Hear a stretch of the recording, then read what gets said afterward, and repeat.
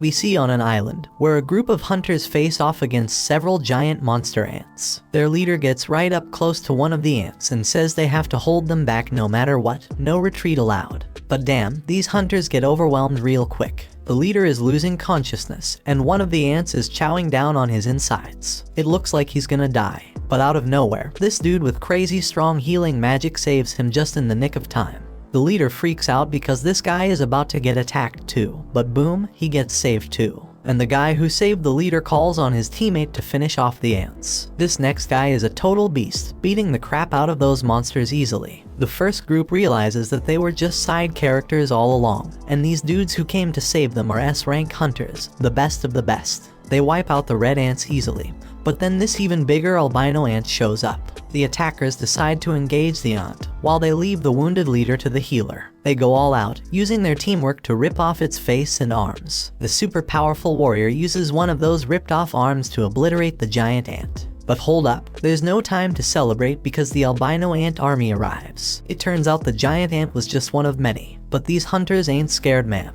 The mage guy powers up his lightning, and the brute dude goes into full-on Hulk mode, ripping his clothes apart with his massive muscles. You can see their crazy fight from the city, where this other guy named Choi is relieved they made it in time. Choi's got his hands full because the city's got a serious ant problem too. But he handles it like a boss and lights it up with some serious flames, leaving only the colorless ones. And he's got a team of exterminators to help him out. We then learn that over 10 years ago, portals that could connect to a different dimension suddenly appeared in the world. And guess what? All types of monsters come from the portal. Only folks with special powers, called hunters, can fight them off. The hunters are ranked based on their magical abilities, from S rank being the highest to E rank being the lowest. But here's the kicker, once their powers awaken, they can't get any stronger, no matter how hard they try. 3 years have gone by, and that construction site is now a dungeon raid spot. We see this dude grabbing some drink before he heads in, and one of his friends calls out to him. He's surprised to see him there since he heard that Park quit being a hunter. That was true, but then the economy smacked him in the face after his wife got pregnant a second time.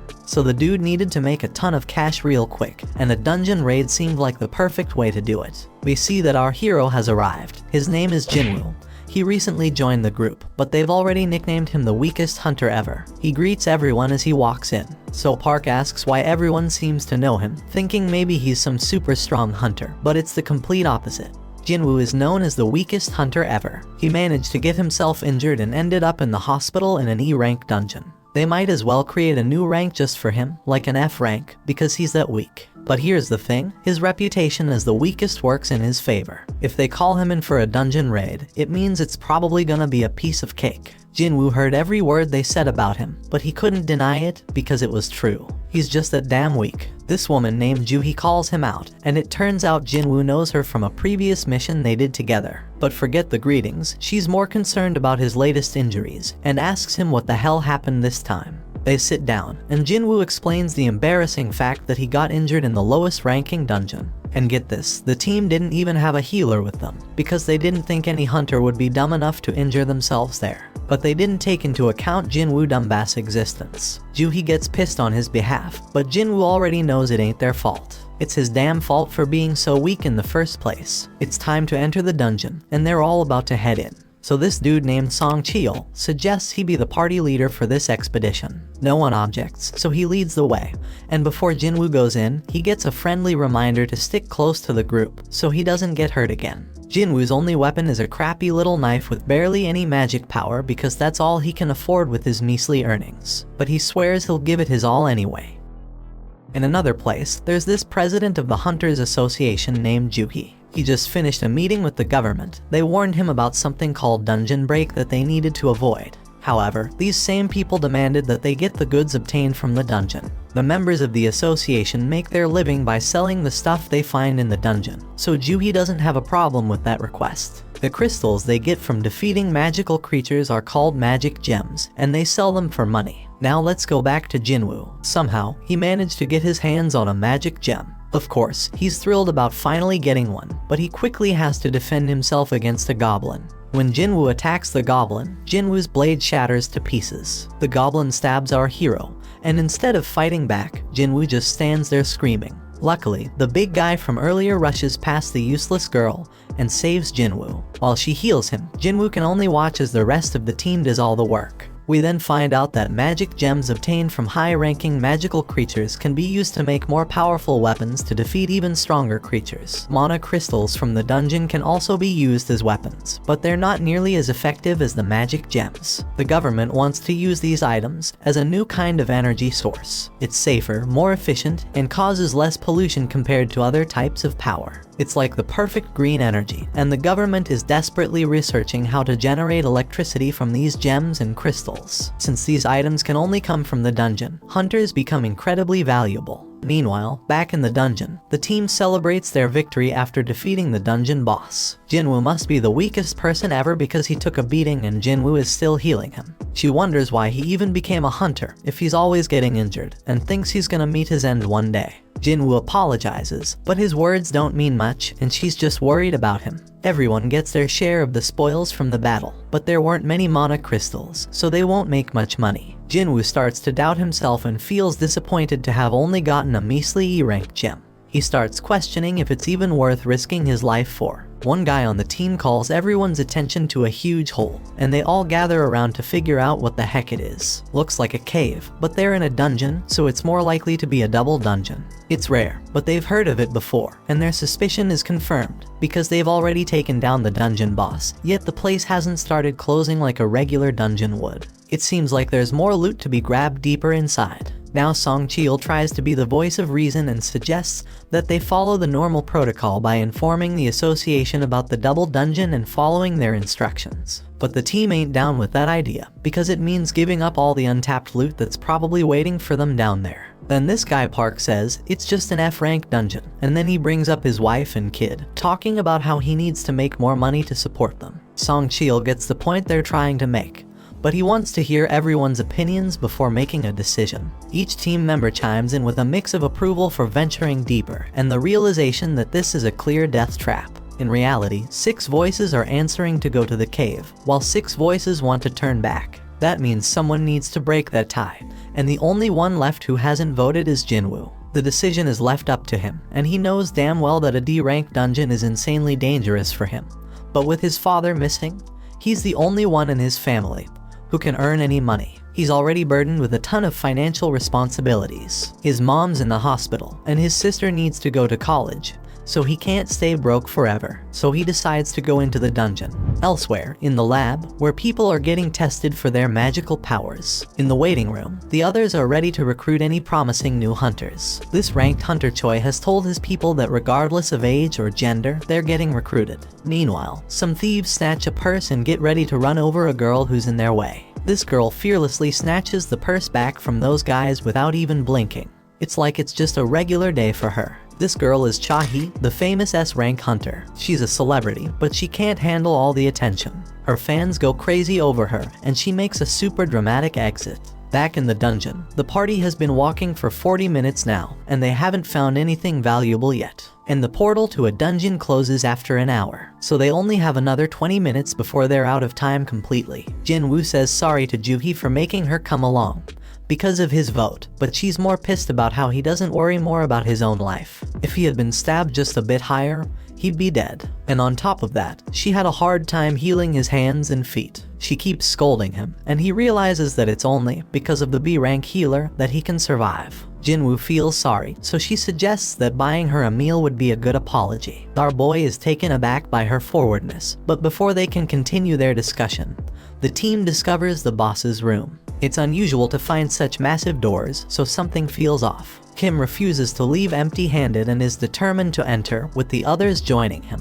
Meanwhile, in the city, a group of hunters are going through an orientation where they watch a video of Gunhee. He explains that the dungeon portal has been around for over 10 years, and there are still many mysteries within. Being a hunter is dangerous, even for the most experienced ones, so they must always be cautious during a raid mission. They can't afford to be arrogant, and the main key to survival is extreme caution. However, this group in the dungeon seems to have completely forgotten those words and is entering a mysterious, dangerous, and unexplored room. These guys act very naturally, as if they're on some amusement park ride, as they've never seen a dungeon like this before. The statues look ancient, and at least 100 years old. Jinwoo is fixated on the biggest one, and Joohee starts feeling uneasy due to the eerie silence. Everyone wonders where the boss is, and Song Chil stares at something that looks like a magic circle on the floor. His attention is drawn to a tablet with ancient writings, containing commandments about worshipping some god. But Song is more concerned about something else. Joohee is certain she saw the giant statue's eyes move as if it was looking right at them.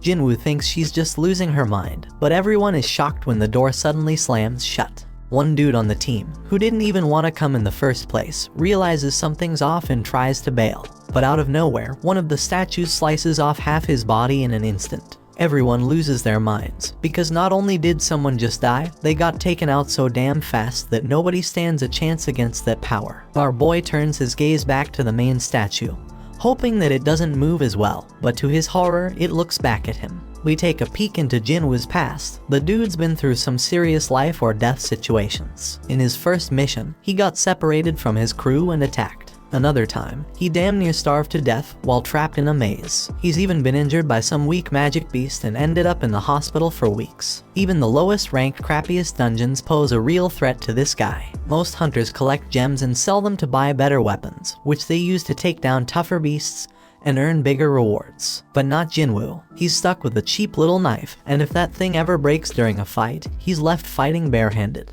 His clothes are all raggedy with holes in them. He constantly gets mocked by others. He is stuck in this dangerous job that barely pays the bills. His only way to survive is by finding clever tricks and studying every little detail around him. Fast forward to the present, Jinwoo senses the danger oozing out of the giant statue, but he can't warn the others in time. That giant shoots out a massive beam from its eyes, causing chaos and destruction. The team is freaked out, unable to wrap their heads around what's going on. Joohee's trembling in fear, and his buddy Jinwoo is wondering how the hell things ended up like this. They're trapped with no way out, and even if Jinwoo gets lucky this time, he knows deep down he's gonna end up dead sooner or later. But our boy wished to catch the One Piece episode before he died. Song Chil tells everyone to stay put because the statue will strike again if they move. Jinwoo is too terrified to move, and Song thanks Jinwoo for his earlier warning, when he shouts for everyone to get down because he saved them all. Song is a seriously tough dude, and Jinwoo is shocked to see that he's missing an arm.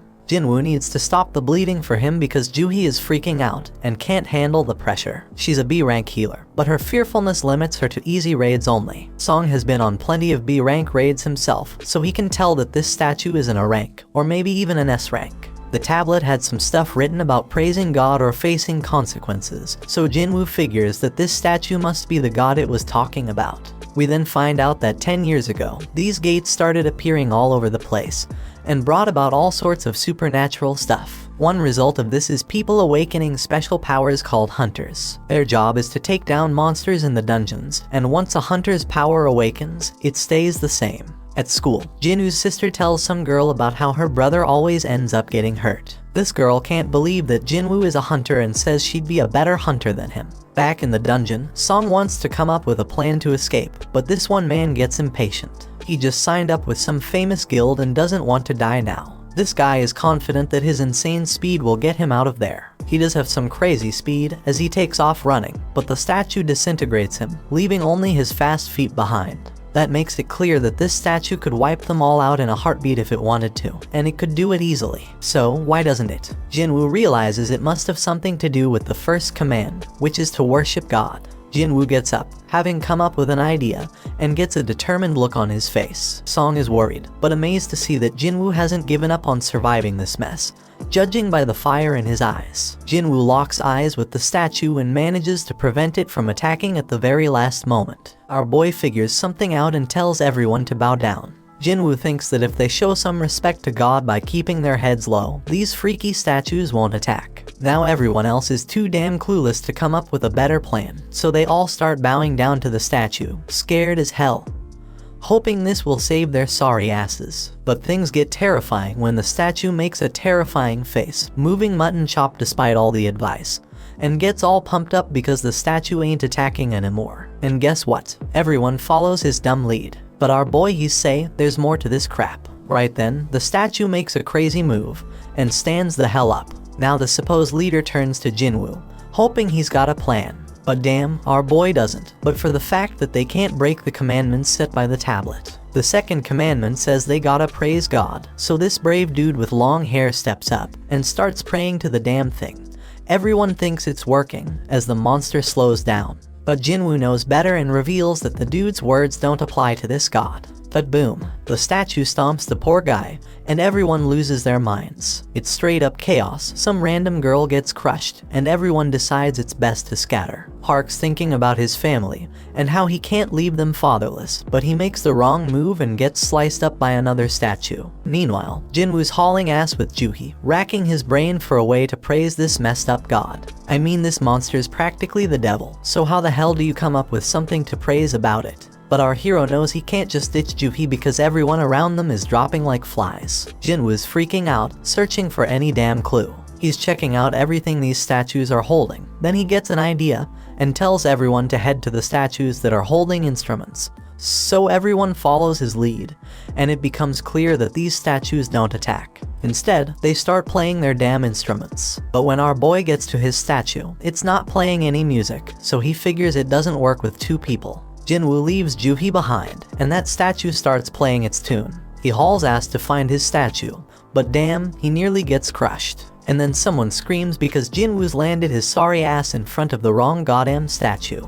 It slams its shield right on top of him, and Juhi goes nuts, screaming for Jinwoo. Our boy is still kicking, but he's in really bad shape, determined as hell not to give up. But damn, that giant's ready to finish him off for good. Jinwoo ain't ready to bite the dust, though even as that massive mofo stomps its foot down our boy. But guess what? Just in the nick of time, a statue starts singing, and we see Jinwoo made it to that statue just in the nick of time. He finally gets what it means to praise God, and the giant statue takes a chill pill and sits its ass down. Jinwoo tells Juhi he's fine, but she's shocked to see his foot ripped off. He tries to assure her he'll be alright, but she ain't having it. She's dead set on healing him, but her own body starts giving up on her. Everybody's in shock seeing how that goddamn raid went straight to hell. Some dude even tells Song that losing his arm was karma for leading them down this messed up path as their leader. Others think that's a bit too harsh, but Song takes full responsibility. But Jinwoo's way smarter than all these fools, because he knows there's no time for fighting because there's still one commandment left. Right then and there, the giant raises an altar smack in the middle of the room. Jinwoo knows them well from the legends, where they're used for offering treasure and sacrifices to the gods. The third commandment was all about proving your faith in God. Kim figures the sacrifice gotta be someone's life, and he couldn't think of a better candidate than their leader. They've all seen their teammates die, and Song's the one to blame. So Song steps up to that altar, but Jinwoo points out it ain't all his fault, since they all voted to come down there. Then fire pops up as Song approaches the altar, and he asks Jinwoo if there's something else he gotta do. Our boy, being the smartest and bravest of them all, asks the others to help him get to the altar so he can check it out. Jinwoo ain't thinking nothing bad's gonna happen to them, so they get him there, and what do they find? And they find that more flames appear. Song keeps pressing Jinwoo for answers, but he ain't come up with any yet. Song explains the gate's been open for a whole damn week, so the statues are about to start moving again before anyone comes to rescue them. Jinwoo remembers how it takes a full 7 days for a gate to open wide open, and that's called the dungeon break. When that happens, their beasts can cross over to our side. The main goal of these raids is to defeat the dungeon boss and shut the gate down before that time's up. So if they can't beat this boss right now, that damn giant's gonna come barging into our world, and that shit's straight up terrifying. Back in their world, Jinna goes to see Jinwoo's mom, and they start chatting. But damn, their mom is in really bad shape. In the dungeon, Jinwoo tells the scaredy cats of the group to come over to the altar. He predicts that they need a flame for each person. Once they do it, more flames pop up, and the damn door opens wide. They're all freaking out, thinking it might be a trap. And to their surprise, the other statues start moving towards them. Everyone is panicking, but Jinwoo keeps his cool and starts analyzing the situation. This freaking genius is something else. He tells everyone to keep their eyes on the statues because they won't move if we're watching them. Everyone follows his orders, and shockingly it works. Everyone's doing their best to keep their eyes on those terrifying statues, but then this one chick gives in to fear and tries to haul ass toward the door. As soon as she crosses the circle, her flame goes out, but she manages to make it out the damn door. Song Cheol can't figure out what the hell is happening. The door closed a bit, but the girl made it out alright. He thought we were supposed to stay in the circle, so naturally, he turned to Jinwoo for answers. Jinwoo's just as confused, but he starts analyzing everything again. Those blue flames have been burning out over time. One of the fire ones went out when that girl escaped. The first order was to revere, the second was to praise, and the third was to prove our faith. Jinwoo is damn sure that the door must be a trap. This situation is dangerous as hell, and it's messing with our heads, giving us false hope. It makes him wonder if this is some test of our faith in this god. Jinwoo gets thrown to the ground as the next dumbass decides to make a run for it, and the same shit happens. His flame goes out, the door closes a bit more, and he seems to escape. Kim starts thinking about leaving too, but Jinwoo warns everyone not to move. If anyone else leaves, we won't have enough eyes on the statues to keep them from moving. He reminds everyone that as long as we keep our eyes on those statues and stay put, we'll be safe. Jinwoo shows off his deduction skills once again, saying that the blue flames are like a damn timer, and when they're all gone, we can leave. Kim points out that there's also a chance we'll get trapped when the timer runs out. He admits he didn't expect Jinwoo, the weakest member, to achieve this amount of success. They're only alive thanks to him, but Kim's got a family waiting for him, and he doesn't want to die. He just wants to make it home, and can't risk Jinwoo being wrong. Kim says sorry and bolts out the door. Our boy won't have enough eyes to keep tabs on all these damn statues. Those statues start moving again. Jinwoo ain't about to bite the dust here though. Things are worse than ever, but he reminds himself that he's pulled through tough situations before. But damn, things are worse than ever now. But Song Cheol shockingly tells Jinwoo and Juhi to leave. He predicts that as long as one person stays by the altar, the door will stay open. And since Jinwoo and Juhi have some long lives ahead of them, he insists they should be the ones to make a run for it. Song Cheol wants Juhi to look after Jinwoo, but the poor girl's legs give. Things couldn't possibly get any worse, and Song realizes that Juhi must have pushed herself too hard to heal Jinwoo. Things have gone to the dogs, so Jinwoo tells everyone to leave him behind. Juhi needs someone to carry her ass out of there, and Song's the only one with 2 working feet. Juhi thinks she should be the one left behind, but Jinwoo reminds her about that lunch date they had planned. He hands her his gem so she can treat herself to a meal, and promises to get the change when they all make it out of this dungeon. Juhi won't ditch him, but Sung apologizes and knocks her out. They're running out of time. He apologizes to Jinwoo too, and bolts with Juhi to safety. Our boy can at least find comfort in knowing he's the only one who's gotta bite it, and his only regret is not having a better damn life insurance policy. Our hero grabs hold of a sword, dead set on taking one of these statues down with him. He tells them to bring it on. Those statues go full savage mode, ripping into him as he fights tooth and nail to stay alive. Jinwoo thinks about how he has always been the weakest. He's constantly getting mocked for it, but he's always given it his all. These damn statues ain't letting up, they chop off his arm, and Jinwoo screams in pure agony. He's angry because it doesn't have to end this way after he poured his heart and soul into trying to become stronger. But these statues keep inflicting more pain, and thrash him about further. But despite all the setbacks, he can't help but think about how he gave everything he had to make it this far. He's a fighter, even with just a sliver of life left in him. He's got this burning desire to let out a scream of pure anger, but he can't even do that as he is stabbed through the chest. Jinwoo's on the brink of death, but you can feel the rage coursing through his veins. He starts reflecting on how the first few people who ran away were just weaklings. They claimed they couldn't handle it anymore, but deep down, they were just selfish. Those fools were only looking out for themselves, and it's always the most selfish jerks who end up benefiting the most. That thought fuels Jinwoo's rage even further. He's got a family too. All he wants is to make it back home alive, just like those lucky ones before him. The pain is unbearable, and he starts wondering if it's a good thing that he's the only one who has to die. In his battered state, Jinwoo's mind starts wandering, and he realizes what a hypocrite he's been. He's struggling to catch his breath, desperately clinging to life. He doesn't want to die, but the final attack comes crashing down on him, and our boy wishes he could have one more shot. And just when it seems like it's all over, the final blue flame goes out, and this mysterious notification pops up out of nowhere. It turns out he's completed some secret quest called Courage of the Weak. It's offering him the opportunity to become a player. The catch is if he doesn't accept, the player's heart will stop in a fraction of a second, so no choice, and he hits that yes damn button. Right at that moment, Jinwoo wakes up in the damn hospital, and he's straight up shocked to find out that he's still got his damn arm. He remembers getting dismembered and all, but here he is, with his leg intact too. No sign of getting stabbed in the chest either, so he starts thinking, was that all just a crazy dream? And just when he's pondering this, some dude named Woo rolls up and introduces himself as the manager of the Hunter Association's surveillance team. And that purple-haired dude, yeah, his name's Kang, but they ain't saying why they are there. They do reveal that Jinwoo was unconscious for 3 straight days. And get this, Joohee and Song ain't dead either. Song lost his arm though, so he might have to peace out as a hunter. Joohee's all sorts of messed up mentally, so she's getting psychiatric care. But it doesn't look too good, bro, so she's probably not gonna continue as a hunter. Only 6 peeps made it out alive from that crazy double dungeon they stumbled upon.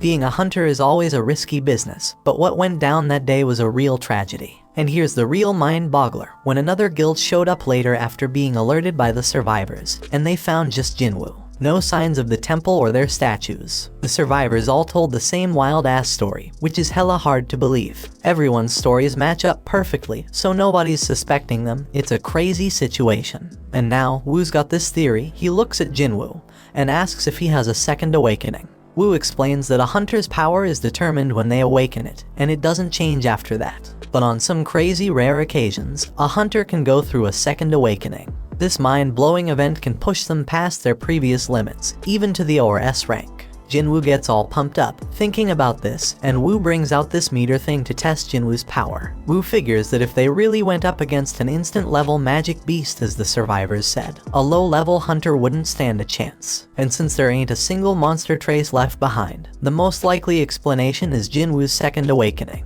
Jinwoo's hyped as hell to hear the results of his mana test. But damn, the results ain't looking good. Woo admits they messed up, and they leave. Turns out Jinwoo only scores a lousy 10 on the test. Even E-rankers usually get at least 70. A score of 10 puts Jinwoo in civilian territory. And to top it off, the dungeon just vanished, so they can't even investigate how Jinwoo pulled off survival. Jinwoo's bummed out by the whole damn thing, but he can't help but wonder why those guys didn't ask about the freaking thing floating in the air. He's freaking out, wondering if he's the only one who can see this, and then he realizes it's like a touch screen or something.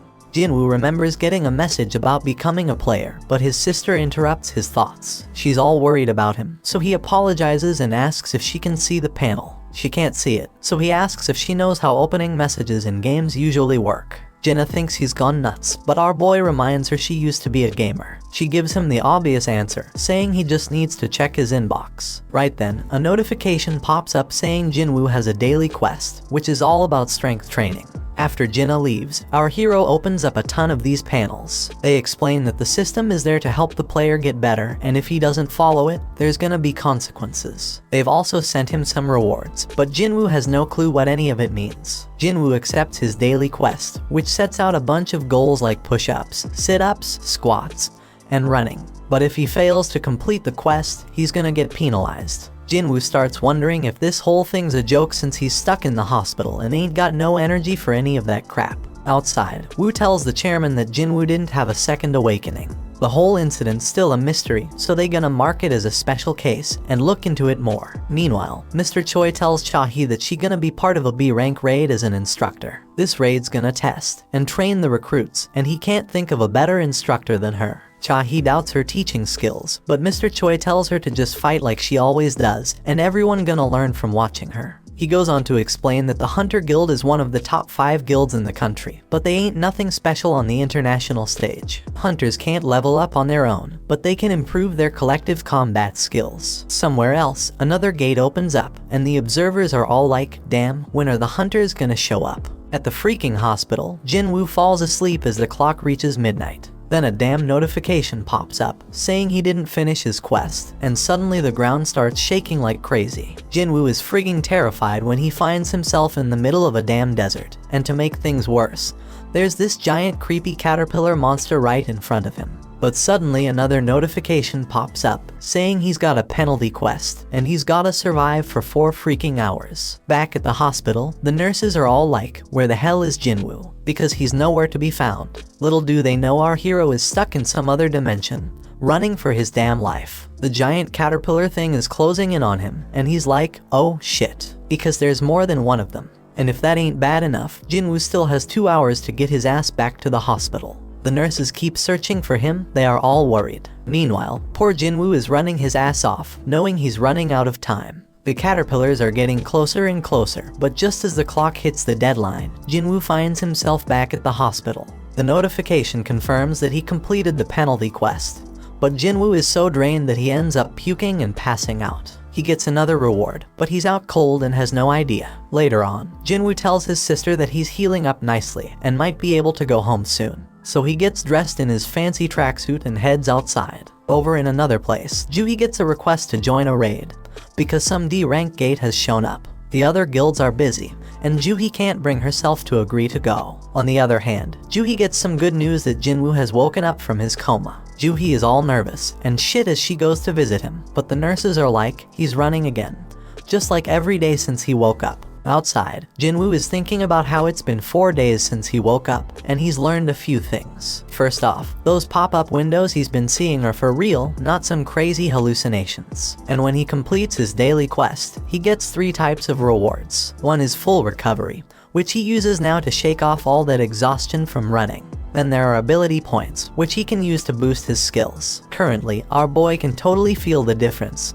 He's got some serious power now. So this dude Jinwoo, he's got mad skills with inventory screens. Jinwoo takes a moment to think about how dang strange his life has just become and points out how it's like a freaking video game. But while he was messing with his screens, everyone around was just gawking at him. Anyway, this dude completes his daily quest and gets a random loot box as a reward. And guess what? Today's loot is a mysterious key. Usually, he just gets useless junk like pens and bandages, so this key is a total surprise. Then he gets a notification saying the key is for teleporting to some instant dungeon, with a location and all. Now Jinwoo doesn't know what the heck an instance dungeon is, but based on everything that's been going down, he figures it's some kind of event to help him get stronger. In this world, these things called gates open up all the time, and they even get a news report to keep track of them. Jinwoo goes to see his mom and remembers when he found her passed out. Turns out she's got this messed up sleep disease called final rest, and it showed up when the gates appeared. Some people say it's because of the constant exposure to mana. Modern medicine can't do much except keep them on life support. Jinwoo busted his ass to make enough money to become a hunter so he could pay for his mom's treatment. He told Jinna that he'd soon be able to afford their mom's treatment, but she was scared shitless about how dangerous being a hunter is. Jinwoo tries to reassure her that things will be okay from now on and tells her to trust him. But damn, it's clear that he's useless in a fight, and he ain't getting nothing from the rewards because of it. But things are different now. Jinwoo's putting in work to train his body, pumping all his ability points into strength. He even shows off an apple that he's crushing to show his progress. This dude's dead set on getting stronger and ain't taking no shit. So he heads to the location from the key notification, fully prepared for whatever's coming. And if shit gets too real like it did in that raid, he'll just haul ass and run away. When Jinwoo pulls out his key, bam, a freaking keyhole appears out of nowhere. Jinwoo uses the key to unlock it, and boom, a mysterious gate shows up. So he walks through it, and guess what? A notification pops up saying he's in an instance dungeon. The exit's sealed off, but regular folks don't even notice it. Turns out this place is like a whole other dimension, and these instance dungeons ain't like your regular dungeons. He thinks it's kinda like a red gate, but he ain't got much info on those since he's never been in one. Jinwoo realizes he can't just run like he planned, and then another notification pops up. It says the only way out of this joint is by beating the boss or using a teleportation stone. Jinwoo's couldn't even take down an E-rank beast before, and now I gotta clear a whole instance dungeon all by myself. He wonders if he's really up for it, but he figures he ain't got no choice, so he starts making his way through. But damn, Jinwoo's confidence starts to fade real quickly. And it ain't without reason, because a bunch of goblins show up right in front of him. Jinwoo gets a flashback of when he got stabbed, and these goblins come at him. These little suckers are relentless, they're swinging and charging like crazy, but Jinwoo's doing a good job dodging and blocking them. But damn, he gets overwhelmed eventually. But you know what? Jinwoo gets pissed off and straight up stabs one of those goblins. He's feeling more confident after that, so he takes out the other two like it's nothing. Jinwoo can tell he's getting stronger, but out of nowhere, this beast shows up. It shatters his freaking dagger like it's made of glass. Jinwoo can sense this monster is way stronger than the goblins. As this creature stares him down, his legs freeze up. He's thinking, what the hell? Am I scared? Because he didn't think he was traumatized from the raid. But his legs keep trembling, and this monster starts its attack. Jinwoo barely dodges it, but it manages to scratch him. He ain't got no healer with him, so if he gets injured again, game over for him. This monster lets out a howl and charges straight at Jinwoo. Jinwoo is dodging like a ninja. He can't believe how damn light he feels. The monster tries to come at him again, but Jinwoo ain't taking that crap no more. He's done being a pushover and decides to throw a powerful punch. Damn, he can't believe how much stronger he feels after beefing up his strength. Sure, the monsters still got the upper hand, but Jinwoo ain't giving up without a fight for his damn life. His attacks ain't doing much though, so he's gotta focus on evading the monster's strikes. Now Jinwoo's at a loss for what to do next. He realizes he can't handle this alone, so he bolts because he ain't got no party or healer. All he's got in his bag is water and food, and he wishes he had a weapon with some magical mojo. But then, Jinwoo gets a freaking brilliant idea. He checks his inventory and pulls out a sword at the freaking last moment. And boom, he slices that monster in half with a sword. Jinwoo has no freaking clue how the sword ended up in there, but he remembers Kim saying he dropped 3 million on it. That's a weapon Jinwoo could never afford. But who the hell cares? It's an emergency, so he decides to make the most out of it. The pain from the fight is starting to fade, but then 2 more of these damn monsters show up. Jinwoo ain't scared anymore though, because he got his weapon. But damn, the sword gets stuck. He's panicking, desperately trying to yank it out while the monsters close in. Just in the nick of time, he manages to free it. Jinwoo kicks one of the wolves away, but damn, the other one's got some steel fangs. He kicks that sucker and tells it to find something else to chew on because he just got his sword. He takes down that monster, and now there's only one left. But Jinwoo's like, these things ain't nothing compared to the giant statue. Now all Jinwoo's gotta do is act tough, and the remaining wolf runs off like a scaredy cat. When he finally gets a break, Jinwoo realizes he's reached level 2, something that never happened with his daily quests. He figures it's because this was real combat, and he realizes all his stats go up by 1 when he levels up. So he gets 5 points from real combat, while daily quests only give him 3. Fighting is more efficient, no doubt about it. He ain't sure exactly how much 1 point makes a difference yet, but Jinwoo's certain that strength is the most important stat of them all. He's got it at 32 now, and he feels like he's walking on air. He thinks the higher his base abilities grow, the more points he'll gain. Our boy is more fired up than ever now that he's found a way to get stronger. So he goes to check the beast for essence stones, but damn, he gets items instead. Like in games, Jinwoo figures this dungeon, and the magic beasts inside are different from the ones in Gates. And guess what? He's shocked to find out his system has a freaking shop, but his level is too low to buy anything.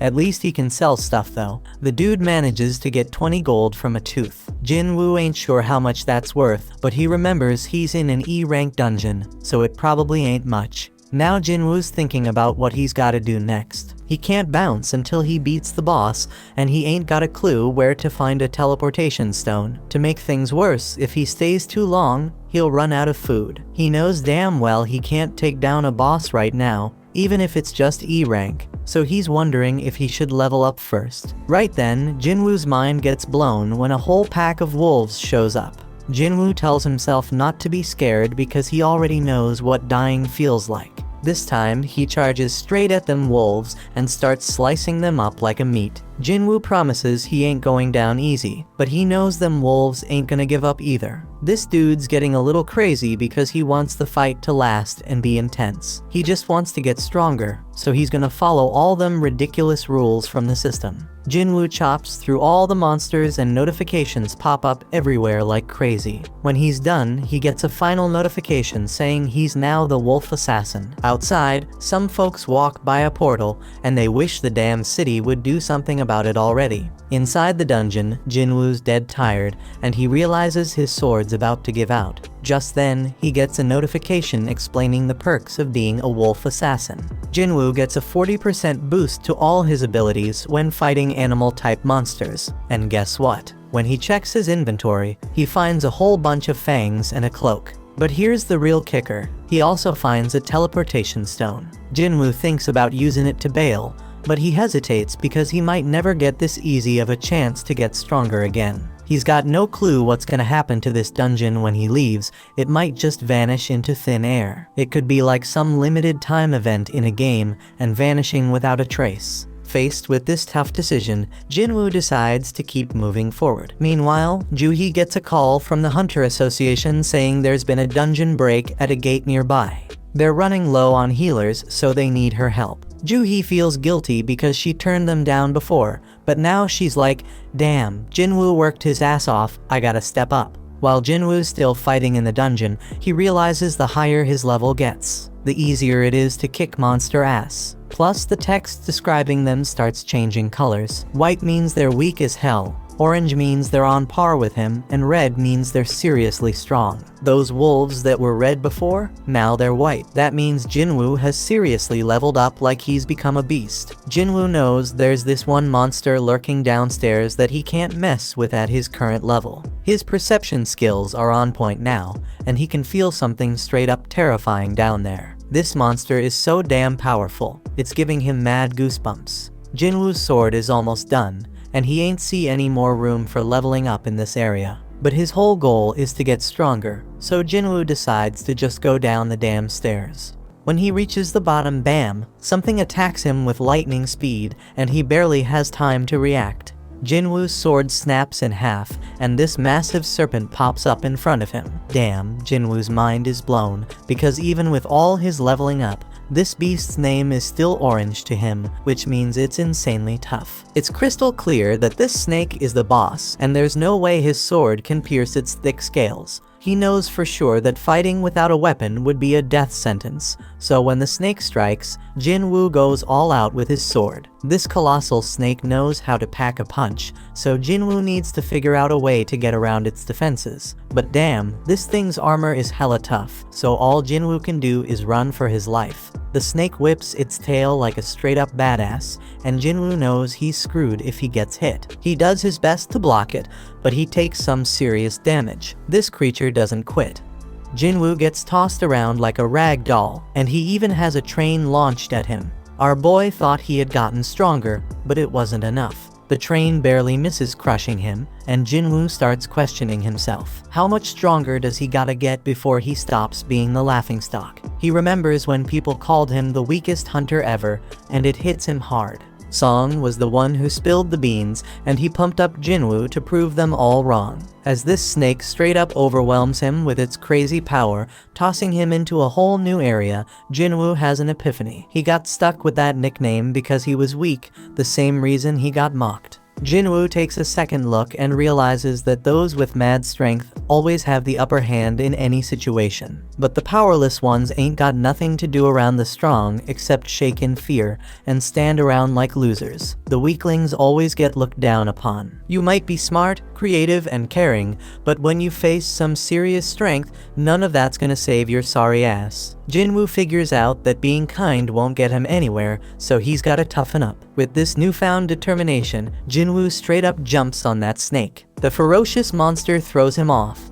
but Jinwoo swears to himself that he'll get stronger, and suddenly his body starts glowing. Jinwoo dodges the snake again like a boss and strikes it with his sword, but he's even more determined now. He compares what he's feeling right now to the terror he felt during that raid, and declares that this is gonna be way easier than that day. Jinwoo pulls off this sick move, using his sword to ride the snake again, but then he tosses it aside all shaky, and grabs that beast with his bare hands. Jinwoo admits that he's been laser focused on boosting his strength ever since he got that leveling system. So he decides to rely on that now and starts crushing the snake's tough scales. The snake's trying to shake him off, but it's too damn late because Jinwoo knows he can kill that sucker. Jinwoo straight up demands the snake to die, using his crazy physical strength to defeat it. Then boom, he gets a notification saying he leveled up multiple times, and our hero bursts out laughing. He's like, damn, I really got stronger. We see the aftermath of this epic battle. Another notification explains that he just kicked the Swamp King's ass. He gets this badass dagger made from the serpent's fangs that's twice as powerful as Kim's sword.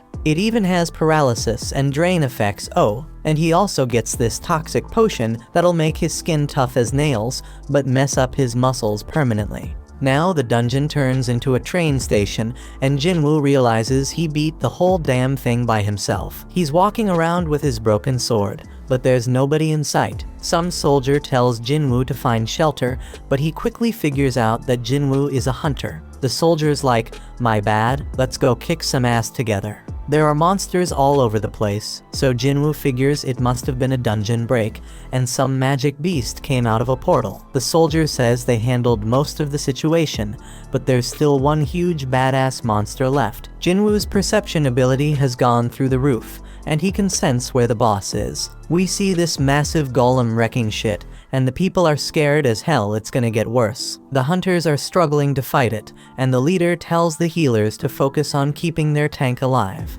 The healers are all like, "We're doing our damn job," and the tank wonders what the damage dealers are even doing. The damage dealers are giving it their all, but the golem's defense is insane. And to make matters worse, they don't have enough hunters who can use magic. Jinwoo expertly analyzes the situation and realizes that this group of hunters was put together in a hurry. No wonder they ain't working together. He uses his perception again and sees their ranks. 2 A ranks and 2 D ranks. One of those D ranks is a tank, which explains why they can't take down the golem. This battle's been going on for a hot minute, and then he checks out the healers and is shocked to see that Juhee is one of them. Juhee gets told by one of the hunters to pitch in and help. She reminds her that she's supposed to be a B rank healer, but then she snaps out of her fear and casts a spell. And the hunter's like, "Stay focused, girl." But poor Juhee can't shake off those creepy memories of the giant statue, so she loses her concentration again. Jinwoo notices she's still freaked out, but he doesn't blame her, because he's feeling the same way. Then it hits him that things have actually changed. This golem is a weak-ass D rank boss, way weaker than the one he just fought. The hunters start freaking out because they're losing the battle real quick, and they realize they ain't got a chance without a higher ranked hunter. That's when Jinwoo gears up for an attack and figures out that they can take down the golem if they can just break through its defenses. Jinwoo plans to lend them a hand by using an attack strong enough to pierce through the stone. Jinwoo hurls his busted sword with so much force that it straight up shatters the golem's shield, and the hunters start wailing at it. They barely lay a finger on it and manage to bring it down. They can't believe they actually did it, but the tank guy ain't convinced. He's all like, "None of our attacks were doing squat before. What the hell broke that thing's defense?" He's dead certain it wasn't any of them because they couldn't even scratch the damn thing. Then he spots the sword lying nearby and puts 2 and 2 together. He realized that this sword was the reason, but couldn't believe it. I mean, this was a boss-level golem that even 10 hunters couldn't touch, and now it's taken down by some old beat-up sword. He asks if anyone saw who threw the sword. The soldier explains that it was the fisherman they brought with him. But here's the kicker: the hunter's gone missing, and the tank stares in utter disbelief. This person had some next-level power, and he couldn't help but wonder how high-ranked this mysterious hunter was. Jinwoo dipped out of the area to keep his power on the down low, and he's like, "I didn't think one attack would do that much damage." Our hero might not even realize the extent of his power, because he figures the monster must have been seriously messed up before he struck. The battle's done, and Juhee's wondering if it was Jinwoo who came through in the clutch. Some time passes, and we see the nurses at the hospital gossiping about Jinwoo's rank. They're all talking about how he looks pretty average, but damn, that dude is seriously ripped. In Jinwoo's room, our boy is grinding hard, hustling through his daily workout routine.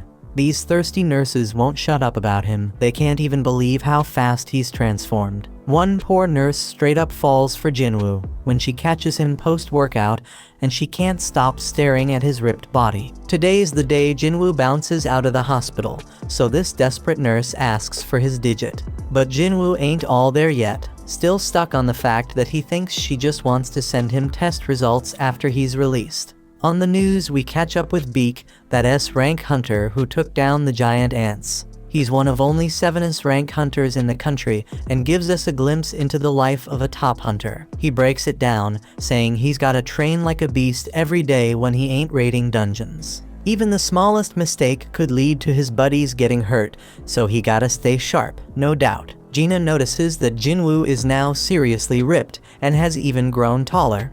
Jinwoo reminds his scatterbrained sister to grab an umbrella for school and sees her off. When he's alone, Jinwoo figures he can hit his run later and wonders if these fresh gains are because of his boosted stats. He figures if he keeps this pace up, he could become a massive bodybuilder. Jinwoo starts thinking about where to allocate the new stats he just got. Dude's sitting at level 18 now. He's now level 18.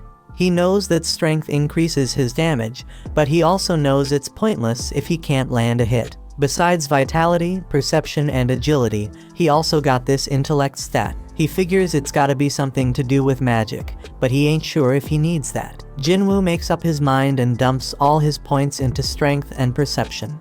Right then, Jinwoo gets a call from his landlord, who's reminding him that he hasn't paid last month's rent. Lucky for our hero, he's gotten way stronger, and taking down goblins is a piece of cake now. That means making cash is easier, but there's one issue.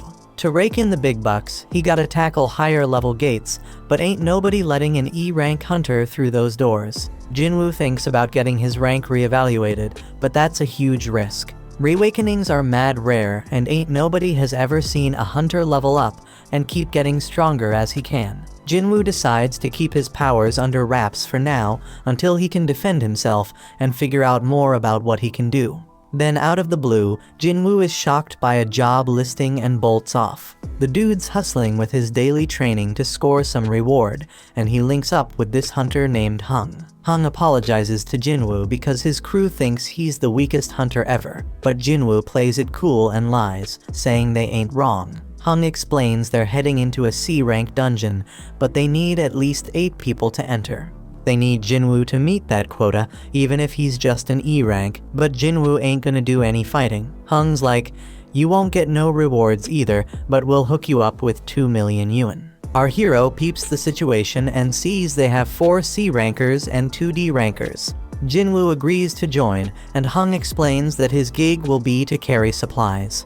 They must not have a healer because they gotta haul med stuff. Hung adds that it's tough for independent parties to snag healers. Jinwoo's a bit worried because this party's full of tanks and damage dealers, but he's like, screw it, I'll sign the contract anyways. A 20-year-old D-rank hunter named Leo was introduced, and Jinwoo figures he must come from a loaded family given his fancy gear. Leo wonders if Jinwoo can handle lugging around all the heavy supplies, but Jinwoo assures him he'll be fine. Leo has no clue that Jinwoo's a beast, and he's tripping if Jinwoo can handle carrying all that heavy crap.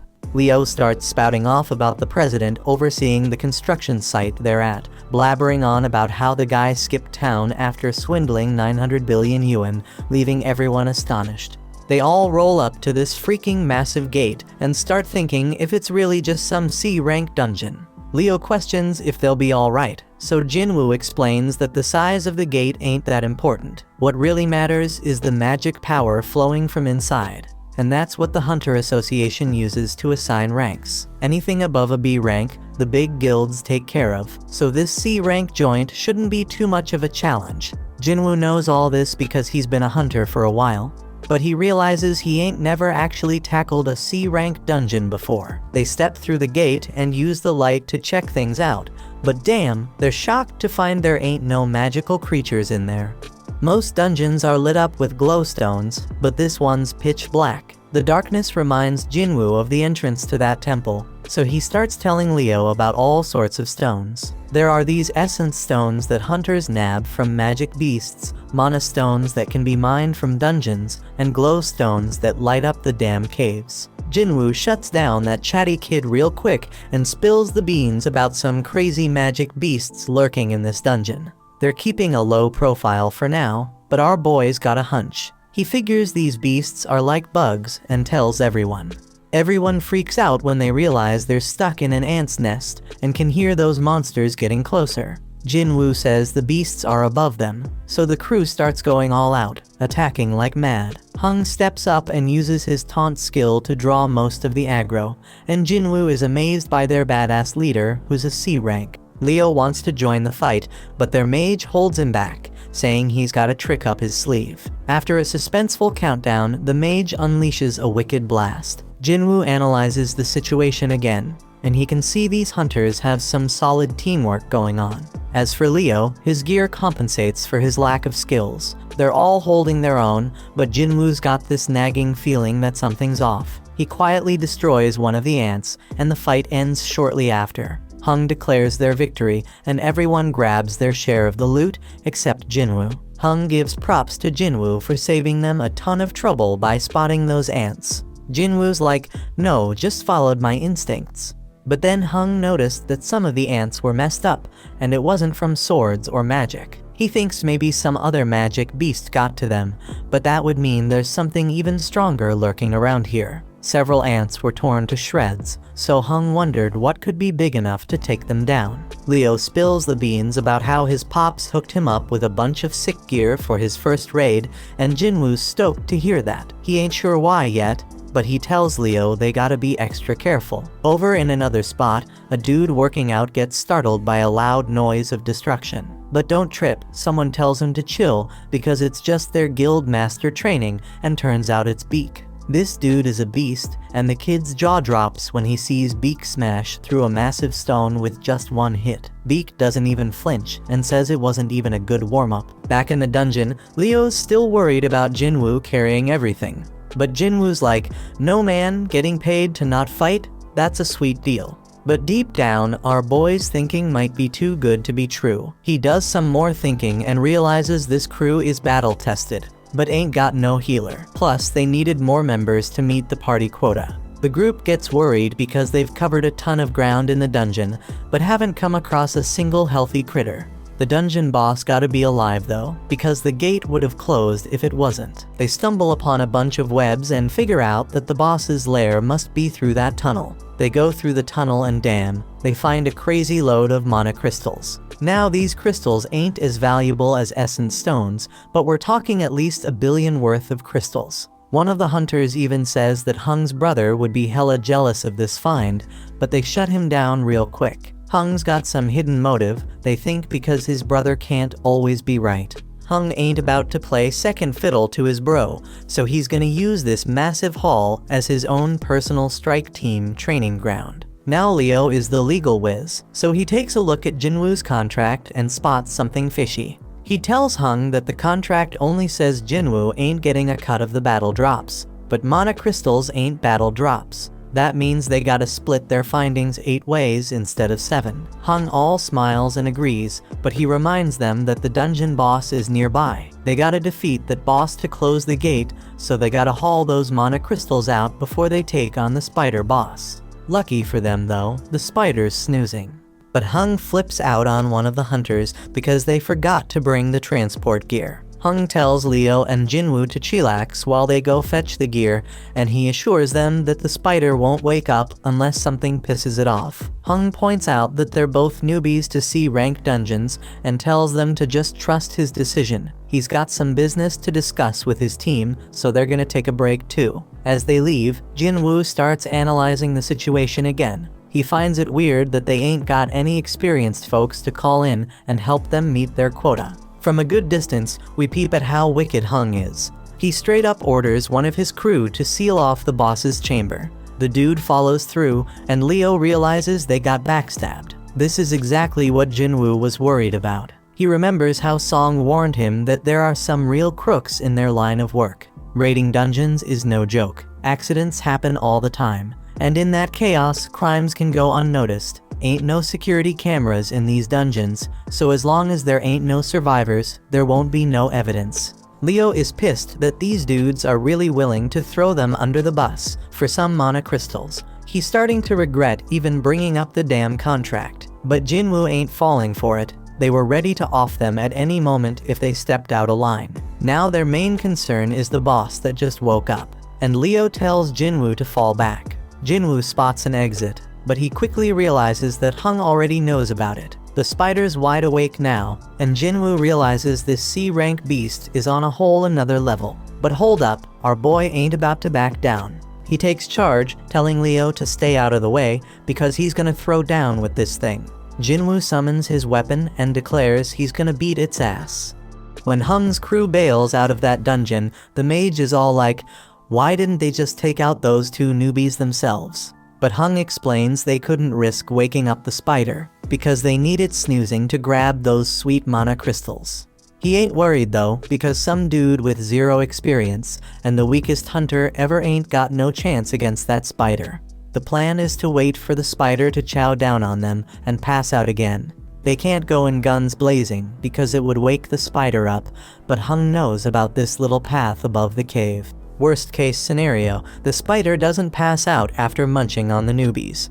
If their crew can't nab them mana crystals, their group will at least swipe Leo's gear, which is worth a fortune. Hung and the mage both agree they can't take on the spider themselves, and Hung makes it clear the spider shouldn't be slept on. That boss is straight up deadly, and it's just a matter of time before those newbies get smoked. Inside the dungeon, Leo tries to talk Jinwoo out of fighting the boss, because only a B-rank hunter could take down a C-rank dungeon boss solo. Even an elite level C rank wouldn't stand a chance, so Leo thinks they should bounce and find a way out. Jinwoo recognizes that Leo's right. Even though he's had a second awakening and leveled up, he still sees himself as weak. The Golem and Venom bosses were both D ranks, so this spider is on a whole another level.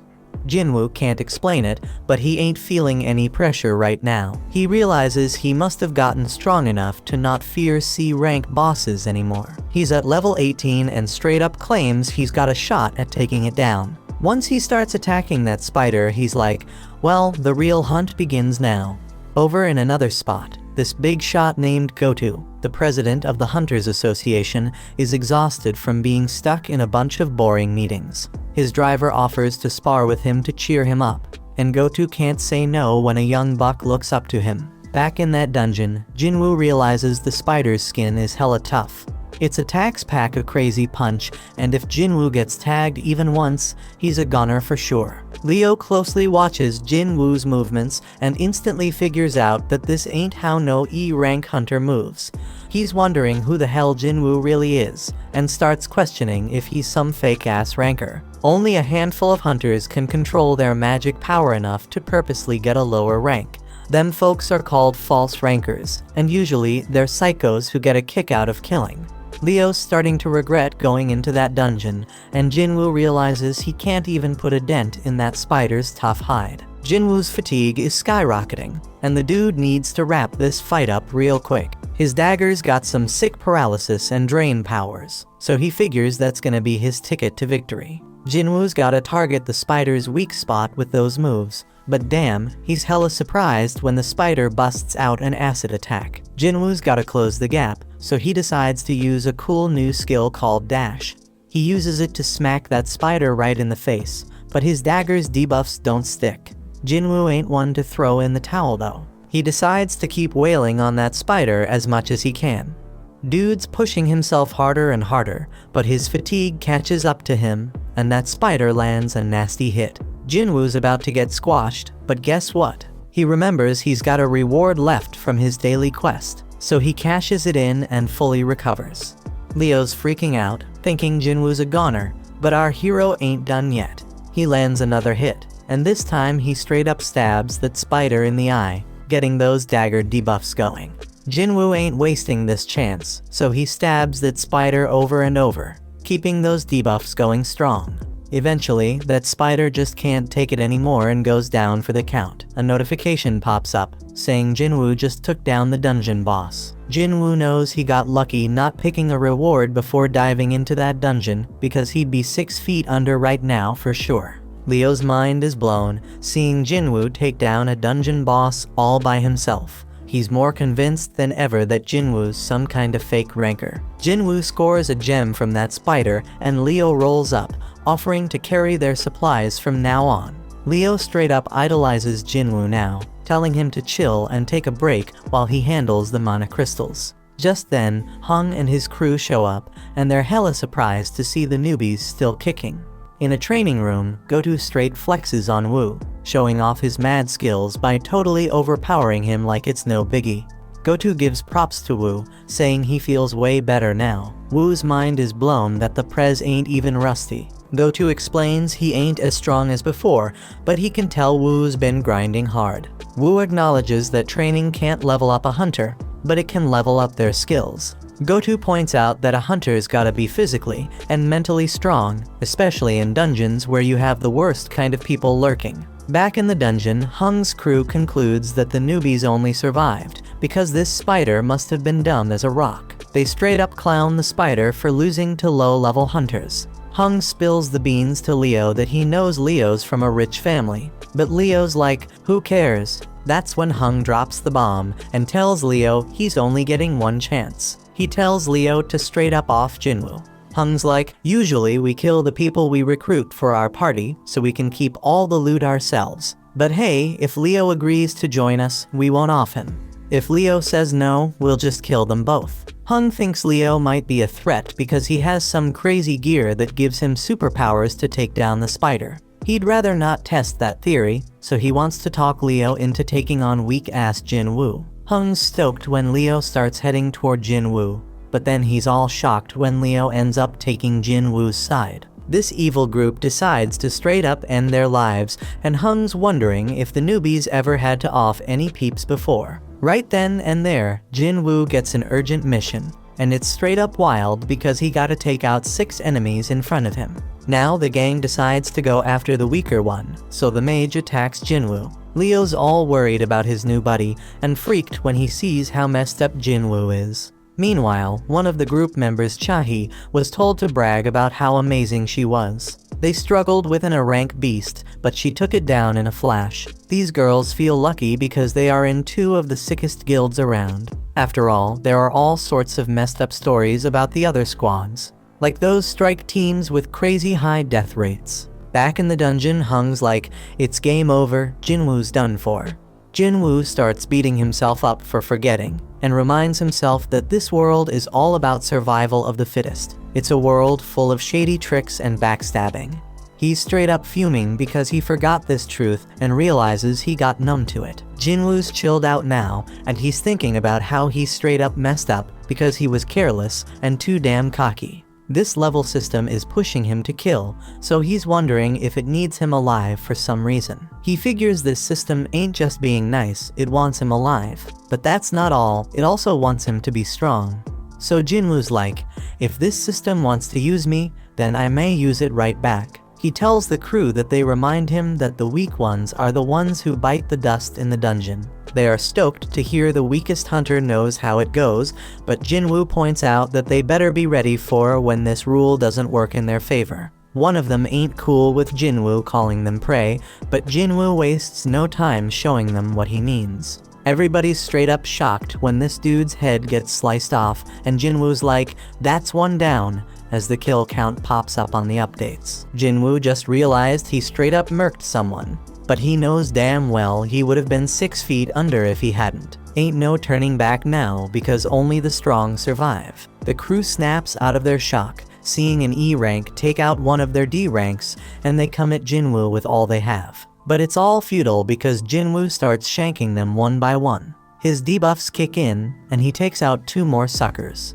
The archer is the next to bite the dust under Jinwoo's wrath, followed by the mage. Now there's only one left, and Leo's mind is blown, because Jinwoo's way stronger than when he faced the dungeon boss. Hung buffs up his body and thinks about how he is certain that Jinwoo is tired after dealing with the boss and 5 other hunters. Plus Hung's made his body as tough as steel, so he figures Jinwoo's dagger won't even scratch him. But Hung starts his attack, and our hero catches him off guard with his lightning speed.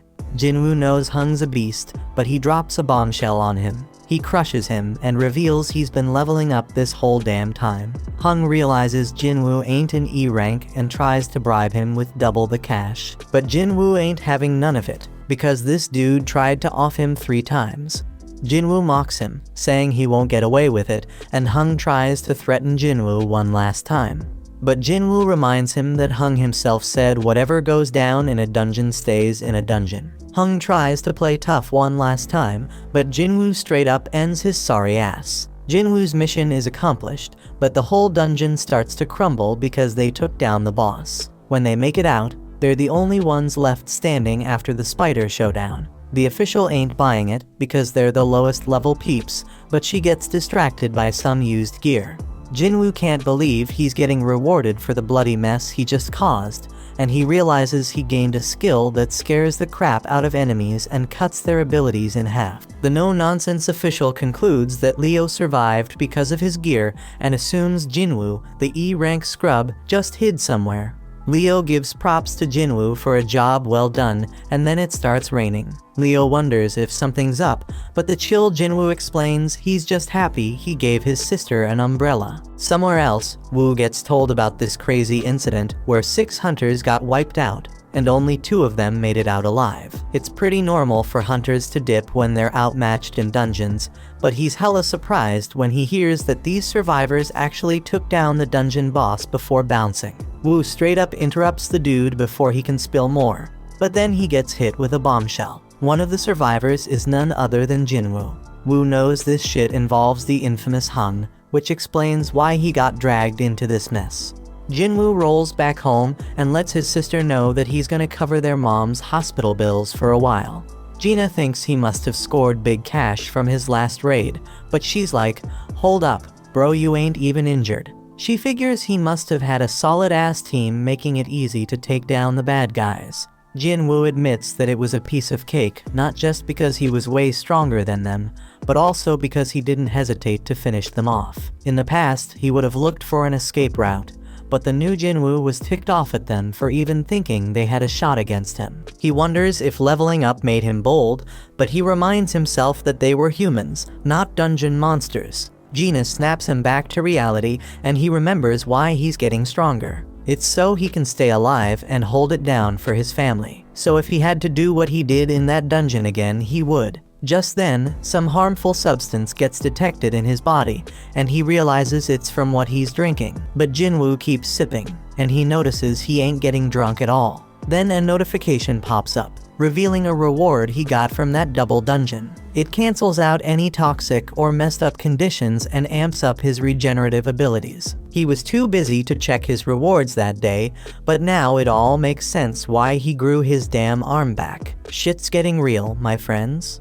Later on, Jinwoo links up with Leo, who's all grateful for Jinwoo saving his ass. But Jinwoo's like, no kid, you don't owe me shit. Leo hasn't spilled the beans about what really went down in that dungeon, so Jinwoo ain't expecting any payback. But then Leo drops a bomb. He's putting together a strike team, but Jinwoo shuts him down before he can even ask him to join. Leo's begging Jinwoo to give him a chance, saying he just needs him for 19 raids. He spills that he wants to become a guild master, and to do that, he needs at least 20 raids under his belt. Leo's old man wants to start a guild for his construction company, and Leo's down to help however he can. Dungeons are mad dangerous, but the loot they hold makes it all worth the risk. It ain't just about mana crystals and essence stones, everything in a dungeon's got value. Jinwoo gets it. Having hunters raid dungeons for a company is a solid business move. Leo's dad wants an S-rank hunter as the guild master, but Jinwoo's hella surprised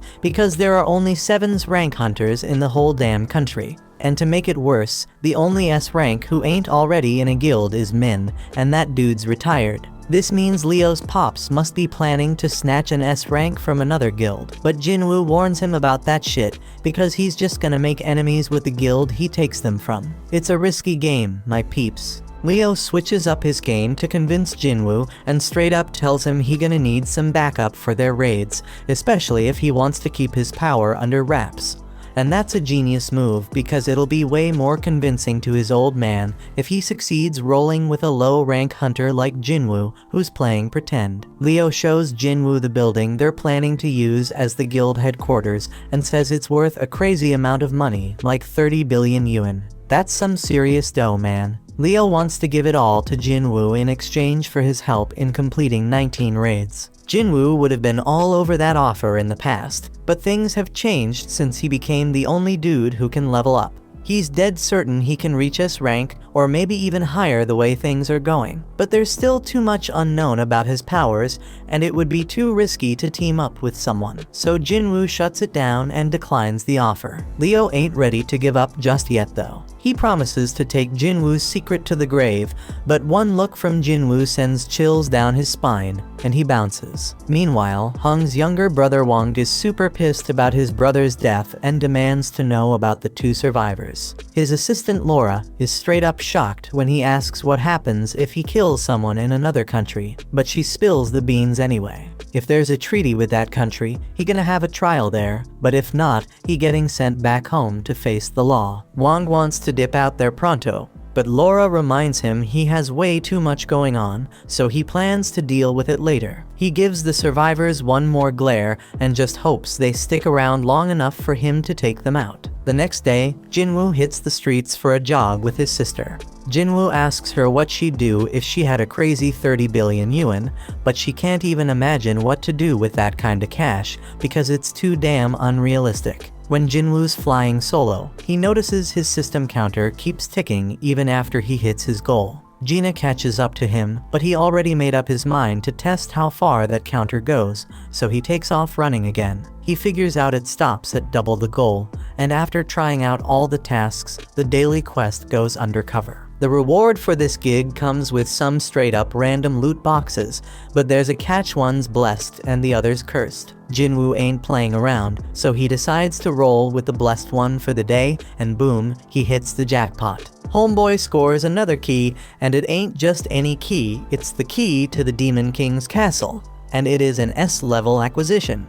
But hold up, because that ain't even the craziest part. This key comes with a bonus ingredients for something called the Elixir of Life. And let me tell you, that's exactly what Jinwoo needed, because this elixir can cure any damn illness. Jinwoo pays a visit to his sick mother, and he knows he ain't got no other choice. He heads to the location, uses the key to open the gate, and he knows damn well this dungeon gonna be tough as nails, on the same level as Jeju Island. Jinwoo starts wondering if he has what it takes to handle this danger, but when a massive gate appears in front of him, he ain't backing down. Inside, flames are engulfing everything, and Jinwoo ain't gonna front, he's scared as hell. But hey, he got his teleportation stone as a backup plan in case things go south. Just then, a freaking giant monster pops up right in front of him. But Jinwoo already made up his mind he gotta get stronger, and he swears he ain't dying in this dungeon. This monster has a red name, meaning it's way stronger than him,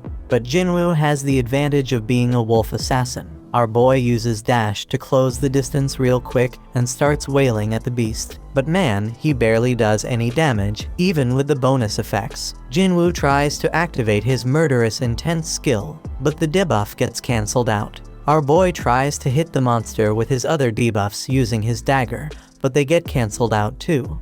This monster is straight up brutal as it tears into Jinwoo, and he's screaming in pain. Damn, homeboy did lose his arm, and his health is dropping like crazy as the beast straight up crushes him. He already lost a third of his life, but it gets even worse, because this beast unleashes its 3-minute rage skill, boosting all its abilities by a freaking 100%. The monster's attacks are coming at Jinwoo too quick for him to dodge, so he ain't got no choice but to use his full recovery reward to grow his arm back. But just when he thinks he's making progress and hurting the beast, turns out he's dead wrong, and he just keeps taking a severe beatdown. Jinwoo's HP keeps dropping as he gets straight up stomped on, but he manages to buy himself a bit of time by kicking dirt at the beast. And damn, his system keeps warning him like crazy, making it crystal clear that it doesn't want him to kick the bucket. The more this keeps happening, the more Jinwoo realizes this ain't your average reawakening. Jinwoo knows he is way over his head now,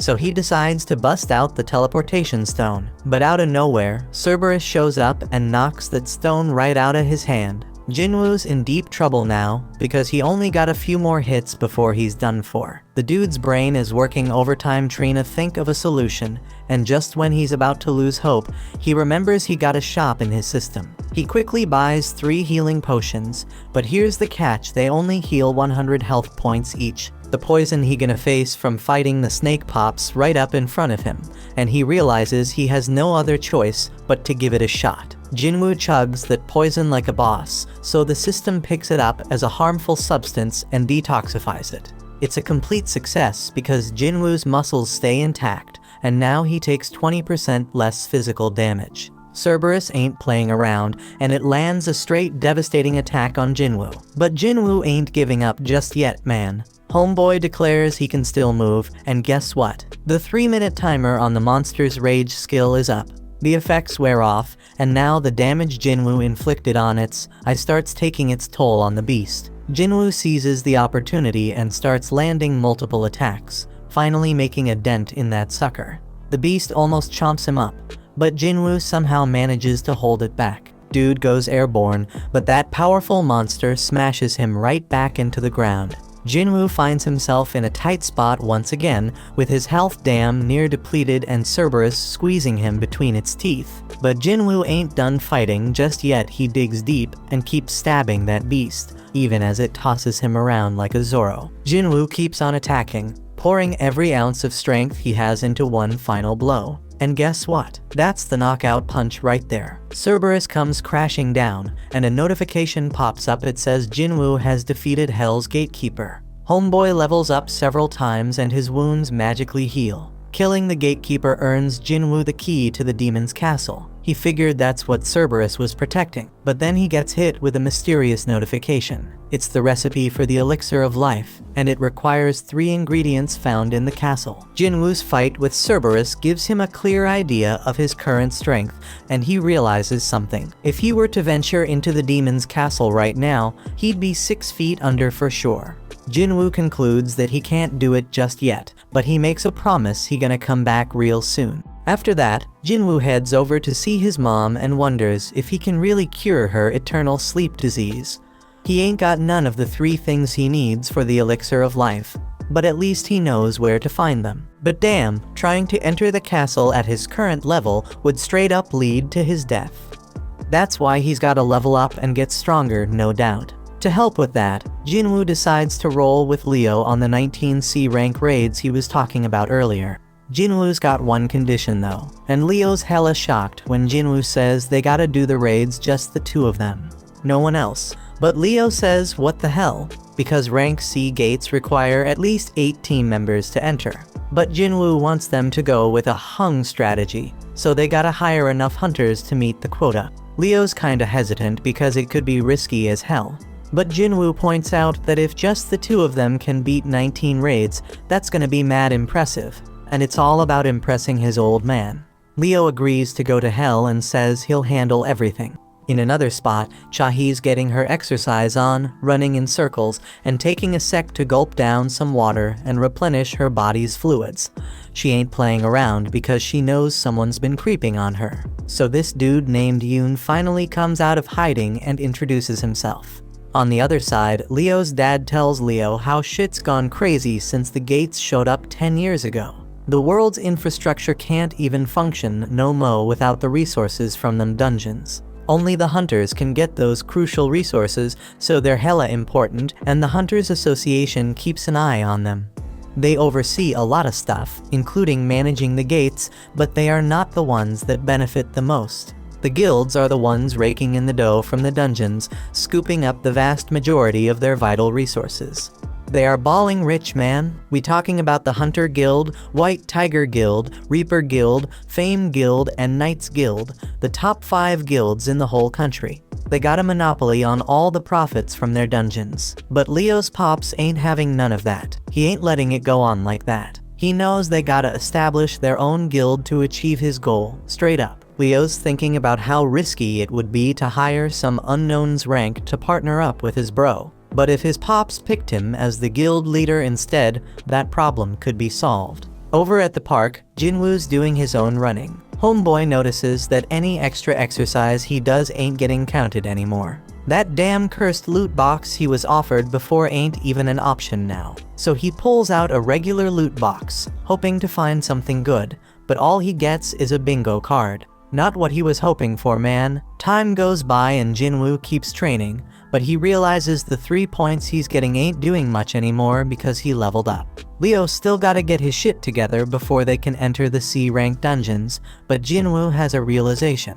If he can get back into that penalty zone, he might be able to take on that centipede he faced before. But he knows the fight might be tougher than he thinks, and there ain't no guarantee he'll get any experience points from it. Just then, Jinwoo gets a notification to join a D-rank mission. But hold up, it's from the Hunters Association, so that means he won't be able to fight solo. Over at some dojo, Song finishes up schooling some kid, teaching him a lesson. The kid's like, "Damn, I wish I fought you when you were at your best." But Song's real with him, saying he can't change the fact that he only has one arm now. Then Song gets a notification to join a raid, and the kid's like, "Why you ain't retired yet?" Song has some messed up memories, and he's missing a major part of his body, so the kid apologizes for making him feel down. Song explains that his prime years are in the past, but he still wants to contribute to society in his remaining time. Over in another spot, we got this kid playing while her scaredy cat dad Kim watches.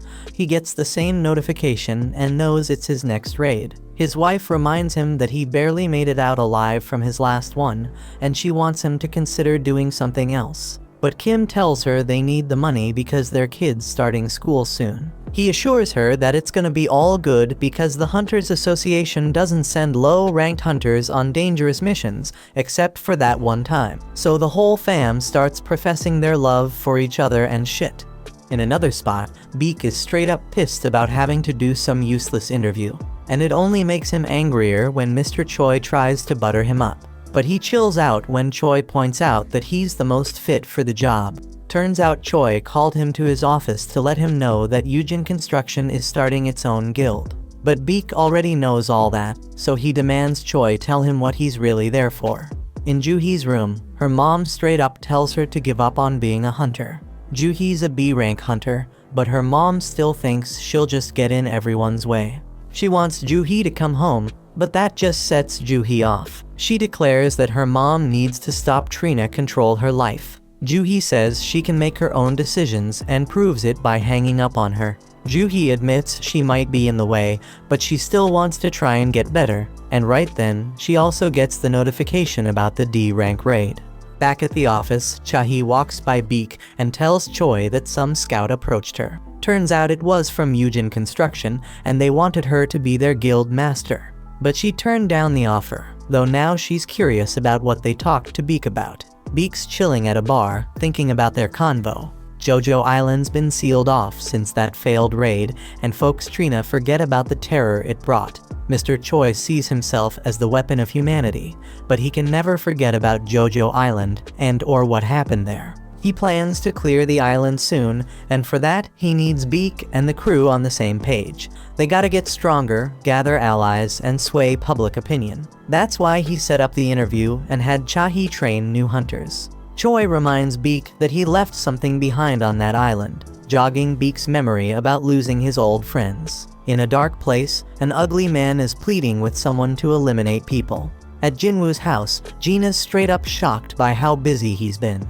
The old Jinwoo used to need weeks to recover after each gate, so she's wondering if all his training is paying off. Jinwoo casually dips out on a mission without taking his gear, and she's worried because he's acting like it's just a regular trip to the sea. In another spot, Song's thinking about how he's a swordsman, but his awakened ability ain't got nothing to do with physical power. All them years he spent training in martial arts don't mean jack inside a dungeon. His magic focus powers make his sword useless against them magical beasts.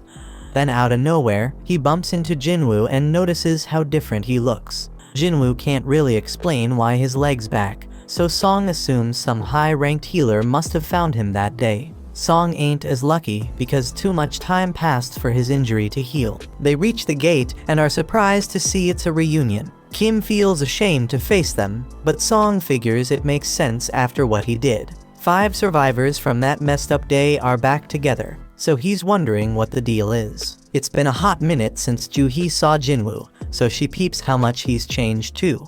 Right then, some sketchy dudes roll up and start checking out Juhee like they have a thing for her. But Kong's there too, and he shuts them down, telling them to chill. Turns out these peeps are prisoner substitute hunters. Straight up hunter convicts Trina reduced their sentences. Song can't believe they gotta fight alongside criminals, but the woman assures them they won't be a problem. They were understaffed and had no other choice. Just in case though, Kong's rolling with them. He is a B rank, so if things go south, he can handle the 3 C rank criminals with ease. Jinwoo tells Juhee not to come along, but she ain't having it. The criminals get set free, and even they wonder if this is a good idea. Kong shuts them up again and reminds them what'll happen if they act up. He introduces himself to the others and promises he'll handle the criminals. Jinwoo lets Song take charge of the raid, and he appreciates it. Song takes full responsibility for failing that day and gives props to Jinwoo for being the only reason they all made it out alive. He thanks Jinwoo on behalf of all the survivors, but Jinwoo doesn't need it. Kim ain't got no objections to Song leading them, and Kong's staring at Jinwoo for some reason.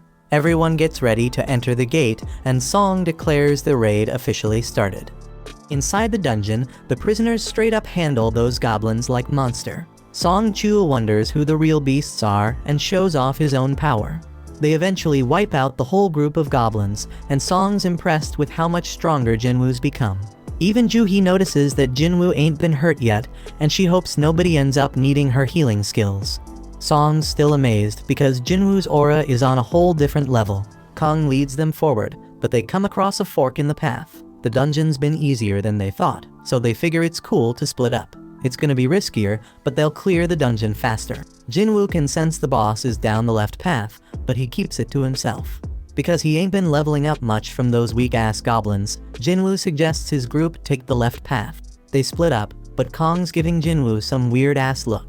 Kim's group members are a bunch of cowards, and Kim decides they gotta apologize to Jinwoo for ditching him on their first raid. They know he probably won't accept the apology, but Kim's determined to try because he wants to keep being a hunter. Down the other path, the prisoners straight up wipe out another group of goblins with ease. Kong, being all weird, asks if they could do the same against humans, but they make it clear it wouldn't make a damn difference. Here's the backstory. Kong found out some dude's daughter got assaulted by 3 dudes. The poor girl ended up taking her own life, and this guy's furious because those 3 scumbags will be free in just a few years. To make matters worse, those assholes are hunters, and they get to join raids to reduce their sentences. That shit's unfair as hell because his daughter ain't never coming home. So the man brings 3 million yuan and offers it to Kong to take out those 3 prisoners. Kong's gone straight up bonkers now, and he spills the beans to the prisoners about what he's gonna tell the inspectors when he dips out of the dungeon. He's gonna say the prisoners got wiped out by a gang of 100 goblins. Kim keeps going down his path, but he's shocked when it connects to Kong's path, and he finds Kong massacring the prisoners. Kong starts telling the prisoners he's been told to make them suffer, but Kim interrupts his crazy ass. Cold-blooded Kong takes out the last prisoner and decides he's gotta change his plans as he starts making his way toward Kim. Jinwoo's thinking about how Kong saw him at the hospital, and he just hopes the dude doesn't remember him.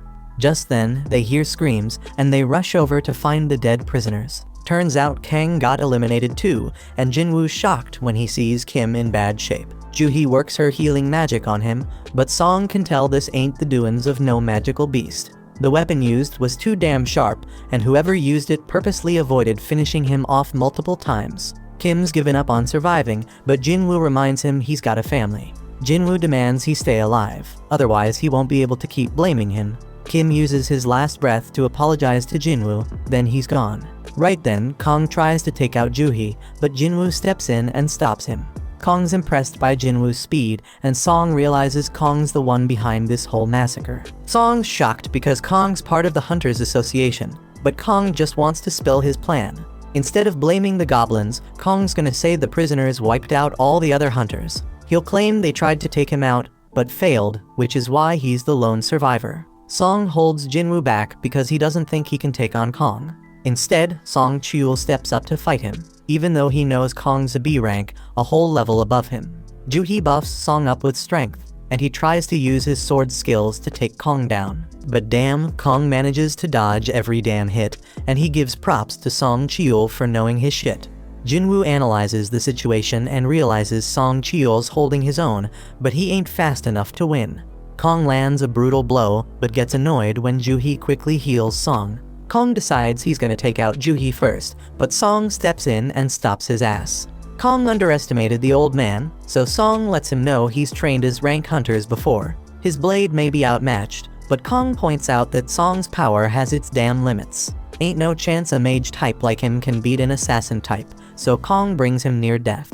Juhee's too scared to heal him, and Kong gets ready to finish off Song for good. But Song Chul pulls out his fire ability. But damn, Kong's too damn quick. He realizes Song Cheol used his sword to make him drop his guard against magic. Song Cheol was waiting for Kong to try and end his life, then bam! He hits him with a surprise fire blast. Kong sees through the plan though, and now Song Cheol's paying with his life. But wait a damn minute. Jinwoo finally steps in to put an end to the fight. Kong demands to know who the hell he is, and Jinwoo straight up says he's just an E-rank hunter. Kong doesn't believe him because he'd need some next level reaction speed to stop the attack he just used on Song. Kong can tell Jinwoo's hiding his power and figures he had a second awakening. The others are shaken, and Kong suddenly remembers Jinwoo from the hospital. The mana reader only read 10 back then, so Kong thinks this second awakening must have happened after that. This shit doesn't add up. It doesn't explain why Jinwoo was able to survive the double dungeon. But Kong doesn't give a damn, he's ready to take out Jinwoo. Jinwoo wants answers, so Kong says he is just dishing out justice by taking out the prisoners. But Jinwoo doesn't give a damn about them, but he wants to know why he eliminated Kim and Kang. He points out that Kong could have done it quickly and easily, but he didn't. Kong seemed to enjoy torturing and playing with them. Flashback to when Kong talked to the father, and he explains how he's been getting big offers from the top guilds. But he chooses to work for peanuts in the Hunter Association. Why? Because he finds killing people way more fun than killing beasts.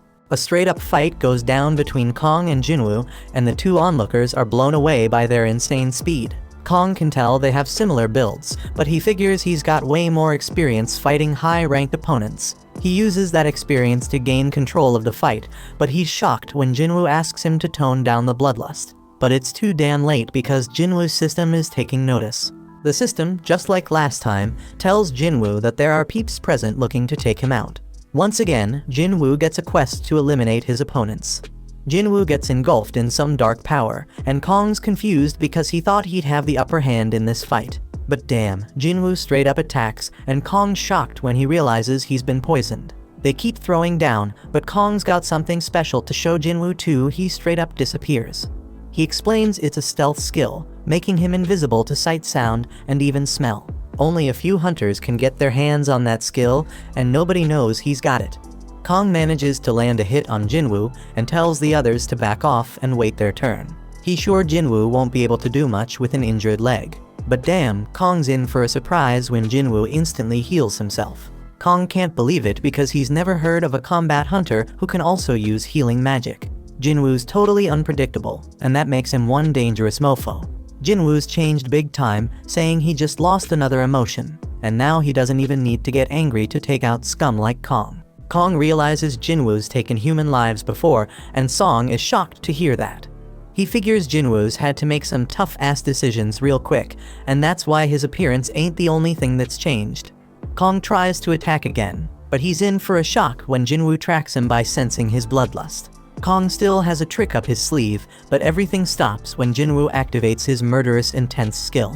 Darkness surrounds Kong, and he's straight up stunned when Jinwoo's blade goes through his chest. As Kong's life slips away, he mentions that he and Jinwoo are cut from the same cloth. They're both killing machines. The only reason he's dying is because he's weaker than Jinwoo. Kong still wants to know what the hell Jinwoo is. He's got assassin skills, healing powers, and debuffs, and Kong's never heard of anyone like that. Jinwoo doesn't spill the beans, but Kong points out that Jinwoo was able to take him out, so his E-ranked act is over. Jinwoo decides to drop a little truth bomb and explains that he's someone who gets stronger with every damn fight. Kong can see that Jinwoo's gonna keep getting stronger and stronger, but he's got a warning for him: if he keeps chasing more and more power, that same power might end up taking control of him. Jinwoo completes his quest and gets rewarded. He's noticed that the stronger he gets, the more it feels like something inside him is falling apart. His friends thank him for saving their asses, but Jinwoo tells them to get the hell out of the dungeon. They're shocked because Jinwoo plans to clear the dungeon all by his lonesome, but they realize he's strong enough to pull it off. Outside, Woo's mind is blown when he learns Kong is secretly killing folks. He is shown the only survivors of the mission Kong was on, and he's straight up surprised to see that Jinwoo's one of them. He apologizes for what went down, but most importantly, he wants to know who took out Kong. Jinwoo realizes he can't keep his secret anymore, which means he gotta cancel his deal with Leo. Right before he spills the beans, Song straight up lies and claims he's the one who eliminated Kong. Song's just a C rank, so he explains he only won because he had a healer's help. Woo's skeptical because Kong's a top B rank hunter, but he buys Song's story. Just then, Jinwoo reminds himself that he cannot get overconfident. He couldn't tell before, but Woo's an A rank hunter. Jinwoo can sense his crazy-ass power now, and he knows he doesn't stand a chance against this dude in a fight with his current strength. Song determines that Jinwoo has a good reason for keeping a secret, so he tells Jinwoo that this is just him paying him back for what happened in the Devil Dungeon. That night, Juhee wonders if Jinwoo remembers the stone he gave her. Jinwoo and Juhee take a little stroll while chatting about how much Jinwoo's changed. Juhee's the total opposite because she ain't changed a bit, and she realizes she's too timid to be a hunter. She should really be joining them A rank raids, but she settles for the lowest rank ones instead. It ain't all that bad though, because it led her to meet Jinwoo, and she started healing him. The dude was always getting himself hurt, but she'll never forget how his eyes always had that determined look. Juhee gives back the crystal he gave her and spills that she's gonna retire. She's heading back to live with her folks, but they agree to hang out if they ever cross paths again. A look back shows that Woo was very skeptical of Jinwoo. He didn't believe some E rank like him could take down B rank Kong. Jinwoo was already found to not have had a reawakening, so we just let him be. But Woo did give him a warning though. Hun's brother Dongsu heard that Jinwoo and Leo were the only ones who survived after his brother got wiped out, so he might be coming after them. This shit's damn shocking because Dongsu's an S rank hunter. Dongsu probably doesn't give a damn about the facts, and is just pissed that Jinwoo made it while his brother didn't. Unfortunately for Jinwoo, the law can't do shit against S rank hunters, and they can bring either miracles or disasters. One of these monsters is after Jinwoo, so Woo suggests he gather his family and dip out of the country. But Jinwoo just sees this as another reason to get stronger, because if he doesn't, he ain't gonna survive. Jinwoo rolls up to meet Leo, but he's hella confused by what he sees. Leo explains that this is their strike team. He focused on finding people who have the skills to be hunters, but can't work for various reasons and are struggling to make ends meet. Jinwoo points out that he hired a high schooler, but she claps back saying she's a qualified hunter just like the rest. She does get a bit down when Jinwoo figures out she's an E rank with no raiding experience. But it doesn't really matter because Jinwoo lets them all know they'll be waiting outside while he and Leo handle everything. They're all getting paid 3 million yuan each, which is a sweet deal because they ain't gotta do shit. The only catch is they can't blab about it to anyone, or they gotta pay back 10 times what they got. Jinwoo got a stealth rune for taking down Kong, and he used it to learn stealth skills. Leo's all set to go, and Jinwoo's shocked to see he's rocking even more crazy expensive armor. Jinwoo straight up schools Leo on how dumb it is to rock that armor and demands he ditch it. But Jinwoo lets him keep the helmet at least, and they step into the portal. The other hunters think they're straight up insane for hitting up a C rank dungeon on their own, but they don't give a damn because the contract's already sealed. Jinwoo's sis wonders where her friend Songyi is, and turns out she's the high schooler on Jinwoo's strike team. The hunters chat about how a full strike team would take a solid 2 hours to finish this raid, so when they see Leo pop out of the portal, they assume they just bailed. But they're in for a shock because the damn gate closes right after they step out, meaning they cleared the dungeon. The hunters can't believe their eyes, but Jinwoo tells them to hustle because he's ready for another portal. Their goal is to hit up 3 raids in a single day, but the hunters are still dumbfounded they even finished one. In another raid, Jinwoo straight up wrecks a bunch of goblins, while Leo wraps up the mining. Jinwoo mops up the goblins and levels up. The next raid's a success too, and Jinwoo levels up even more. Days go by, and the two keep clearing dungeons on their own. They start facing tougher and tougher monsters, but Leo can see Jinwoo's getting hella stronger too. Jinwoo's stealth skill is hella handy, and his dash skill levels up. He gains a couple more skills and finds out they're straight up powerful when he uses them on a wolf. Jinwoo's got a bunch of new skills now, but his mana ain't enough to use them for long. He chugs a potion for that and decides he's gonna focus on boosting his intellectual abilities moving forward. He also decides against heading back to the Demon Castle right now, because he considers himself somewhere between a B rank and a rank hunter. Just then, the system reveals that he has reached the required level for a job change quest. Somewhere else, the boss of another guild named On gets word that there's a strike team splurging double the market rate to snag some C-rank gates. Their leader's this rich kid Leo, but their team seems like a random mix. On recognizes the name Jinwoo from the double dungeon incident, and he gets this feeling that something interesting is going down. Meanwhile, Jinwoo and Leo come out another portal victorious. Jinwoo wonders if Song has some eye problem, but she says it's nothing. Back with On, his assistant is straight up shocked when he hears On thinking that Jinwoo's had a reawakening. Jinwoo managed to survive 3 major disasters, and every time, there was a damn high body count, but he always made it out alive. Reawakening's the only explanation, so On heads out to scout this promising rookie. On rolls up at Jinwoo's portal, but he's hella shocked because it looks like they're having some sort of picnic. Song-yi explains the area's off limits and makes it clear she's a hunter. She admits she's part of the strike team, and On's mind is blown when he realizes Jinwoo straight up left the whole crew behind to enter the dungeon solo. On thinks Jinwoo could be his biggest discovery yet, but he surprisingly just leaves. The dudes step out the gate, and Jinwoo spills to Leo that he's swamped tomorrow and can't make it for any raids, so they hold off on a few. Then we get a glimpse of this super weird scene, and Mr. Choi wakes up from that nightmare. He peeps at some paperwork and figures out it's almost time for the recon mission on Jojo Island. Jinwoo wraps up his day of raiding, and On introduces himself as the manager of the White Tigers Guild. The White Tigers Guild is one of the top guilds in the country, always hunting for new talent. On thankfully gets right to the point and offers to pay Jinwoo double what Eugen Construction is paying him if he joins his guild. On's hella confident Jinwoo's in E rank and can't turn down that offer. But he's in for a surprise when Jinwoo wants to know the worth of the White Tigers Guild headquarters. It's worth a cool 50 billion, so the dude's mind is blown when Jinwoo reveals that a construction company's hooking him up with a building worth 30 billion. Jinwoo backs up his claim with evidence, but On reveals that he isn't qualified to offer them their 50 billion building. Jinwoo loses interest and bounces, but he's curious how On got wind of him. Jinwoo puts fear in this dude, making sure he ain't snooping around, and then vanishes. On realizes that Jinwoo used stealth to cut him, and he's hella shocked when he considers Jinwoo's reawakening with that stealth ability.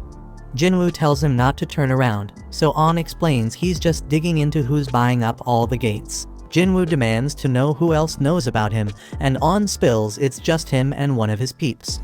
Jinwoo warns that if word starts spreading about him, they'll be the first suspects on his list. On agrees to keep everything on the down low, so Jinwoo reveals himself again. Jinwoo gotta keep snatching the gates for a while, but that's causing problems for the guild because they need to train new recruits. Jinwoo agrees to let them cop 3 gates from him, but On's straight up shocked when Jinwoo tells him they gotta cough up 300 million yuan for each. The dude begs Jinwoo to drop it to 200 million, and Jinwoo surprisingly agrees. They seal the deal for 3 gates, but their interaction ain't over because Jinwoo wants to hook On up with something. He tells On to close his eyes and open his mouth, and then Jinwoo hands him a healing potion for that cut on his face. Jinwoo reveals he trusts On, but he reminds him to keep his trap shut. On's assistant wonders how it went down, and On tells him he thinks Jinwoo might be an even bigger deal than he originally thought. The next day, Leo confirms they got the 600 million yuan. Leo points out they were gonna ditch the gates anyway, so he can't believe Jinwoo managed to score so much cash for them. Leo wants to know more, but Jinwoo says it's a trade secret. Back with the White Tiger Guild, On realizes Jinwoo played him, because now there's a bunch of C-rank gates that have appeared selling for less than 70 million yuan. Jinwoo sends him a message informing him that they are now on an equal footing after spying on him. On realizes Jinwoo ain't someone to mess with, but he's glad he got his contact info. Elsewhere, we see Jinwoo heading out on a road trip to find out what this job change quest is all about. Jinwoo arrives in some forest far away from civilization because he has no clue what to expect from the job change quest. He already tackled 2 dungeons with keys, but those were mandatory quests, like the penalty and emergency ones. But this job quest? It's optional, and they even gave him time to decide. Jinwoo figures it's a major event that's gonna level him up by getting skills perfect for his job, so he decides to accept, and the gate opens. Jinwoo just remembers he ain't done his daily quest yet, but he'll get to it later. He declares that the real game begins right now, and steps into the gate. Meanwhile, Leo's having a meal with his father, and his bro shows up too. Inside the dungeon, Jinwoo realizes he can't use potions or fully recover. He won't be able to leave until the quest is complete either, so he will have to be very careful. Suddenly, he hears something coming his way, and he gets ready for action. Turns out it's an armor-type beast, and Jinwoo wastes no time attacking it. But damn, his attack does nothing, and he was caught off guard by the monster's power. Jinwoo tries another hit, but it's still useless. He dodges a bunch of attacks and declares that he's faced stronger creatures with even tougher defenses. Jinwoo then uses his bare hands and tears the monster apart. Jinwoo ain't too thrilled because he basically wasted one use of his fatal strike skill. But he can't stay mad for long because he has some company. Meanwhile, Leo's dad wonders how Jisung's guild establishment efforts are going. He heard that all the S-rank hunters he reached out to turned him down. That's true, but Jisung explains he's talking to hunters from other countries. Leo realizes that this will be more competition for him, and he is shocked when Jisung reveals that he knows he has been working on something in secret. Jisung warns Leo not to get in his way because he knows what's up. Leo stays quiet, but he's certain Jisung wouldn't be talking like that if he knew how powerful his partner is. Back in the dungeon, Jinwoo straight up wrecking them monsters. He knows he's gonna need a rest soon, but he senses something and takes out another monster. He can't believe it was using stealth, and to top it off, a mage with light magic shows up. It's all kinda strange because Jinwoo feels like he's reliving his old battles with the first monster's armor and these monsters' skills. The quest turned out way tougher than he expected, but he ain't one to back down. He analyzes the situation on the go, and figures out what it takes to beat each enemy. The armored one needs serious strength to take damage, the stealthy one needs mad perception to be detected, and the mage gotta be countered with intellect. But Jinwoo ain't boosted that stat much. His fatigue's building up fast, so he knows he gotta end this fight soon. Elsewhere, Mr. Choi meets up with the other hunters because they are ready to head to Jojo Island. Back in the dungeon, Jinwoo manages to take down the monsters. He finds a chest plate as his reward and realizes he ain't done much with gear yet. He puts it on and's glad to see it can go invisible, and don't mess with his movement. Jinwoo's level has gone up, and he also has plenty of golden items. His fatigue has recovered as well, so he continues through the dungeon. Jinwoo opens the giant door, and the gust of wind that comes out of it gives him the chills. Inside is some kind of throne room, and he is shocked by what awaits him. The sound he hears and the presence he feels make his whole body remember something. The pressure he's feeling is on the same level as that double dungeon craziness. Jinwoo can't believe it because all that intensity coming from just one opponent. This enemy, a knight commander called Igris, got his name in red, and Jinwoo knows this dude ain't like any enemy he ever faced. Igris instantly attacks with intense speed, and Jinwoo is shocked to see that this guy chops through pillars like they are tiny tree branches.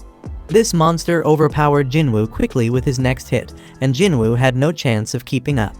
He getting tossed around like a rag doll, and Jinwoo can't believe what a freaking monster this guy is. Jinwoo shows his insane speed as he throws a barrage of attacks, but his blade does nothing against the knight's armor. Jinwoo is barely able to block one attack, but he gets thrown back. He realizes they matched in speed, but Igris way more powerful than him. This dude was hella dangerous, and Jinwoo wondered if he got any shot at beating him. Jinwoo ain't too sure he can win without a weapon, but he only has one idea to deal some damage through Iggy's armor. He puts away his dagger, and to his surprise, the knight tosses his weapons aside too. Meanwhile, Mr. Choi gives a call to the chairman and shows his gratitude for approving the operation. The chairman warns him to stay careful, but Mr. Choi already knowing the danger involved. He is aware that this expedition is just about checking the threat levels. They're gonna poke at the enemy and see how they react. Mr. Choi staying diligent as always, and he explains that it's because the last raid on Jojo Island ain't really ended for him. Back in the dungeon, Igris wastes zero time crushing Jinwoo. He tosses Jinwoo around like he's some kind of toy, landing a barrage of punches on him. Jinwoo gets sent flying through a wall, and he is straight up shocked by his opponent. He blocked all them punches, but still feels like he lost 500 HP. Jinwoo is glad he rocked that armor because he'd be 6 feet under if he hadn't. He gotta admit he can't overpower this dude, so he decides to amp up his speed instead. Jinwoo flies around him and manages to finally push him back. He throws out a bunch more attacks, but it becomes crystal clear he ain't catching this guy again. The dude keeps tossing him around, and Jinwoo notices his skill also boosting his defense. He's still getting wrecked by this dude, getting dragged back into the room, but Jinwoo keeps fighting back. His efforts start paying off when Jinwoo pulls off a sick move, landing a kick straight to Aegis's head. Jinwoo realizes this might actually backfire on him, and the knight comes at him even harder. Jinwoo just keeps taking a straight-up beatdown, getting tossed onto the throne while Aegis looms over him. Back home, Gina leaves some dinner for Jinwoo and goes to study. We also catch a glimpse of Jinwoo's mom at the hospital. But back with Jinwoo, he is in really bad shape as the knight grabs his sword, ready to end Jinwoo's life. He went in for the kill, but Jinwoo was swift as hell, stopping him with just one hand. Jinwoo declares that he hasn't lost yet and pushes Aegis back. He summons his blade and manages to stab the knight through the gap in his helmet. Jinwoo puts all his power into pushing Aegis back and slamming him against the wall. The knight tries to use Jinwoo's blade, but Jinwoo stops him, saying his dagger doesn't switch owners. It just goes back to his inventory, where he can summon it again. Jinwoo drives his blade through the knight's skull, but the hit ain't deep enough. He knows he gotta go deeper, so he uses every last ounce of power to drive the blade further into the knight. Jinwoo pulls out all his fatal strikes and lands the most powerful blow he ever dealt. The knight has gone completely limp. Jinwoo takes out his blade, and a notification pops up saying he won the fight. Jinwoo realizes there's a huge gap between them in every category, and he knows his win was a straight-up fluke. If he made just one mistake, he'd be 6 feet under. Jinwoo then gets 4 rewards. One of them is 15 million gold, and another is the S-rank helmet Aegis wore. The Demon's Castle key was S-rank, but Jinwoo never had gear this top-notch before. Amazingly, the helmet boosts his stats and reduces damage by 15%. Jinwoo also gets a rune stone for a skill called the Ruler's Hand. The final reward is an instant teleportation stone. Can't stash it in his inventory, so he's wondering why he getting it now. It doesn't make sense to get it after clearing the dungeon, so Jinwoo is wondering if the job change quest ain't actually over yet. Just then, Jinwoo was straight up shocked when a bunch of portals opened up. A notification pops up, revealing that the job change quest actually starting right now. Jinwoo was told to survive as long as possible to rack up advancement points. He gotta earn them points to move up in class, but Jinwoo ain't got a clue what that means. A timer pops up, and Jinwoo realizes he is about to face an endless wave of enemies. He is relieved to see these fools ain't as strong as Aegis, because he knows he'd be overwhelmed in seconds if they were. Jinwoo is confident he can handle them, but damn, there's a whole damn army of them. But Jinwoo ain't scared, he charges right at them. Meanwhile, we watch as the other hunters fly off to Jojo Island. After a while, we are back with Jinwoo, still in the thick of the fight because the gates keep spitting out more enemies. The real deal with this quest is to survive as long as possible, so Jinwoo starts using his stealth skills. He gotta manage his mana, so he can buy himself as much time as he can. Jinwoo's plan is completely ruined though, when a mage breaks his stealth. He right back to throwing fists, but now it's even worse because he can't use stealth or murderous intent no more. Jinwoo takes a sword straight to his back, and he is straight up shocked when he realizes it's only been 5 minutes. Shit getting way too dangerous, and Jinwoo knows he can't keep going. He hates to do it, but he decides to teleport out of the dungeon. But before he can, some monster knocks the stone right out of his hand. Now Jinwoo is in deep shit as the huge group of enemies descends on him. Jinwoo continues to get thrashed about by the monsters, and there is no way out now that he has lost the teleportation stone. The only shot he got at surviving is if he whoops all their sorry asses, so Jinwoo gets back in the fight. It's looking pretty damn dire though, because his stamina running on empty and he can't use stealth or murderous intent. But you know our boy never gives up, he is dead set on staying alive. Jinwoo keeps fighting for his life, and he thinks about how he has been living at the bottom his whole damn life. He could never give up on chasing more, and this moment ain't no different.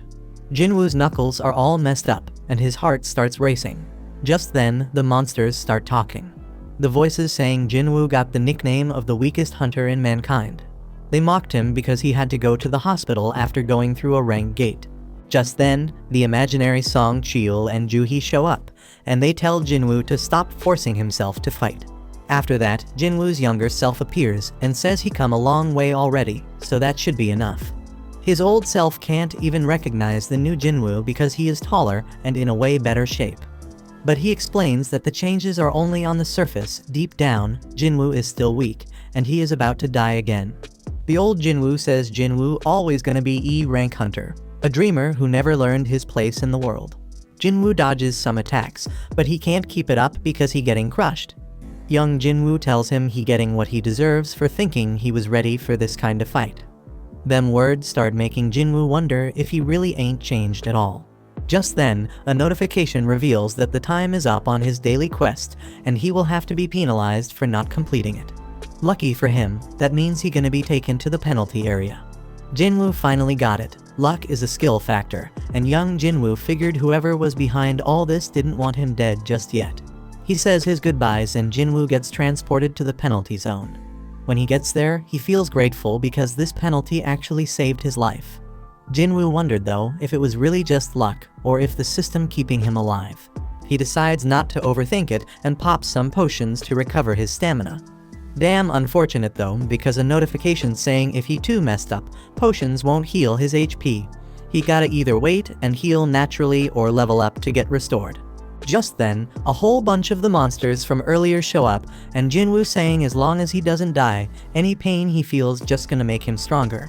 Back at home, Gina notices Jinwoo ain't come back and wonders if he got himself a girl. She decided that ain't possible and just hoped he remembered to be there for her guardian teacher meeting. Back with Jinwoo, he has defeated the monsters he was once terrified of and has recovered his health from leveling up. He got 10 minutes left in the penalty zone, so he used that time to cop the Night Killer Dagger. This weapon is perfect because it does 25% more damage to armor-type beasts. Jinwoo uses the rune he got from fighting Igris, and it gives him the active skill called Ruler's Hand. Surprisingly, it doesn't use mana, and it lets him mess with objects without touching them directly. He remembers Igris using this on his sword, but Jinwoo tests it and finds that he can't move large objects yet. Time is almost up, so Jinwoo declares that he will have to rely on a little bit of luck to carry him to the end. Jinwoo gets teleported back to the dungeon and gets ready for another round of fighting. Back with the other hunters, they getting closer to Jojo Island. Choi is told that there are multiple sources of mana in the water, and Choi is straight up shocked by what he sees. In the dungeon, Jinwoo feels really good about how his Night Killer Dagger performing, but he can't shake this weird feeling he getting. He keeps killing their beasts, but it doesn't feel like he actually doing it. Jinwoo is more worried about the mages casting spells without actually attacking. Just then, Jinwoo realizes that they are responsible for opening the gates and summoning the knights. He decides to go after the mages and finds out that taking down one of them makes some of the knights fall apart. Knowing this, he goes after the rest of the mages and starts taking control of the fight. The mages try to hide behind the knights, but Jinwoo manages to take out another one, leaving 3 mages still standing. These sneaky last 3 combine their power and summon a golem, so Jinwoo makes his way to higher ground. He can disable it for a moment and think about how them dumb mages probably thought one strong monster was better than a bunch of small ones. Jinwoo points out that this is wrong though, since having fewer targets makes it easier to go after the mages. Jinwoo finally manages to wipe out all the mages, but the golem is still standing. Our hero Jinwoo got so damn strong that he straight up used brute force to destroy that golem. With that, all the monsters get defeated, and a notification pops up saying he finished the job change quest. Now he can switch to a more advanced class with the points he earned based on how he performed during the quest. But turns out he doesn't get to choose because more notifications start popping up with a bunch of messages. They talk about whatever path the player takes. It is full of dead bodies and the smell of blood. They say the player craves immense power and makes their own damn way without relying on others. The messages mention how a shadow army gonna follow the player's orders, and Jinwoo is straight up shocked when he sees his new job class gonna be a necromancer. This shit doesn't make any sense to him at all, because he ain't put anything into his intellect stat. Necromancers are usually magic-type classes summoning undead monsters as servants. Jinwoo though, he built like an assassin. His main thing is strength, and all his skills match that fighting style. If he ends up with a class like Necromancer, then all the work he put into his current build gonna be wasted. But just then, Jinwoo feels relieved when he sees he can reject it. He says no, but the system points out that Necromancer is a hidden class and asks him again if he really want to decline it. Jinwoo takes a second to think about it and wonders if it is a hidden class means it has some special power. Jinwoo wished he had an example to compare it to, and he realized it was pretty damn similar to the summoning magic the mages were using. Encountering them seems like too much of a coincidence, so Jinwoo wonders if this job change quest was pre-arranged by the system. The whole idea of summoning beasts like mages got him really interested. Them mages ain't all that strong on their own, but Jinwoo knows he is. Ain't no rule saying necromancers can't be frontline fighters, and that's exactly what he gonna do. Jinwoo figures if classes work like stats, then as he levels up, his necromancy skills gonna level up too. That means the shadow army the system talking about gonna get stronger too. Jinwoo getting hyped up thinking about not solo leveling anymore, so he decides to accept the necromancer class. Just then, some dark power burst up from under his feet, and the system started awarding him points based on his performance. Jinwoo did amazingly well during the quest, so his total advancement points exceeded the class threshold. The dark power erupts even more, and Jinwoo starts floating because the advancement is about to be complete. Jinwoo is then shocked when he sees that he already moved on from the Necromancer class, all the way to the Shadow Monarch class.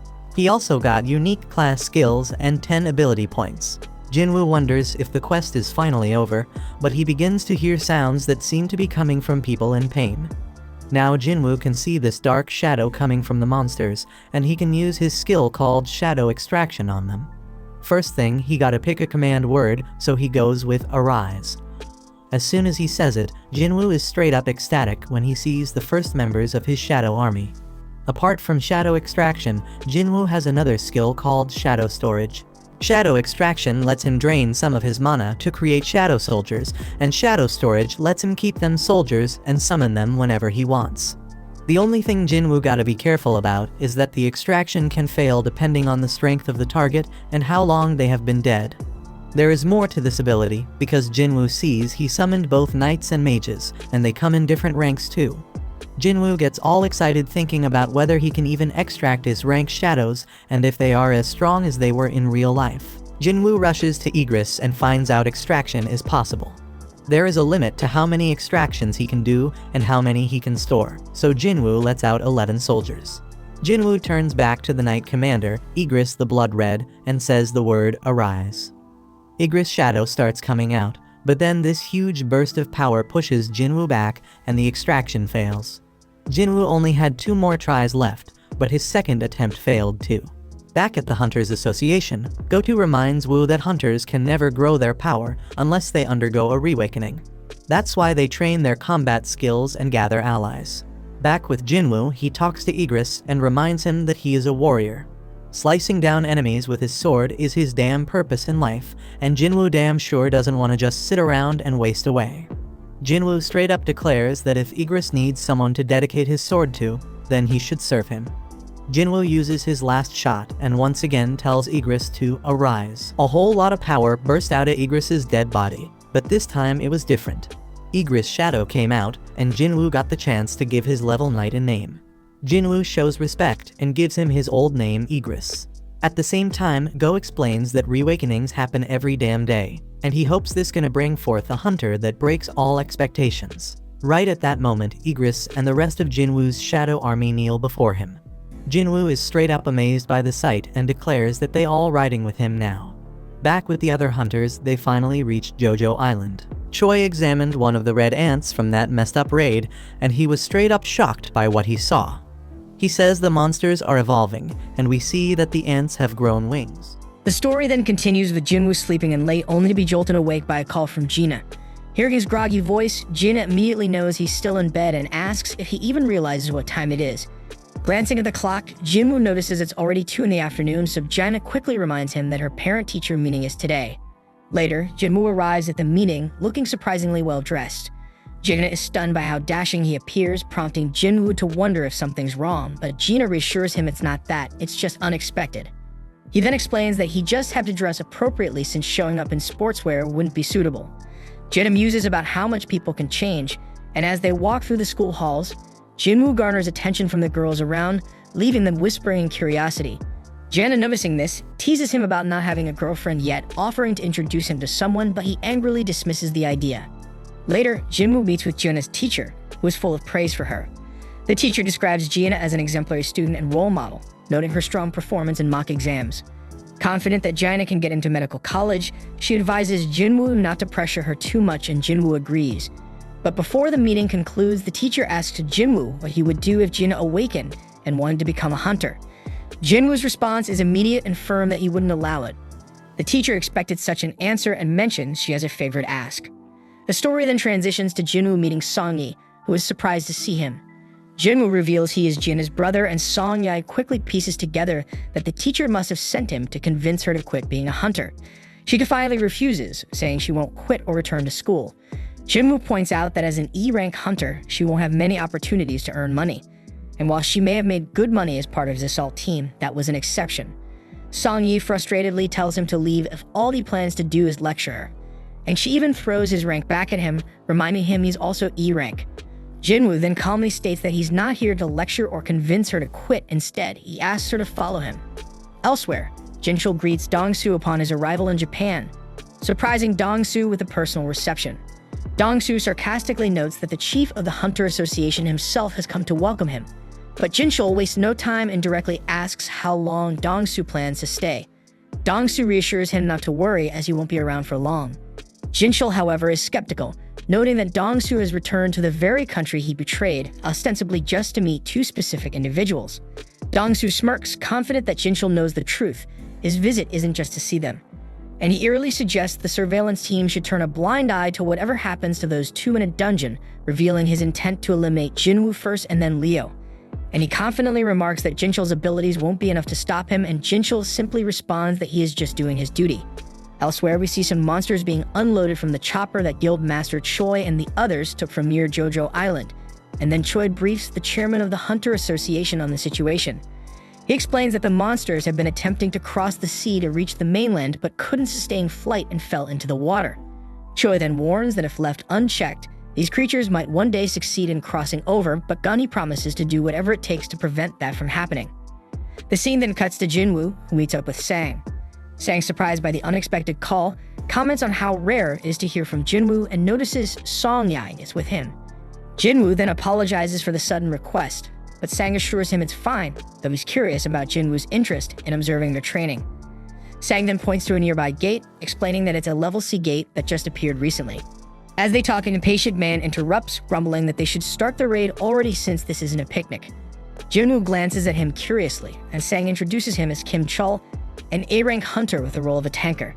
Sang adds that Kim Chul is the leader of the assault team, and it's clear that Kim Chul is annoyed about having E-rank hunters tagging along to watch his raid. Kim Chul's displeasure is obvious, and Sang tries to smooth things over by explaining the team composition to Jinwoo. The raid consists of 1 rank A hunter, 5 rank Bs, and 2 rank Cs, making a total of 10 people, including Jinwoo and Song-yi. Jinwoo isn't thrilled about the large group since his main purpose was to show Song-yi the harsh realities of dungeon raids, but with so many participants it might dilute the experience. Sang's assistant then advises Jinwoo to stay on the sidelines and let the newcomers gain practical experience, and Jinwoo agrees. The team then enters the gate, but Jinwoo immediately senses something off, and he notices the gate behind him behaving strangely as it begins to glow red. He then realizes what's happening and tries to escape, managing to squeeze his head out to warn Sang to contact the assault team. But then the gate pulls him back inside again. Sang then quickly contacts Baek, informing him of the red gate, and Baek immediately sets out to assist. Inside, Jinwoo and the team find themselves in an endless snowfield, stunned to discover that the gate has completely vanished, so panic sets in as they wonder how they'll escape. Kim Chul then steps forward and explains that they're trapped inside a red gate. Song-yi confusedly asks what that means, so Jinwoo calmly explains that unlike normal gates, a red gate is a dungeon where all contact with the outside world is lost upon entry, and to escape they must either defeat the boss or wait for the dungeon to collapse, and adds that the outside world cannot interfere, and the dungeon will be crawling with dangerous magical beasts.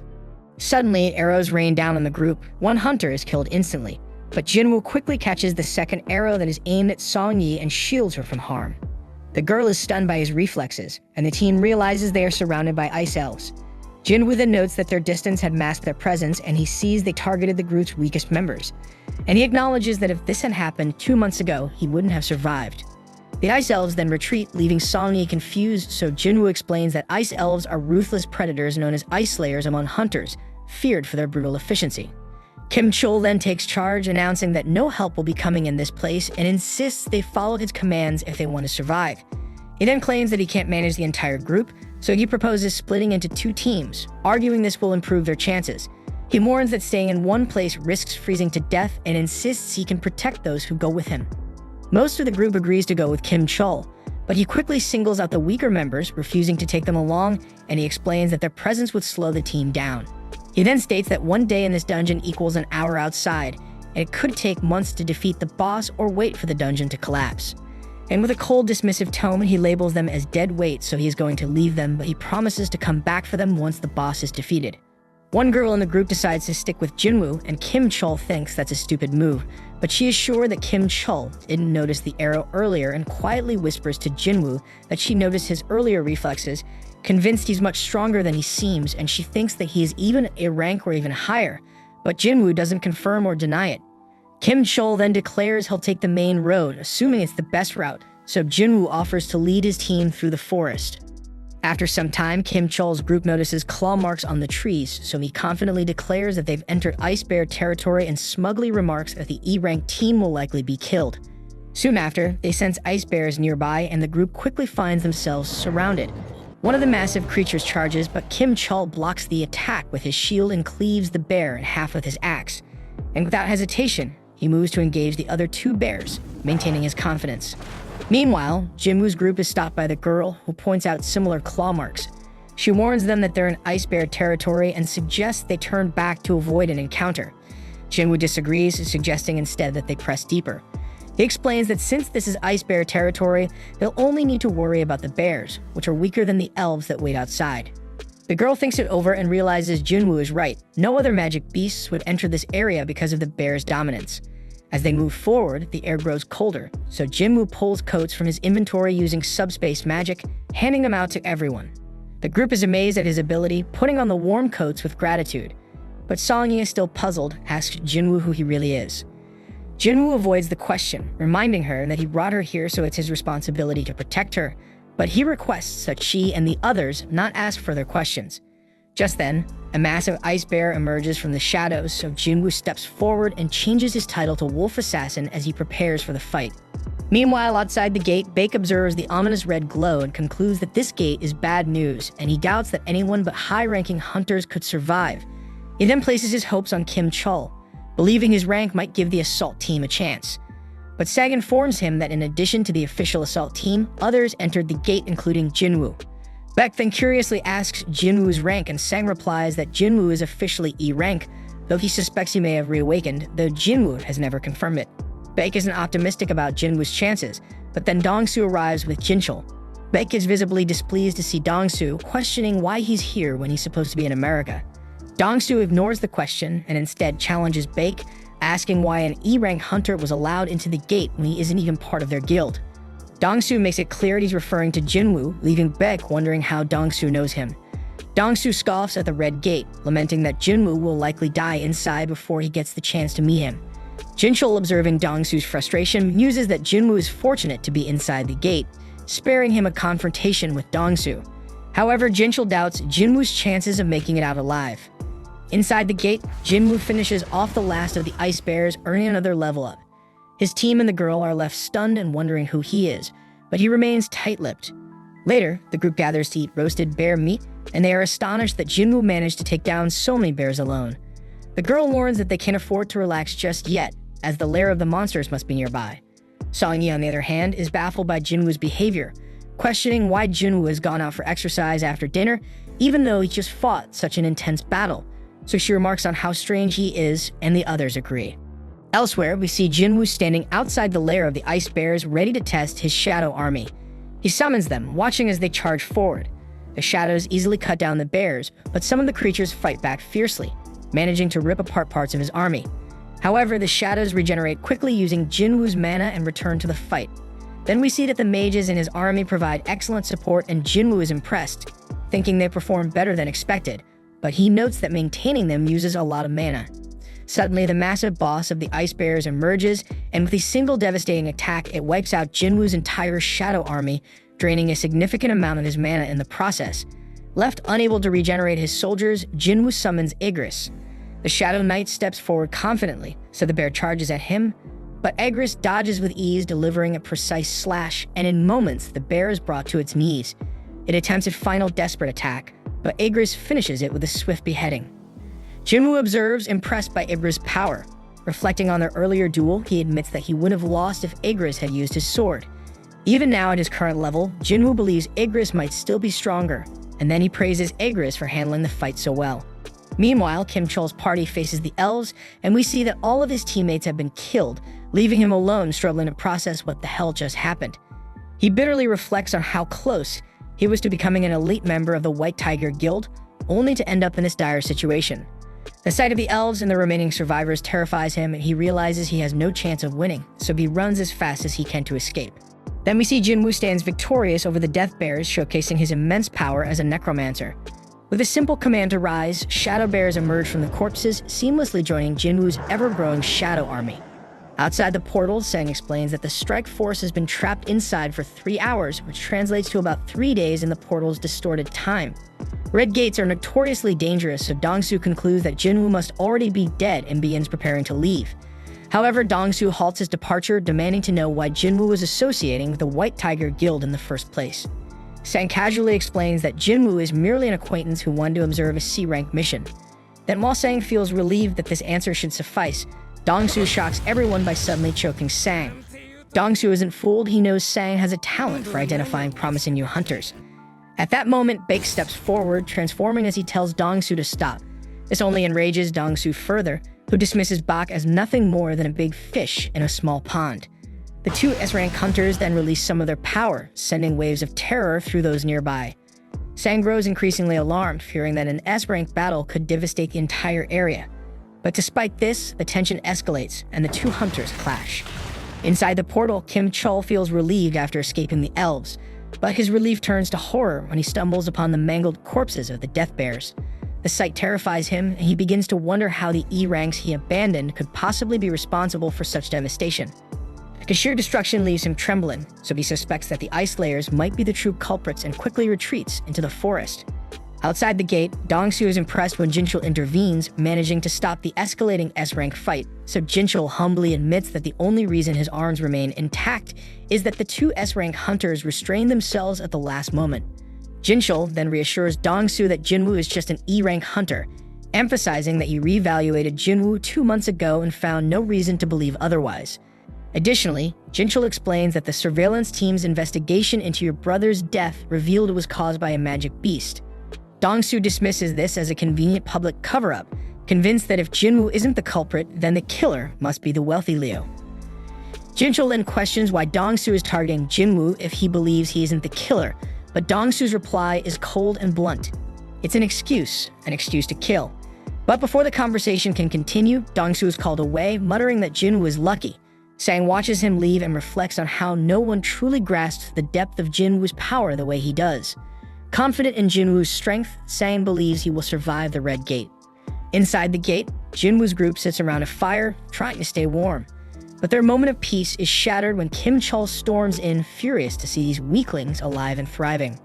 Dressed in weather gear and surrounded by blankets and food, they're clearly in much better shape than his own group. So Kim Chol gets enraged and accuses them of hoarding supplies, claiming his team died because they lacked proper equipment. Blinded by anger, he demands to know who was hiding all the gear and blames Park, suspecting she joined the weaker group because she knew the truth. Kim Chol then issues an ultimatum, counting down from 3 and threatening to eliminate them all if the culprit doesn't confess. And when no one speaks up, he screams Jinwoo's name, assuming him to be responsible, and prepares to attack. However, before Kim Chol can act, Jinwoo suddenly appears and utterly overpowers him. The group is stunned by their leader's unexpected return, and Jinwoo admonishes Kim Chol for blaming others for his party's failure. Jinwoo also senses something more sinister nearby and accuses Kim Chol of dragging even greater trouble into their midst. Turning his attention to the surroundings, Jinwoo calls out to the hidden presence, stating that their aura is far too strong to go unnoticed, and he orders them to drop their stealth. In response, the Ice Elves reveal themselves, their leader remarking in disdain that one of the human scum is unexpectedly strong. Jinwoo retorts sharply, shocking everyone as he speaks fluently in the language of the magic beasts. Even Jinwoo is surprised by this ability, quickly deducing that his cheat system must be responsible. The elven leader then begins to explain their presence, revealing that one of his men sensed Jinwoo's immense power when he stopped the arrow, so the elf wanted to challenge Jinwoo to a fight. However, before the leader can finish speaking, Jinwoo swiftly chops off the challenger's head. The leader is amused by this display of brutality, but Jinwoo is uninterested in entertaining him and immediately launches an attack. The leader defends himself skillfully, and Jinwoo quickly realizes that this opponent won't go down easily. The leader, still amused, remarks that Jinwoo isn't human, questions why he's pretending to be. Jinwoo is confused by the comment, but the leader's laugh makes it clear that he knows something Jinwoo doesn't. He explains that elves are driven by a voice in their minds commanding them to kill humans, but strangely, they don't hear it when it comes to Jinwoo. This revelation makes Jinwoo suspicious, wondering if the elves' silence toward him is connected to his system directives. The leader speculates that Jinwoo might not be entirely human and encourages him to sensibly hand over the other humans. But Jinwoo demands to know why the elves are targeting humans at all. As the leader begins to answer, something bizarre occurs. His body glitches and he repeats himself as if stuck in a loop. However, Jinwoo refuses to comply, and the leader warns that defiance would make Jinwoo their enemy and reminds him that they vastly outnumber him. But Jinwoo is undeterred and questions why the leader is so confident. And with that, Jinwoo summons his shadow army, leaving the others to look on in disbelief, wondering how such a thing is even possible. The elven leader then dismisses Jinwoo's forces as a waste of time, but Jinwoo ignores his words and presses for a fight. The leader obliges, and the two sides engage in a brutal battle. The humans with Jinwoo attempt to flee, but elven archers target them. Jinwoo demonstrates his incredible skill, eliminating the archers with ease. But despite his prowess, Jinwoo begins to understand the leader's confidence. The elves are stronger than he anticipated and are dealing significant damage.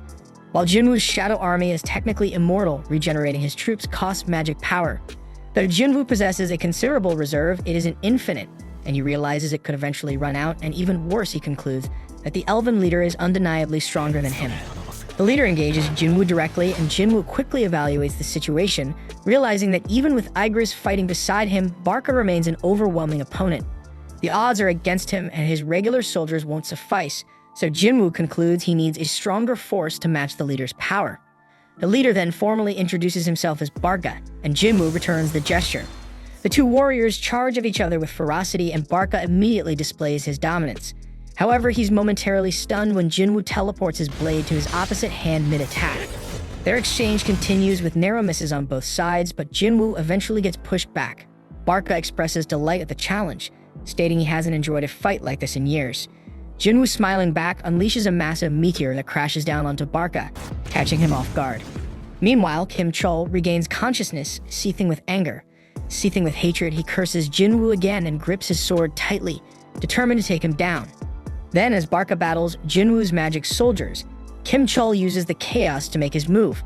However, Jinwoo, having anticipated this, orders Igris to create a dense smokescreen. Using the cover, Igris swiftly ends Kim Chol's life. Realizing too late that Jinwoo had planned this all along, Kim Chol succumbs to his last thoughts filled with regret. With Kim Chol's defeat, Jinwoo commands him to rise, and a radiant light erupts from his body as he is reborn as a shadow soldier. Barca, still charging at Jinwoo, mocks the notion that hiding will save him. But his confidence is shaken when a towering new shadow soldier emerges to confront him, forcing Barca to retreat momentarily. Jinwoo then names his newest member Iron, and the resurrected Kim Chol lets out a deafening scream. Barca assesses Iron, quickly noting after a few seconds of battle that the soldier lacks agility, but possesses immense durability. Nearby, Songyi watches in disbelief, wondering if all hunter battles are this intense. Her companions assure her that this battle is far beyond anything they've seen before. Then, while Iron holds his ground, Barca declares the fight lacks challenge and demands that Jinwoo and Igris join the fray. Jinwoo accepts Barca's challenge with a smirk, and the intense 3-on-1 battle begins. Barca's overwhelming strength is on full display as he fends off Jinwoo, Igris, and Iron simultaneously. However, his frustration grows as Iron's persistent screams echo throughout the fight. So Barca decides Iron must be dealt with first, but Iron proves to be a formidable tank, enduring every blow. Barca's confidence grows as he dodges Igris' strikes, but he's caught off guard when Jinwoo lands a stab. Jinwoo is so impressed because Barca avoids a fatal wound even amidst the chaos. Barca then bristles at being underestimated, but Jinwoo commends him for surviving this long. Then as the fight rages on, Jinwoo takes a moment to turn his attention to the rest of his clan. Barca, suddenly remembering his army, turns to see a horrifying sight. Jinwoo's shadow army has wiped out his entire clan. But despite the grim sight, Barca remains confident, certain that taking out Jinwoo will be enough to turn the tide. As Jinwoo throws his dagger, Barca mocks him, calling him a fool for discarding his weapon.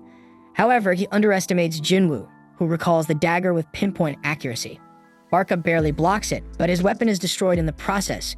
Jinwoo then seizes the moment, ordering Iron to restrain Barca. Immobilized, Barca becomes the target of an immense fire attack unleashed by Jinwoo's magic soldiers. But despite the devastating strike, Barca isn't finished. He cuts through Iron and vows to annihilate the humans, but Jinwoo counters, silencing him once and for all.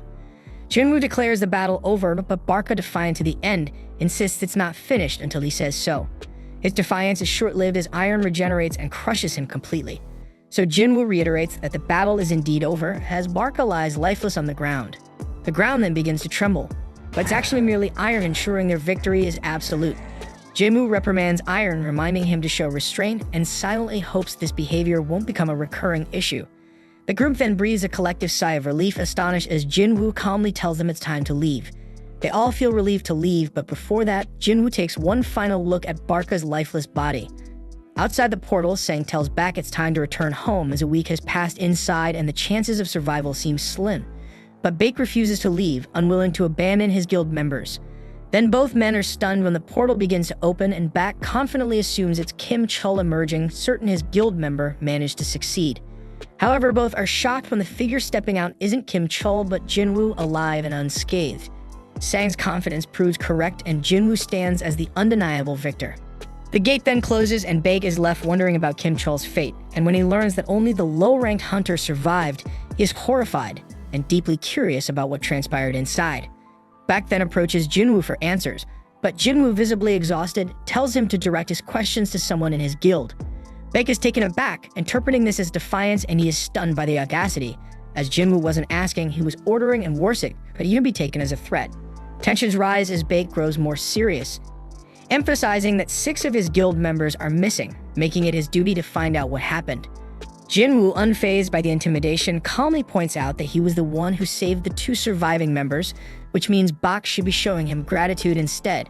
Baek takes a moment to cool down, realizing Jinwoo is right and apologizes for his earlier demeanor. Then with the situation diffused, Jinwoo takes Song-yi home. After Jinwoo departs, Baek turns to Park, asking about Jinwoo and why he seems so angry. Park explains that Jinwoo's mood only changed after defeating the boss. Sang suggests that it must be due to exhaustion, noting that Jinwoo is usually a kind person. Then of course Baek gets intrigued and instructs Sang to do whatever it takes to recruit Jinwoo into their guild. Later, Jinwoo drops off Song-yi at her home. She thanks him for everything and says she looks forward to seeing him again. Then as he leaves, Jinwoo reflects on the ordeal. Surprisingly, less than a day has passed since they were trapped in the gate. So he feels disappointed, having only earned a single dagger for all his trouble. And he concludes that Barca must have been far too high-level to yield better rewards. Looking back, Jinwoo remembers trying to raise Barca as an immortal soldier. Despite being given 3 attempts, he failed to extract him. Jinwoo takes solace in gaining Iron from the situation, but can't ignore the fact that it marks the 3rd time he has had to take human lives. The next day, Jinwoo meets Leo, but he's shocked by Leo's flashy and over-the-top attire. As they prepare for their mission, Jinwoo tells Leo that they need to pick someone up first. That someone turns out to be Song-yi, much to Leo's surprise. Seeing how informal Jinwoo and Song-yi are with each other, Leo grows suspicious. Then when Jinwoo casually asks Song-yi if she managed to get any sleep, Leo misinterprets the interaction. Worried about Jinwoo's intentions, Leo reminds him that Song-yi is underage. Jinwoo brushes it off, clearly unaware of Leo's misunderstanding, which only fuels Leo's concern. Sometime later, Leo watches in awe as Jinwoo's soldiers brutally annihilate a group of powerful beasts. Leo can't figure out where on earth they came from, and Jinwoo recalls that Leo hasn't seen them yet. So Jinwoo reveals that they're a part of one of his baddest skills, but Leo has zero clue that this level of monstrous power is even possible. With the battle over, Jinwoo orders his army to begin mining the area for crystals. Leo, feeling dejected by his inability to match their efficiency, pleads with Jinwoo to at least let him collect the magic gems. Jinwoo isn't self-loving though, and one of his soldiers offers to share the work. Elsewhere, we see a man standing amidst the wreckage of a destroyed ship, and a frightened soldier begs for his life, but the man calmly tells him to relax. But the problem is they don't speak the same language, so after switching to broken English, the man explains that he's human and that all he wants is to go home. Back with Jinwoo, he celebrates with Leo after completing the 19 raids that were part of their agreement. And with the raids done, Leo's next step is to pass the written exam at the association to earn his guild master's license. And once he has the license, he'll finally be able to negotiate with his father. But as for Jinwoo, he announces that he plans to travel for a while, so Leo thinks that Jinwoo must be trying to get away from him, but Jinwoo denies it, saying he's just drunk. Leo, however, is used to being pushed away, especially by his older brother, who's 10 years older and has always been cold toward him, so they never did anything brotherly together. But by contrast, Jinwoo has helped Leo so much that Leo wistfully admits he wishes Jinwoo were his brother instead. Moved by Leo's pain, Jinwoo fills 2 cups and says that starting from today he will consider him his little brother. And that cool shit makes Leo stunned but deeply touched. Meanwhile, the mysterious man from the shipwreck has been restrained and investigators discuss his origins. He claims to be a foreign hunter who was trapped inside a gate 10 years ago and only recently found an exit that led to a gate in America. The investigators are skeptical, worrying that he might be a humanoid magic beast. To verify his identity, they called in an S-rank hunter for questioning, and the damn hunter is Dongsu, and they're waiting on him to do the questioning because the only information they know is that the man's name is Jinwoo Sung. Later, Jinwoo tells his sister Gina that he'll be traveling for a week. She knows how busy he's been lately and teasingly asks who he'll be going with. Irritated by the question, Jinwoo curtly replies that he'll be going with a friend and leaves it at that. Soon after, he stands at the entrance to the demon castle, reflecting on how much he has grown since he barely survived his fight against Cerberus at level 20. But now with his level 3 times higher, Jinwoo is confident this challenge will go differently. Jinwoo then uses the key from his system to unlock the gate and enters the castle. Reviewing the quest objectives, he sees that his mission involves collecting demon souls. However, Jinwoo is shocked to learn that the system requires him to collect 10,000 souls, an amount he can hardly believe exists in the dungeon. But despite the overwhelming task, Jinwoo stays focused on his real objective, obtaining the ingredients for the elixir of life to save his mother. So no matter how many demons stand in his way, Jinwoo resolves to complete this damn quest. Elsewhere, Leo speaks with his father Han about taking over the guild. Leo is well aware that his older brother is also vying for control, but disagrees with his brother's approach. He argues that bringing in an outsider to run the guild is too risky for the company's future. Han, however, shifts the focus to Jinwoo, criticizing Leo for associating with him. Han recounts how Jinwoo was present at 3 highly controversial incidents: the double dungeon, the raid where Hum's team was wiped out, and the surveillance team Hunter incident involving murdered convicts. But despite the danger, Jinwoo miraculously survived all 3. Han also notes that Jinwoo was instrumental in helping Leo clear 19 raids to earn his guildmaster license and also played a significant role in the Red Gate incident, leading survivors to safety. So Han accuses Leo of using underhanded tactics by relying on Jinwoo to gain an advantage. While Leo admits his methods were ideal, he insists he knows what's best for the guild. But to Leo's surprise, Han suddenly agrees to let him pursue leadership, but with one condition. Han wants Jinwoo recruited to their guild. Han reveals that the White Tigers Guild has been trying to scout Jinwoo since the Red Gate incident, recognizing his immense potential. So if Leo truly wants to lead, Han challenges him to secure Jinwoo's allegiance first, and Leo accepts the challenge and promises to make it happen. Back in the demon castle, Jinwoo realizes that despite defeating countless demons, he is unable to extract their shadows to add to his army, and he can't figure out why. He has taken down a massive number of them, yet it feels like all that effort might have been wasted. Just then, he receives an entry permit for the next floor, and a glowing light marks the way forward. Jinwoo marvels at the dungeon's immense size because it's essentially an entire city contained within a single building. However, all the walking is quickly becoming tiresome, but luckily Jinwoo summons the bear leader to carry him. The beast charges forward, effortlessly cutting through a sea of demons that block their path. Impressed by its sheer power, Jinwoo decides to name the bear Tank. Elsewhere, a group of girls marvel at Chaha as they admire her. Chaha, however, recalls a conversation she had with Mr. Choi. He decided to keep the reports about the flying ants under wraps, but Chaha felt they should go public. Mr. Choi explained that releasing that information would only cause widespread panic, and instead they should focus on strengthening their guild as they're already the largest domestic guild, and more power is the key to expansion. Back in the dungeon, Jinwoo has cleared even more demons. When he first received the key, he feared this might be an S-rank dungeon, but so far the demons he's faced are around high B rank. Their numbers are overwhelming and they grow stronger with each floor, but by only killing the demons required to proceed, Jinwoo has made steady progress. Based on his experience with other structures, Jinwoo guesses that this castle likely has 100 floors, just like the Tower of Trials. So he wonders how strong he'll be by the time he reaches the top. Then as he reaches 4,000 souls collected, he reminds himself to track his supplies carefully. He also recalls his promise to Gina to return within a week, making this a race against time. Eventually, Jinwoo collects 10,000 souls, completing the quest's main requirement. However, his journey isn't over yet. As he progresses, he encounters a group of powerful monsters, and the leader's name appears in red text indicating extreme danger. The monster's name is Vulcan, the boss-class leader of the lower floors. Elsewhere, we see that Sang searches for Jinwoo, only to learn from Gina that her brother is on a trip, but Sang isn't convinced. There are no records of him doing a raid or leaving the country, and the last trace the association has of him is right in the middle of the city, so the association can only speculate about where he's gone. Meanwhile, inside the dungeon, Jinwoo declares that he'll take on the big boss while instructing his army to wipe out the remaining demons. His soldiers immediately spring into action, swiftly taking down the horde. And with more points allocated to his intellect ability, Jinwoo can summon a larger army and maintain them more efficiently. And also the increase in magical power has made battling much smoother. Jinwoo then turns his attention to the boss-class demon and wonders if the giant beast is ever going to get up.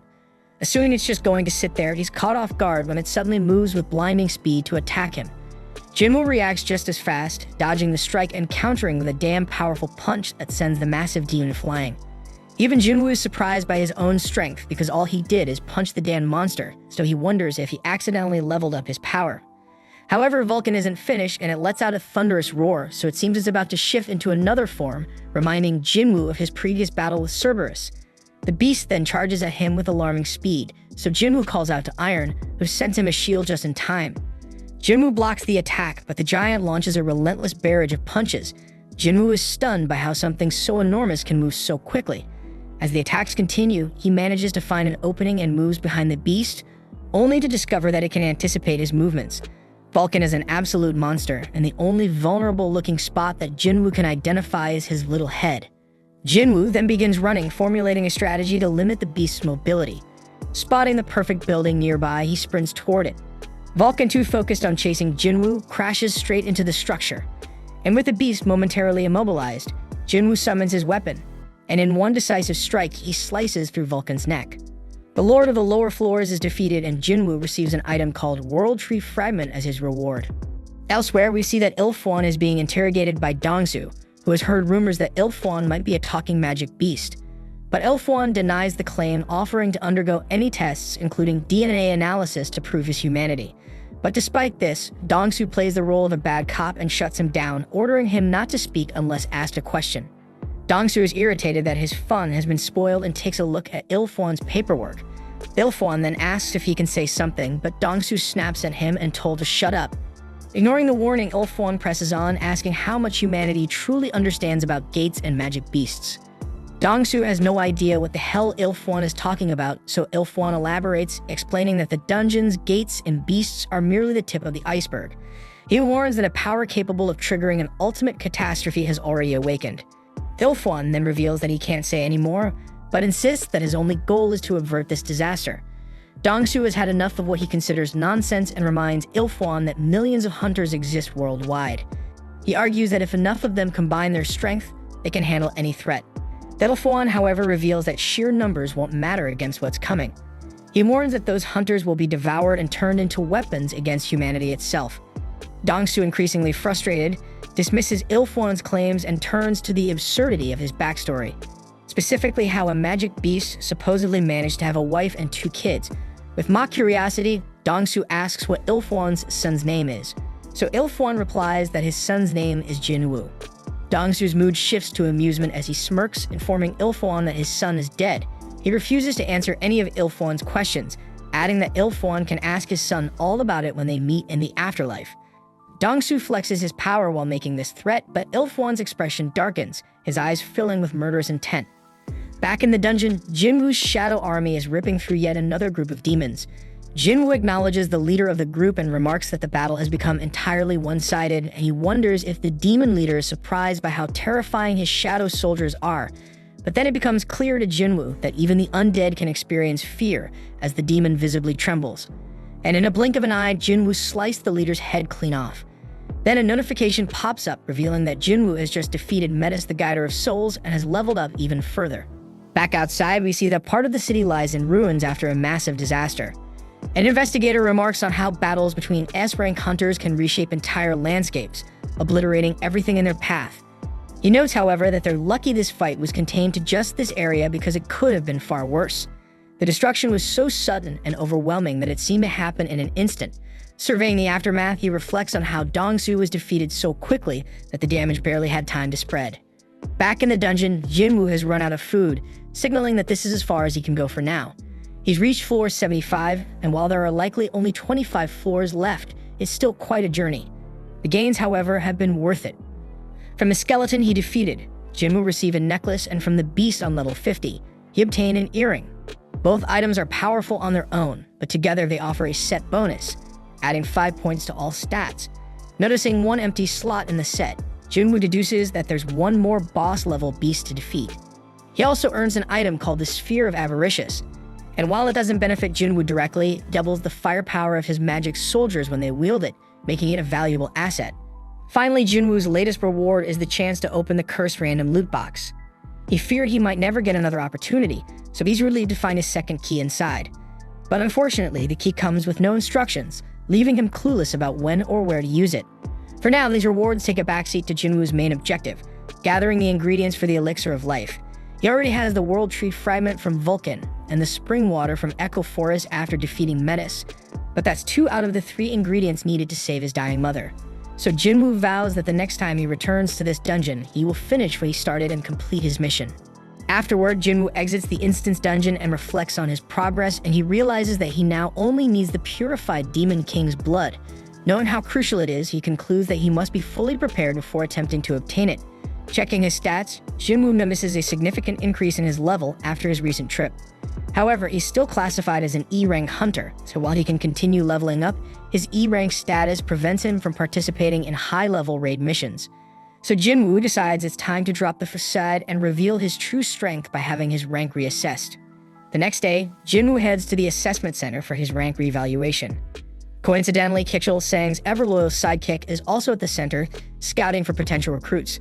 Kitchell casually observes the hunters, guessing their ranks when he spots Jinwoo among them. Recognizing him instantly, Kitchell quickly calls Bak, informing him that Jinwoo has come to get reassessed. Upon hearing this, Bak drops everything and rushes to the assessment center. Meanwhile, Jinwoo waits for his turn. He overhears a nearby conversation between 2 hunters. One of them reassures the other, who is visibly nervous, telling him that the test is simple. The anxious man explains his predicament, revealing that he needs to earn money as a hunter to support his wife and daughter, who have threatened to leave him. The other guy tries to comfort him, saying that as long as his rank is better than E, he'll be fine. He even points out recruiters who are ready to make offers to anyone ranked above E. Hearing this, Jinwoo reflects on how this has always been the harsh reality for E-rank hunters. Moments later, he is summoned for his test. Inside, the examiner notes that Jinwoo is here for a reassessment and assumes he's familiar with the process, so she instructs him to place his hand on the black crystal and wait. Jinwoo complies, but the examiner immediately notices an issue. An error message appears on the machine. She asks him to try again, but the same error pops up. The examiner repeatedly resets the machine, yet the result remains unchanged. Her superior arrives, noticing her distress, and asks if something is wrong. She explains the situation, believing the machine must be malfunctioning. So the superior decides to conduct the test himself, but when the same error occurs, he realizes it's not a mechanical failure. The superior explains to the examiner that this error isn't due to the machine, but rather its inability to measure Jinwoo's magical power. His energy has surpassed the device's limit, rendering it incapable of providing an evaluation. Stunned, the examiner quickly pieces it together. Jinwoo has become this country's 10th S-rank hunter. Meanwhile, outside the evaluation center, Mr. Choi approaches Jinchul, inquiring about the progress on the winged ants investigation. Jinchul explains that the investigative department has conducted an autopsy and is comparing the current sample with those from previous cases. However, they still require more time to reach a conclusion. Mr. Choi acknowledges this and changes the subject, bringing up the recent Redgate incident. He mentions that the White Tiger Guild allowed a non-member to participate in the raid and even let him take down the boss. So he curiously asks Jinchul about the man's identity. Jinchul admits he has no idea, revealing that although he was present during the raid, he left before it ended. Mr. Choi is visibly disappointed by this and then notices a commotion inside the center. Deciding to investigate, the two head into the building, where they witness the aftermath of Jinwoo's failed rank reassessment. Everyone is buzzing about the machine's inability to evaluate his power. The examiner informs Jinwoo that he will need to return in 3 days for a re-evaluation using specialized equipment, as his standard machine is insufficient to measure his capabilities. Meanwhile, Kitchell watches from a distance, realizing that Jinwoo is exactly as Sang anticipated. Recognizing the opportunity, he prepares to approach Jinwoo to strike up a conversation. Just then, Mr. Choi and Jinchul enter the building. Jinwoo instantly recognizes Mr. Choi as the renowned Ultimate Hunter, the country's strongest fire mage. Sensing Jinwoo's powerful aura, Mr. Choi quickly deduces that he is the source of the commotion. Eager to recruit him, Mr. Choi steps forward to introduce himself, but Jinwoo casually walks past him without a word. The entire room is stunned by this unexpected snub. Mr. Choi, bewildered, asks Jinchul if he forgot to introduce him properly, but Jinchul reassures him that he did. Despite this, Jinwoo still walked by without so much as a glance. Before anyone can say more, they realize that Jinwoo has vanished, leading them to suspect he must possess assassin-like skills. Moments later, Beck arrives at the center, panting from running there as fast as possible. Seeing him in such a hurry, Mr. Choi instantly pieces everything together. Jinwoo must be the hunter who cleared the Red Gate. This revelation solidifies his belief that Jinwoo is truly extraordinary. Choosing to leave things be for now, Mr. Choi exits the building. Meanwhile, Baek stands in shock, realizing that Mr. Choi has already discovered Jinwoo's involvement, and he laments that this was the last person he wanted finding out about the situation. At night, Jinwoo sits silently beside his mother, gazing at her peaceful figure. Before leaving the room, he whispers to her to wait for him just a little longer. Outside, he encounters Jinchul, who greets him with an unexpected confession. Jinchul admits that Jinwoo has completely changed his perspective. He explains that as part of the surveillance division, his job is to monitor hunters and bring those who break the law to justice. In the past, he had always been confident in his ability to judge people, but Jinwoo has shattered that confidence, proving him wrong. As Jinwoo walks toward the exit, he asks if he's under surveillance as well. Jinchul reassures him, saying they are monitoring him as a criminal. However, he notes that the surveillance team is tasked with controlling hunters, that even they are powerless when it comes to S-rank hunters. Jinwoo nods and continues toward the exit, but Jinchul stops him, saying there's someone who wants to meet him. Moments later, Gunny, the chairman of the Hunter Association, enters the scene. Introducing himself, Gunny invites Jinwoo for a calm and friendly conversation. First, he congratulates Jinwoo on officially becoming an S-rank hunter. Jinwoo looks confused, prompting Gunny to clarify, so he explains that the reassessment was merely a formality. The moment the machine failed to measure Jinwoo's power, his status as an S-rank hunter was essentially confirmed. So Jinwoo curiously asks why the reassessment was necessary if his rank was already decided. Gunny smiles and explains that it provided the association with a grace period, an opportunity to meet Jinwoo before anyone else could. Gunny elaborates, revealing that while the association manages a vast number of hunters, only a few are truly exceptional. Most elite hunters tend to join guilds in pursuit of fame or money. He then points out that even Jinchul, one of their best experts, is only an A rank, leaving the association in dire need of a more powerful figure. Gunny then extends an invitation to Jinwoo, offering him the most prestigious position in the association. He explains that the government no longer holds real power in the country. It's the hunters who now dictate the balance of power. At the center of this dynamic are the 5 major guilds, massive organizations barely maintaining a fragile equilibrium. Gunny warns that if Jinwoo joins any one of these guilds, the delicate balance will be thrown into chaos. Instead, he proposes a solution. Jinwoo should join the association and transform it into the 6th major power, capable of holding the guilds in check. Gunny asks for Jinwoo's thoughts on the matter, and Jinwoo, intrigued by the opportunity, begins to seriously consider the offer. Jinwoo then takes note of Gunny's remarkable presence. As the first S-ranked hunter in the country, Gunny radiates overwhelming power and strength, with a physique that defies his age of over 80 years. Jinwoo realizes that despite stepping back from active duty, Gunny still carries the strength to rival him. He knows his life could take a turn for the better if he accepts the invitation, but Jinwoo still refuses. Gunny assumes Jinwoo, like many others, is choosing money, but Jinwoo surprises him by stating otherwise. Jinwoo explains that he longs for battle, declaring that the dungeon is where he truly belongs. Hearing this, Gunny feels his old heart race, a sensation he hasn't experienced in years, and he muses that if he were 10 years younger, he would have loved the chance to fight alongside someone like Jinwoo. Realizing he can't sway Jinwoo's decision, Gunny decides not to press further. Jinwoo thanks him for the offer and takes his leave. As Jinwoo walks away, Gunny laments that even S-ranked healers can't reverse aging, leaving him stuck with a body past its prime. He then instructs Jinchul to cancel all of his appointments for the rest of the day, wanting time to himself to reflect. Meanwhile, Jinwoo contemplates his next steps. He knows he must grow stronger as quickly as possible to save his mother. His sense of urgency drives him forward, leaving no room for idleness. Across the globe in America, Dong-soo awakens in a hospital bed, his body still battered from his recent encounter. The deputy director visits him, expressing the need to clarify one crucial detail. He asks Dong-soo if Jinwoo Sung is truly a magical beast. And without hesitation, Dong-soo affirms that the power Jinwoo displayed was anything but human, concluding that he must be a magic beast. Satisfied with the answer, the deputy director begins to leave, but Dong-soo stops him, asking what actions are being taken against Jinwoo. The deputy director explains that while the administration is tracking him, there's no guarantee of success. After all, Jinwoo defeated Dong-soo, one of their strongest. Left alone, Dong-soo recalls the haunting moment after his defeat when Jinwoo warned him to stay away from his family or face relentless retribution. Even in hell, he will not leave his ass safe.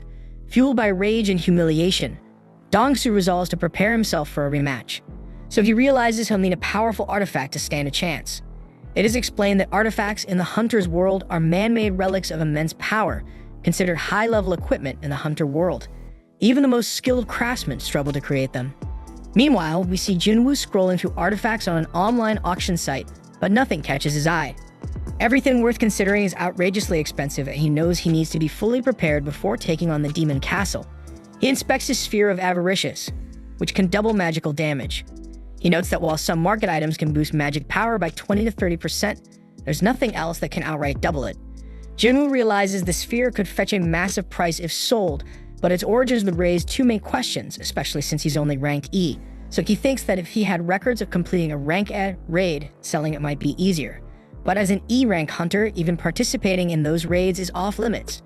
Just then, his search leads him to a job listing from the Hunters Guild. They're hiring miners for a large-scale expedition, and to his surprise, there's no rank requirement. Meanwhile, Gunny reviews Jinwoo's file. He notices how drastically different Jinwoo looks compared to 4 months ago, leaving him to question if Jinwoo is a false ranker. However, Jinchul assures him otherwise, revealing that Jinwoo sustained several injuries while clearing low-ranked dungeons. He then explains that Jinwoo became a hunter to fund his sick mother's care and pay his sister's tuition. Gunny, impressed by his devotion to his family, learns that Jinwoo recently joined the Hunters Guild raid mission.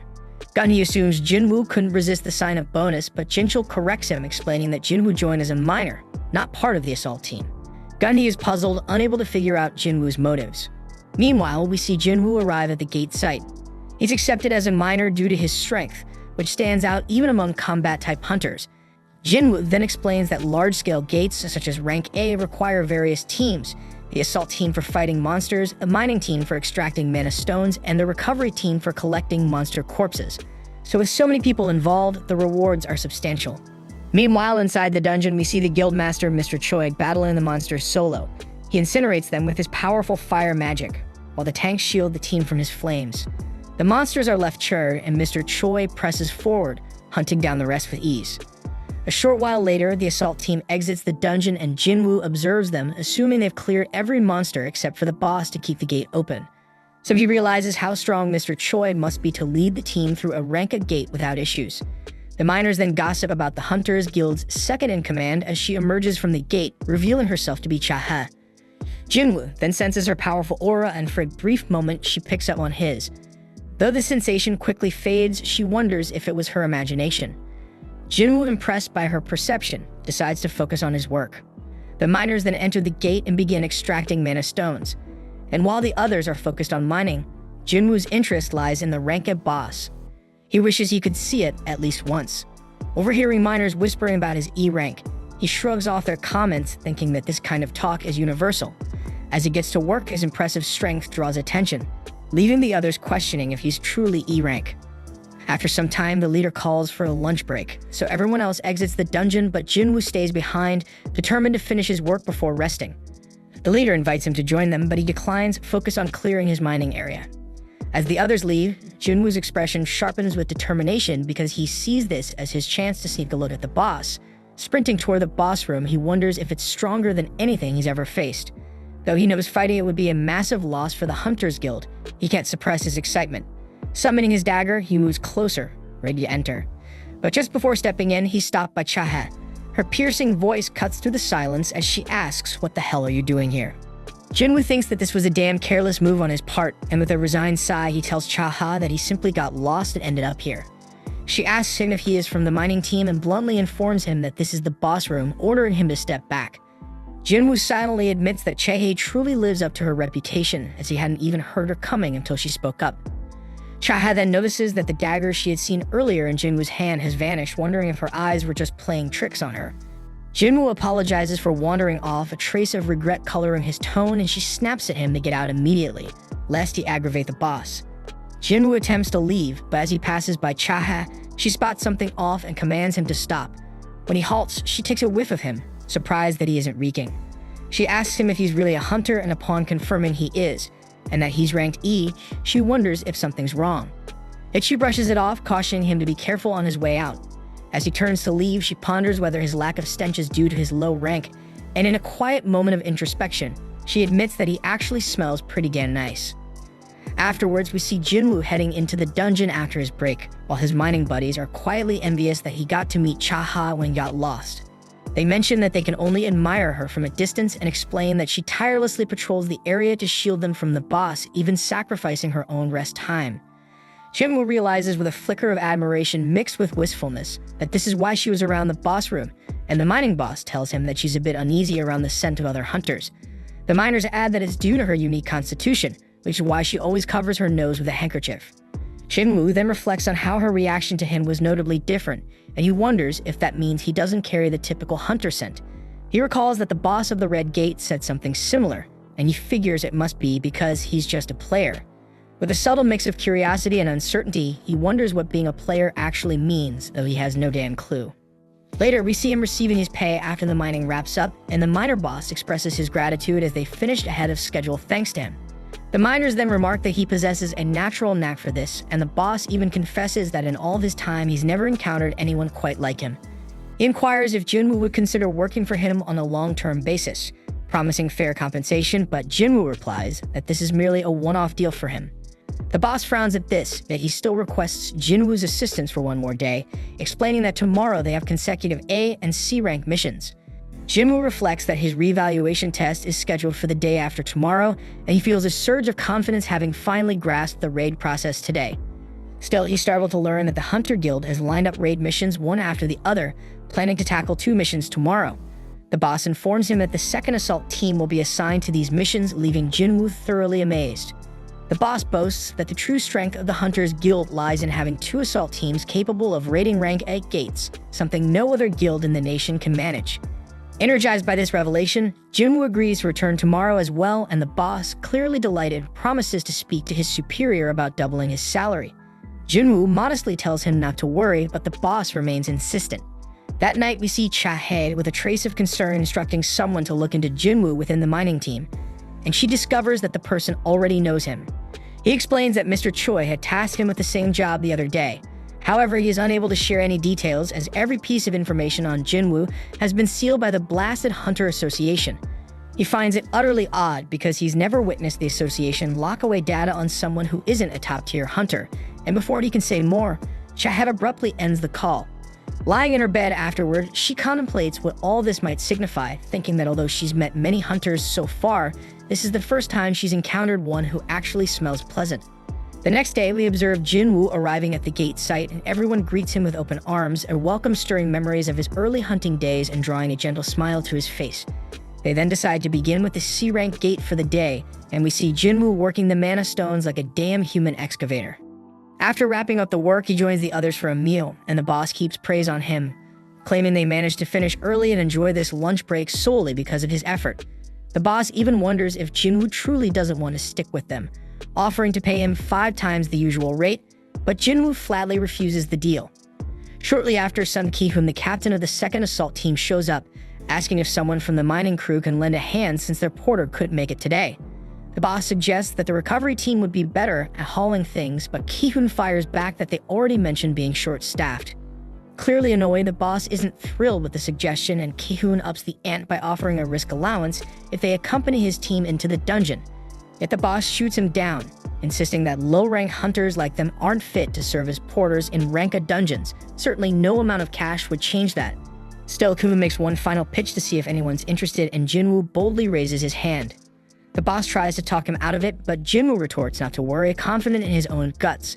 But despite their protests, warning Ki-hoon that Jinwoo is new and clueless about what he's getting into, Ki-hoon simply asks for his rank.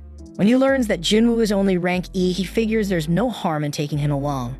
They then head toward the gate, and Jinwoo can't help but notice that this gate is larger than the one from yesterday.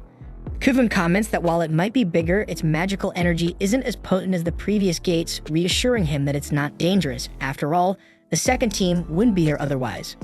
Jinwoo soon spots that the team comprises 6 rank A hunters and 3 rank B hunters, a lineup that still qualifies as an assault team even without an S rank member.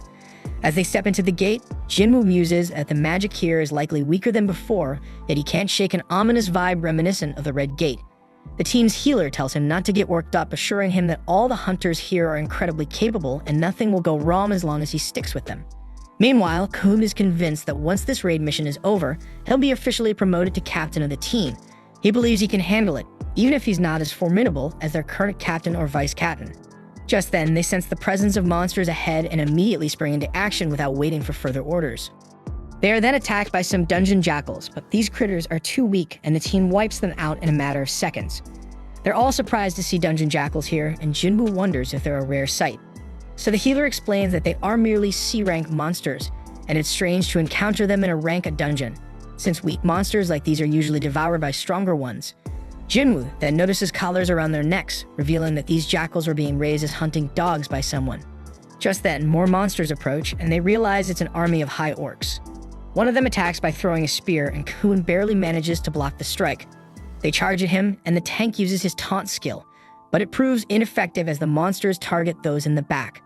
Although one of the hunters manages to repel them, the orcs take no damage due to their high magic resistance. The party's mage then binds one of the monsters that she can't hold it back because it's too strong, so the fire mage summons 2 fire soldiers to assist her. While the fire soldiers engage the orcs, the rest of the team fights fiercely. The orcs then manage to injure the team's martial artist, prompting them to ask the healer for help, though she's already busy healing the tank. Kuven thinks they're seriously outnumbered and fears this might be their end when the orcs even cut off one of the hunter's arms. Kuven silently hopes that no one will die here, and the healer steps in to regenerate the lost arm entirely, while the bespectacled mage holds the orcs back. Then an orc suddenly appears behind the healer, and she seems to accept her impending doom, until Jinwoo intervenes. Using his ruler's hand, he kills the orc by ripping out its spine.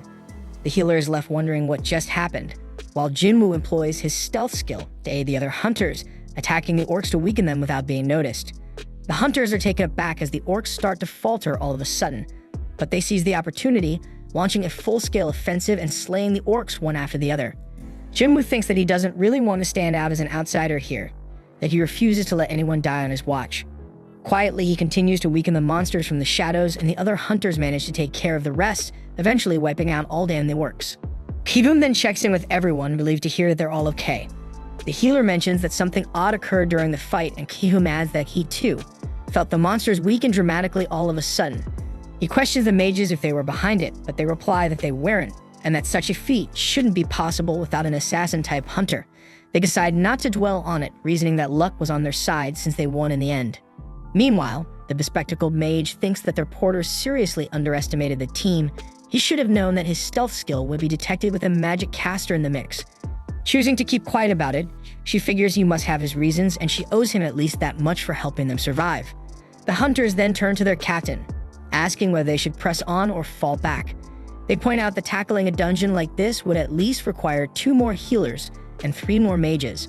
With a strong suggestion to retreat, the leader takes a moment to ponder the situation. Jinwoo, understanding their reluctance to charge ahead in a dangerous dungeon, silently hopes that the captain will make the right call. In the end, the leader decides to withdraw, much to everyone's relief. When they reach the gate leading outside, they notice that it's sealed by a barrier, a feature that wasn't there when they first entered the dungeon. The mages then step forward to remove the barrier, glad they chose to retreat as this dungeon clearly houses an entity capable of such advanced magic. Almost immediately, everyone senses a surge of powerful magic, sparking the question of whether this was the boss. As the mages hurry to dismantle the barrier, Jinwoo wonders aloud why such a massive magical fluctuation wasn't detected while they were outside. After all, even a B-rank hunter should have picked it up. Just then, the mages suddenly start bleeding profusely, and everyone realizes that someone had cursed the barrier as a sneaky trap.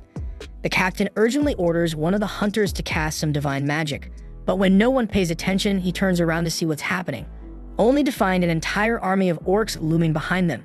They count roughly 50 orcs, and the leaders from both sides step forward, meeting halfway.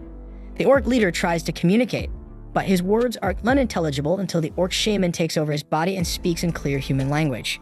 The shaman introduces himself as Kargalgan and tells Ki-hoon that he has been eagerly awaiting the humans. Kuvum then asks if Kargalgan was the one who sealed off the entrance, and the shaman confirms it.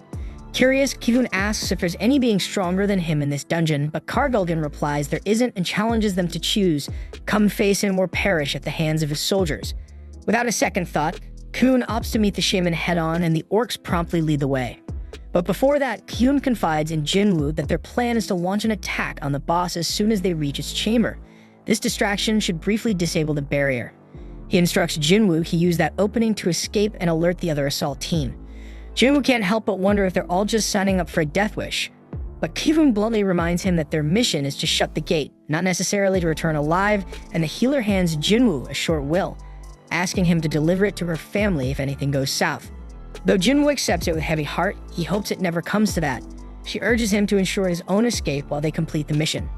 Jinwoo reflects that this dire situation feels reminiscent of the Double Dungeon, but these people are completely different from what he's faced before.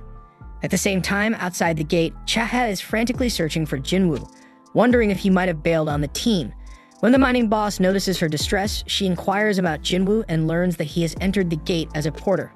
Back inside, Jinwoo and the rest of the group finally arrive at a throne room, where they are greeted by Kargalgan and a massive, terrifying horde of orcs. At the same time outside the gate, we see Chaha wondering why Jinwoo entered as a porter, given that he only has one life to live. She recalls having seen him yesterday standing in front of a boss room with a weapon in hand, which now makes him seem rather suspicious. She then informs the miner leader that she'll venture inside to investigate, asking if they have any proper weapons available. The leader only produces a pickaxe and hands it to her. When she inquires if there's anything else, he admits he has nothing resembling a weapon, just a few more mining tools. Chahe opts to go in empty-handed, but he questions whether she can manage without any damn weapon, so she reluctantly takes the pickaxe along.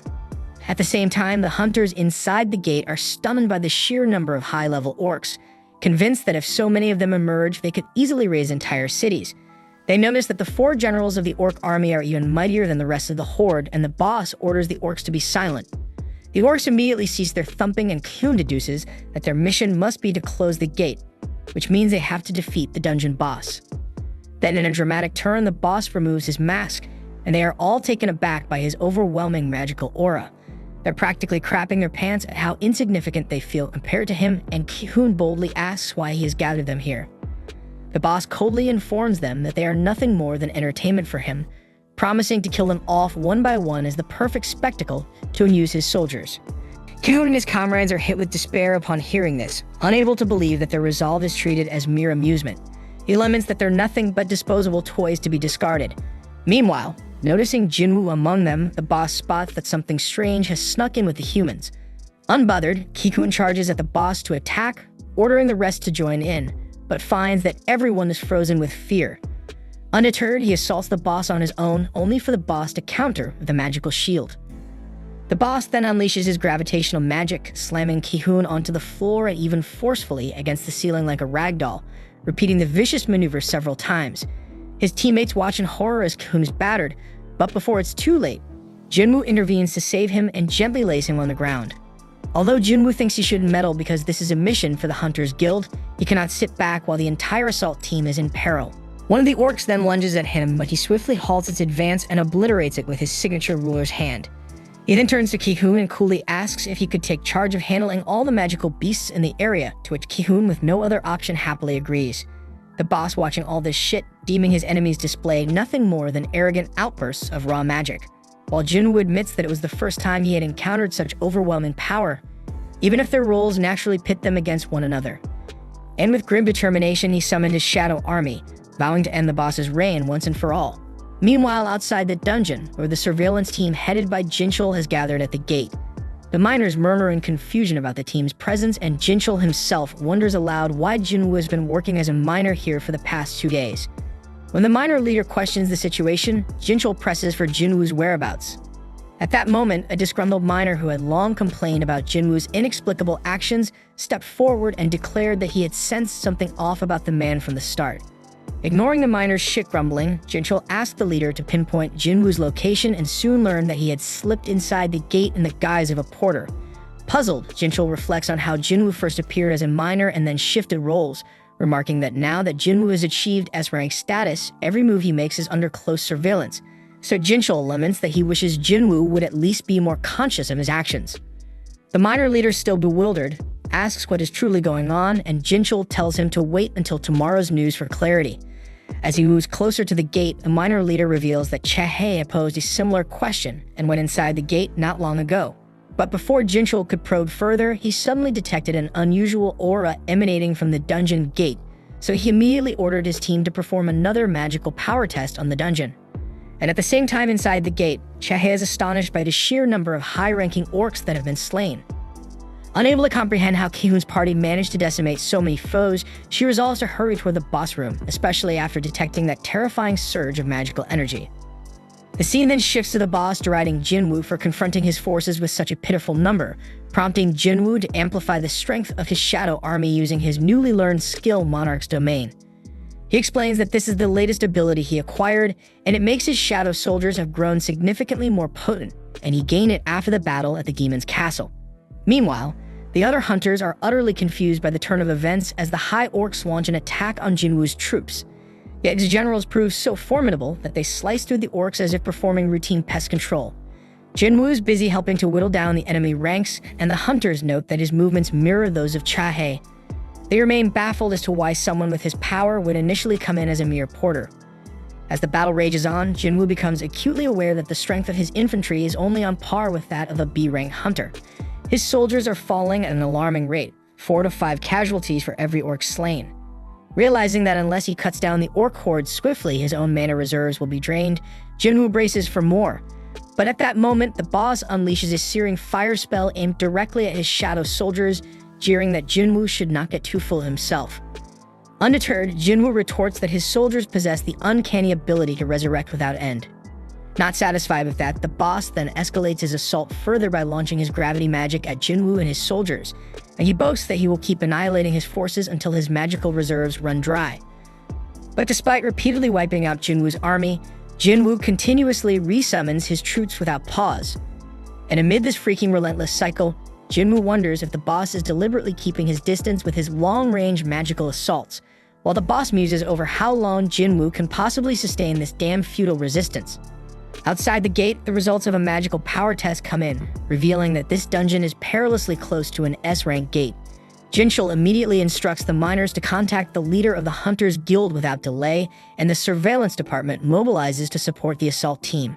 Inside the dungeon, the boss scoffs at Jinwoo, asserting that both the might and sheer numbers of his own army far exceed those of Jinwoo's. As Jinwoo watches in dismay, he realizes that his magical energy is depleting rapidly. In a swift move, he drinks a mana potion to replenish his strength and announces that he's about to reveal his true potential as a freaking necromancer. With a determined gesture, he raises all the fallen high orcs from the dead, turning them into his undead minions, and boldly declares to the boss that he intends to add the boss himself and his generals to his growing legion. Taken aback, the boss questions whether Jinwoo might be some sort of lord, puzzled as to why such a being would even be present in this place. He reflects that ever since he first opened his eyes here, the only command resonating in his mind has been to kill any damn humans. Dismissing any deeper reasons, he decides to follow that directive without question, and thus he sends his generals into battle. The scene then shifts to the Hunters Guild, where Mr. Choi is astonished to discover that the gate's power is nearly at S-rank level. He reasons that the evaluation must be accurate, otherwise Ki-hoon and his team would have already emerged from the dungeon. Realizing that a dungeon break at this level could trigger an incident reminiscent of the Jeju Island disaster, he is relieved that there is still time to avert catastrophe. Mr. Choi then instructs his assistant to mobilize every hunter in the guild, prompting a message to be sent to all A-rank and above hunters. He even mentions that they might have to call on the White Tiger Guild and the Fiend Guild for additional support. Although the assistant is surprised by this suggestion, Mr. Choi insists that for now, all they can do is to prevent things from spiraling further out of control. Back to the boss room, the battle intensifies as Jinwoo's general duels the orc commander while his own forces overwhelm the enemy. But to his dismay, the boss watches his own generals struggle and fall, prompting additional hunters to rush to Jinwoo's aid. However, the boss refuses to let them interfere and quickly injures several of them with his curse's magic. Rising from his damned high and mighty stance, the boss sneers that he will make Jinwoo regret ever challenging him.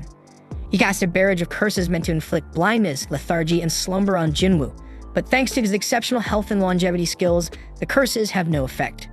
Jinwoo then coolly explains that he's immune to such toxins and promptly summons his mages. In response, the boss erects a formidable magical shield to block the assault, but the mages counter by launching a fireball enhanced by the Sphere of Avaricious. The blazing orb tears through the boss's barrier, striking in hard and fueling his anger. Just then, Cheike bursts onto the scene, her eyes wide with shock as she surveys the chaotic melee. She notes that several hunters are down and Kyun, for instance, is injured, but being hastily healed by the medic. When she asks what hell is going on, the fighters can only offer confused glances. The boss then ramps up his assault, channeling strengthening magic and other spells to transform himself into a giant intent on crushing Jinwoo underfoot. Jinwoo, however, nimbly dodges the massive blows, remarking disdainfully that he's never cared for giants, likely due to a previous debacle in the double dungeon. In retaliation, the boss unleashes a torrent of fire spells around him, indiscriminately wiping out friend and foe alike. Enraged, the boss taunts Jinwoo, questioning whether he still believes he can stand up against such might. In a bold move, Jinwoo lunges forward and stabs the boss in the eye, declaring that by turning into a giant, the boss has only made himself a bigger, more vulnerable target. And he adds coolly that a lone mage without any guards stands no chance against an assassin-type hunter. The boss fires back with more searing fire spells, but Jinwoo deftly evades every blast and counterattacks with his dagger, only to find that his blade barely makes a dent. Realizing brute force alone won't cut it, Jinwoo summons his ruler's hand, using it to snatch up a set of chains. With a swift, decisive motion, he binds the boss and hurls him around the room, leaving the monstrous adversary reeling at his feet. Just then, Jinchul arrives at the scene and, taking in the astonishing display, tells Chaha that he had come to lend support when he noticed an outpouring of potent magic from outside, but now he feels his help might no longer be necessary. Noticing that even the head of surveillance seems to acknowledge Jinwoo's power, Chaha wonders just how formidable he must be. She asks Jinchul what he thinks of Jinwoo, to which he replies with a shrug, admitting that he doesn't really know him all that well. Meanwhile, Jinwoo tells the injured boss that his fate was sealed the moment his own guards fell in battle. Refusing to accept defeat, the boss snarled, but Jinwoo wasn't finished yet, and he called upon the spirits of his former guards to finish the job. And after exchanging some decisive blows, the boss fell, and with great fear in his eyes, he looked up and saw his former generals ending his life. After emerging victorious, Jinwoo felt a surge of power and ascended a few levels, then proceeded to extract the boss's soul, a move that shocked everyone. After rising up, Jinwoo jokingly comments that he finally becomes now much more docile after he turns into a shadow. Then, while performing the extraction, he realized he could name the soul. Since the boss's true name had escaped his memory, he decided to dub him Fang. Upon inspecting Fang's essence, Jinwoo discovered that the fallen foe held the Elite Knight rank, a classification he'd never encountered before, though he recognized it as something truly remarkable. He also notes that the High Orcs proved to be a significant gain, just as Jinchul steps forward. Up until this point, Jinwoo had been so engrossed in the soul extraction that he hadn't noticed Jinchul's arrival. When other hunters begin clamoring for an explanation of what just transpired, Jinchul's team intercedes on his behalf, declaring that Jinwoo is currently the association's top secret. They instruct everyone to keep the day's events confidential, explaining that Jinwoo unleashed the power of an S-rank hunter solely to protect them. With that, Jinchul and his team escort Jinwoo out, but before parting, Hoon and his comrades express their heartfelt gratitude, and Jinwoo returns the healer's will to her. Then, as Jinwoo was departing, Chehe tried to catch up with him to speak, but the bespectacled mage interrupted and asked why she was lugging around the pickaxe. But Chaha shyly wonders if he would think she is weird, so the mage asks who she is talking about, and Chaha shyly replies no one. Later, Mr. Choi receives a report of the incident and is utterly astounded by the multitude of abilities Jinwoo has displayed. He asks Ki-hoon to compare the strength of Jinwoo with his own, noting that while typical raids rely on the coordinated efforts of many hunters, Jinwoo defies that norm by working alone. Kuvun then challenges Mr. Choi, asking whether he truly believes that he can conquer the most difficult dungeon on his own. Mr. Choi, with a wry smile, remarks that he doubts it, and then says that his title of Ultimate Hunter might now be little more than a joke. And as Mr. Choi leaves, Kuvun tells him that he must recruit Jinwoo at all costs, and Mr. Choi announces that he will do his best. Meanwhile, Jinwoo meets up with Leo, inquiring about how matters with the guild master have unfolded. Leo fills him in on the details, and the scene then shifts to the Hunter Association. There, a famous actor named Lee Min-sung has just awakened as a hunter, and the media has swarmed the area to cover the breaking news. Min-sung, reveling in the attention, believes himself to be the star of the day, basking in his newfound fame. The scene then shifts to Baek and Mr. Choi arriving at the Hunter Association, with the media buzzing that they're there to recruit Lee Min-sung. Baek, clearly annoyed, asks who the hell that even is, and Mr. Choi curtly replies that he's not here for that nonsense. Although Mr. Choi has heard of Lee Min-sung, he explains that the guy has already inked a deal with the Fiend Guild, and he's here for something entirely different. Disappointed by the lack of a juicy headline, the media soon scrambles off. Baek then recalls hearing that Mr. Choi had been troubled by the recent A-rank dungeon, which nearly reached S-rank status. Mr. Choi dismisses it as nothing compared to what the White Tiger Guild suffered at the Red Gate, where real casualties occurred. Baek mentions he even heard that Mr. Choi was almost about to beg him for help, but Mr. Choi insists that things turned out differently thanks to Jinwoo, so much so that he now plans to give Jinwoo a grand welcome into his guild. Baek agrees that Jinwoo saved them too, and the two start bickering over who will be the one to recruit him. Just then, the guildmaster of the Fiend Guild steps in and asks if they're squabbling over Lee Min-sung. They quickly shoot back that they couldn't give a damn about that damn guy, and at that moment, Jinwoo arrives at the association, utterly baffled by all the commotion. Meanwhile, over at Jinna's school, the girls are glued to the news about Lee Min-sung from the Hunter Association. They chat about how Min-sung, an actor with a seriously tainted reputation, is involved in a slew of scandals, with rumors that he sleeps around with every actress he works with. Back at the association, Min-sung himself addresses the media.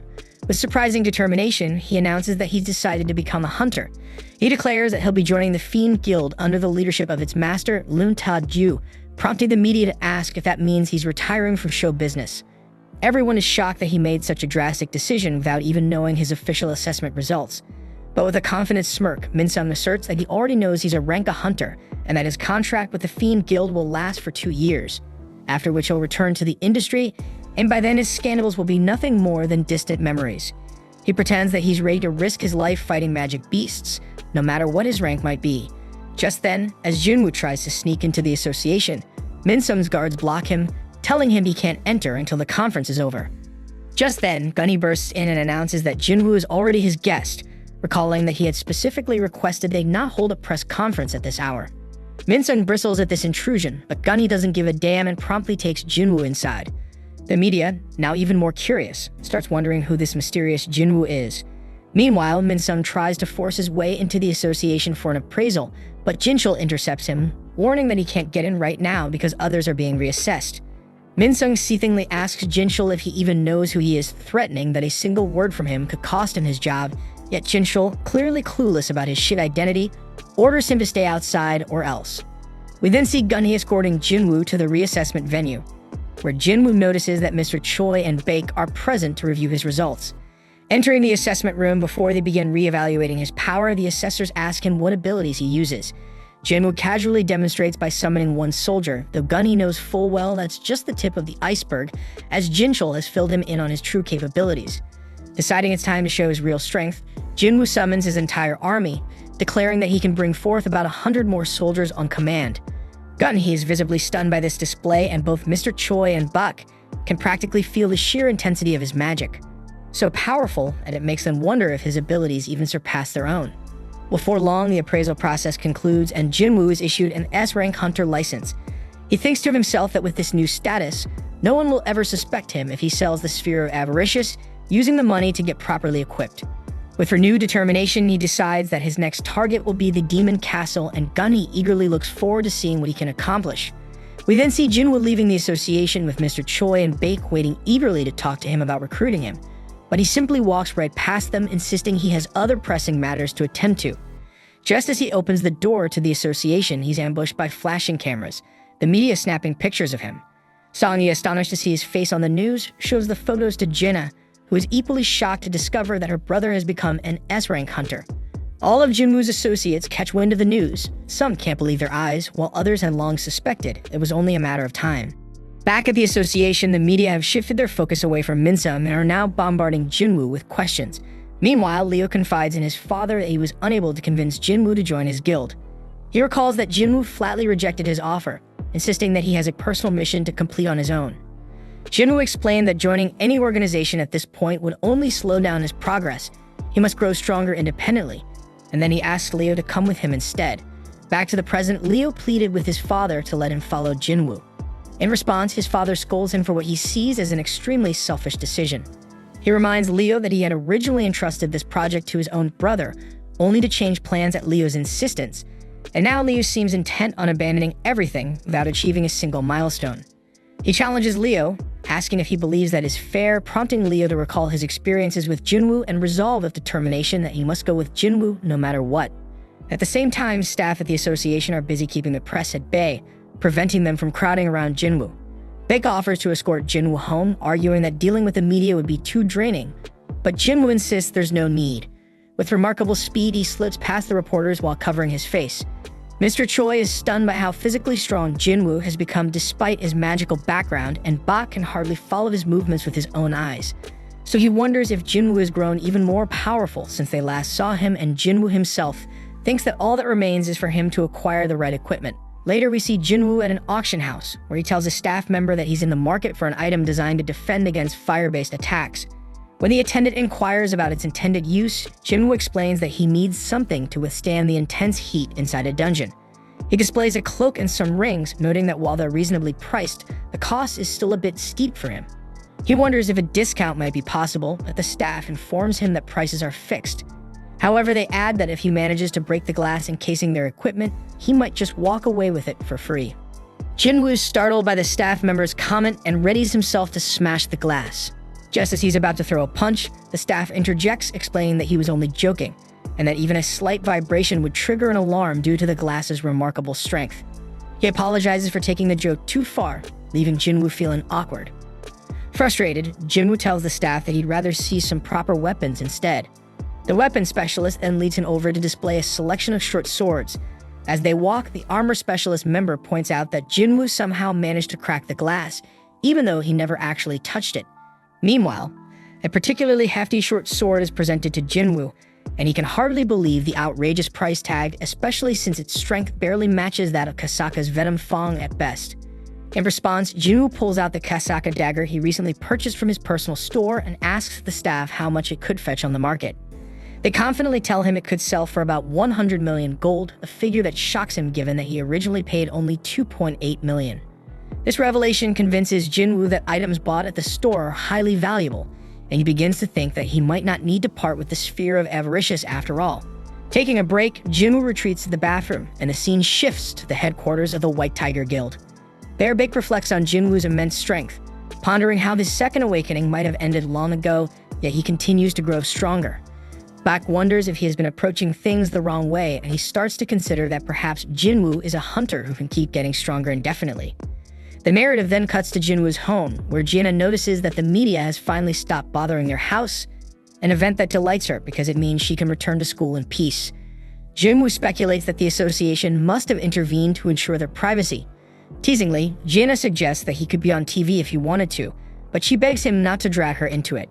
Jinwoo shrugs, admitting it's beyond his control, and then announces that he'll be away for a week starting tomorrow, a revelation that leaves Jiena surprised and curious about his plans. At that moment, Leo shows up at the doorstep. When Jiena asks if he's one of Jinwoo's friends, Leo clarifies that he's actually Jinwoo's right-hand man. Jinwoo quickly offers an explanation, telling Jiena that he'll be working with Leo for the next week. Although Leo seems a bit confused at first, a gentle nudge from Jinwoo helps him understand, and he readily agrees to play along. At night, we find Leo fast asleep in Jinwoo's room while Jinwoo quietly checks on Jiena, thinking that maybe things have finally settled down. Though now everyone knows he's an S-rank hunter, so he's got to be extra cautious. To ensure security, he summons Fang's guards from earlier, but quickly notes that only 3 are here, recalling that Fang originally had 4. One of the guards reminds him that the 4th had been sent crashing into the ceiling by one of Jinwoo's earlier attacks, and his shadow extraction didn't manage to recover him. Jinwoo shrugs it off, deciding that 3 guards suffice. He then leaves one of them along with 2 ordinary guards to watch over Jinna. Then while on the rooftop, Jinwoo reflects on the need to bolster neighborhood security and orders some of his soldiers to patrol the area, ensuring it remains peaceful. Overhead, we then see a majestic flying magic beast soar through the sky. The following day, Jinwoo and Leo are seen driving together. Leo thanks Jinwoo for letting him stay over, and Jinwoo reassures him that there's no need to worry about him running away from his house. Leo then inquires about Jinwoo's business at Daesung Tower. Jinwoo reveals that he's scheduled to train for an entire week there, much to Leo's surprise. After all, he's already an S-rank hunter. Jinwoo simply replies that he still believes in the pursuit of greater strength, a sentiment that doesn't surprise Leo all that much.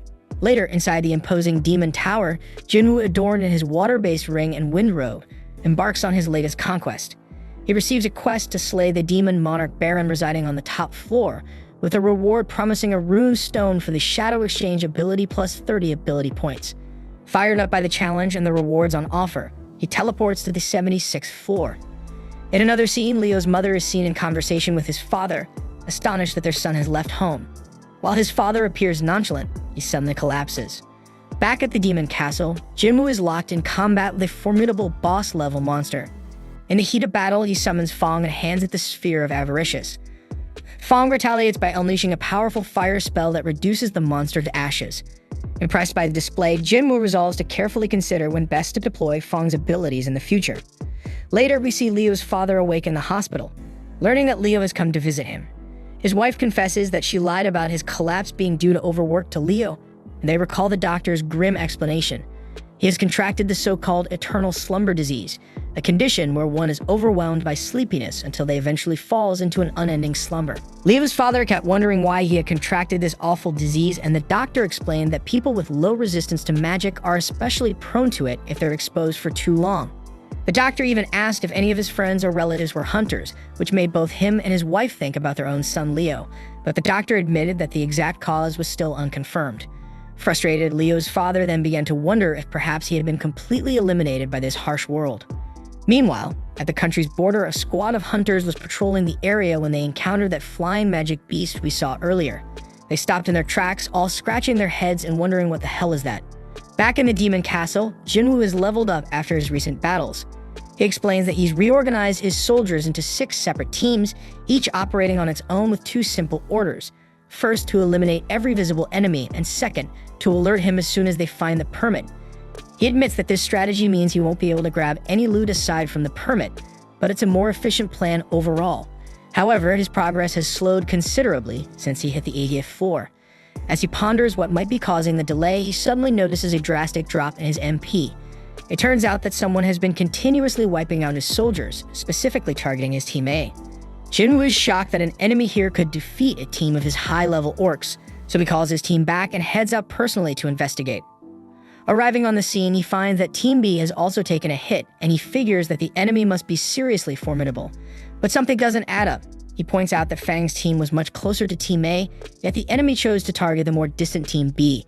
It dawns on him that this adversary must have known that Fang was too powerful to tackle, and so deliberately chose weaker opponents instead. Jinwoo then deduces that the next target will likely be the Ice Bear squad, and sure enough, he soon spots some demon knights swarming the Ice Bears. The demon knights tear through the bears as if they were nothing more than playthings, and Jinwoo watches in stealth mode. Satisfied with their performance, he deactivates his stealth. One of the knights lunges at him, but he swiftly dispatches the attacker. Then, as 2 more assailants join the fray, he tears them apart with ease, leaving only their leader standing. He charges toward her, but she seems afraid and retreats. At that moment, Jinwoo reflects on his long-held curiosity about whether magic beasts feel fear, and he finally confirms with a malicious smile that they can do. Then the battle escalates as he clashes with the leader, nearly ending her life, until unexpectedly, she surrenders before he can deliver the finishing blow. As her voice echoes through the fray, he realizes that she is a woman. Removing her helmet, he takes in her features. She pleads for mercy, and Jinwoo is taken aback that the very person who initiated the conflict now begs to be spared. He retorts that he has already dispatched all of her companions, yet she insists that it is the solemn duty of the knights to protect their lord at all costs. She is convinced that as long as she remains safe, her people will thrive, a sentiment Jinwoo dismisses as selfish. Unmoved by her pleas, he turns to leave, but as he glances back, she lunges at him again. But before her attack can land, Fang intervenes to shield him. Confused, he demands to know what she intends to do, and she once more begs for her life, promising to do anything he requests. He orders her to fetch the entry permit, and she reveals that it is currently held by her family. If he spares her, she will retrieve it for him. Moreover, she boasts that she even knows the locations of every permit on the upper floors, and if he guarantees her family's safety, she will guide him to them. Jinwoo realizes that he failed to locate the permits because her family deliberately hid them, and he glares at her with murderous intent, questioning whether he can truly trust her. Sensing his fury, she pleads earnestly that he can, and he reluctantly agrees on the condition that he obtains the permit. She gratefully thanks him, and he then demands to know exactly who they really are. The scene abruptly shifts to a desolate island, where a sinister flying ant has infiltrated the area, leaving devastation in its wake as it slaughters everyone it encounters. Back at the demon castle, the girl introduces herself as Easel, the eldest daughter of the Radiru family.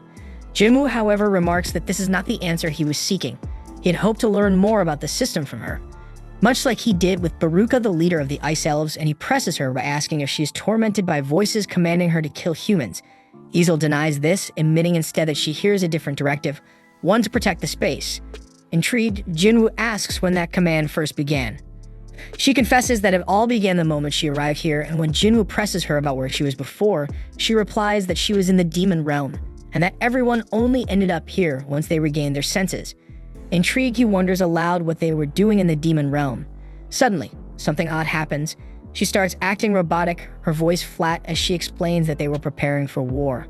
When he asks who they were gearing up to fight, she reveals that it was against a formidable enemy, so powerful that the demons had to band together to stand a chance. And they were on the verge of fighting that formidable enemy. But just as she begins to elaborate further, an error message suddenly issues from her mouth, announcing that the details are classified and that the conversation is now blocked. Before he can press for more, she faints and Jinwoo quickly catches her, realizing that he can no longer ask for any additional information. The scene then shifts to a meeting at the Hunter Association. Officials review photos from the recent flying ant attack on the Japanese outlying islands, and Jinchul reports that the assault caused a total of 294 casualties, with 108 hunters engaged in battle. Among the fallen were 4 E-rank hunters, 1 C-rank, and 1 B-rank hunter. Gunny is astounded that a single monster could inflict so much damage, and Jinchul adds that the creature was eventually put down by an A-rank hunter who arrived on the scene. Gunny deduces that the winged ants must possess A-rank strength, a fact confirmed by Jinchul, who cites findings from the investigation department after dissecting the monster. Gunny then points out that the island attack lies just 120 kilometers from Jeju Island, warning that if those ants develop even stronger flight capabilities, they could easily reach the southern tip of their nation. He immediately calls for assistance from Japan and urges that neighboring countries be alerted. He laments that the inevitable threat is upon them now. He wanted to strike first to prevent casualties, but it appears he was too late. Determined, he declares that the 4th raid mission of Jeju Island is now underway. Back in the demon castle, Easel apologizes to Jinwoo for suddenly fainting. He gently asks if she's alright, and she assures him that she's fine, even wondering if he had been worried. He admits that he was indeed concerned and inquires if her home's nearby. Easel gestures toward a house straight ahead, and they proceed inside. Once there, her father is taken aback by the unexpected visitor and wonders if she hadn't noticed the countless troops silently looming in his shadow. Jinwoo notes with appreciation that her father is quite perceptive, but soon enough Easel's father's forces close in around him, declaring that they won't let him leave alive. Easel intervenes, pleading with her father to stand down, while Jinwoo calmly reminds her father that he promised Easel not to harm anyone as long as he receives the permit. Having heard that Jinwoo had defeated both Vulcan and Metis, her father is convinced that Jinwoo isn't an opponent they can defeat. Reluctantly, he hands over the permit, ordering Jinwoo to leave. Then, with unexpected boldness, Jinwoo asks if he might borrow her daughter as well. Startled, her father demands an explanation, so Jinwoo explains that Easel had earlier mentioned she knew the locations of the permits on every floor. Her father then asks whether Jinwoo can guarantee his daughter's safety, to which he promises he can. Satisfied, her father permits the arrangement, prompting Jinwoo to ask Easel to guide him. Elsewhere, we see scientists are busy dissecting the flying ant, examining every detail with intense scrutiny. Back at the castle, Jinwoo continues his steady ascent through the floors, and soon he finds himself on the 89th floor. There he observes that both Aegis and Tank have leveled up, one now holding the title of Elite Knight, while the other is just a knight. He muses that one of them now rivals the strength of an S-ranked adventurer, while the other is comparable to a rank adventurer. Meanwhile, Easel has prepared an array of gifts for the nobles on the floors above, intending to negotiate permits through these offerings, but Jinwoo dismisses the need for such bribes. Isol then warns him that the floors above level 90 are managed by high-ranking nobles, on a completely different level from the low-level shits he's been fighting, so obtaining permits by mere conversation will be extremely difficult. Jinwoo agrees, remarking bluntly that no one bothers to talk to someone they consider weak. He recalls that her family is locked in fierce competition with other demon nobles and promises that he will elevate her family to become the most powerful in this realm. Isol then asks him why he spared her family, and Jinwoo replies bluntly that it's because he likes her, leaving her blushing and embarrassed.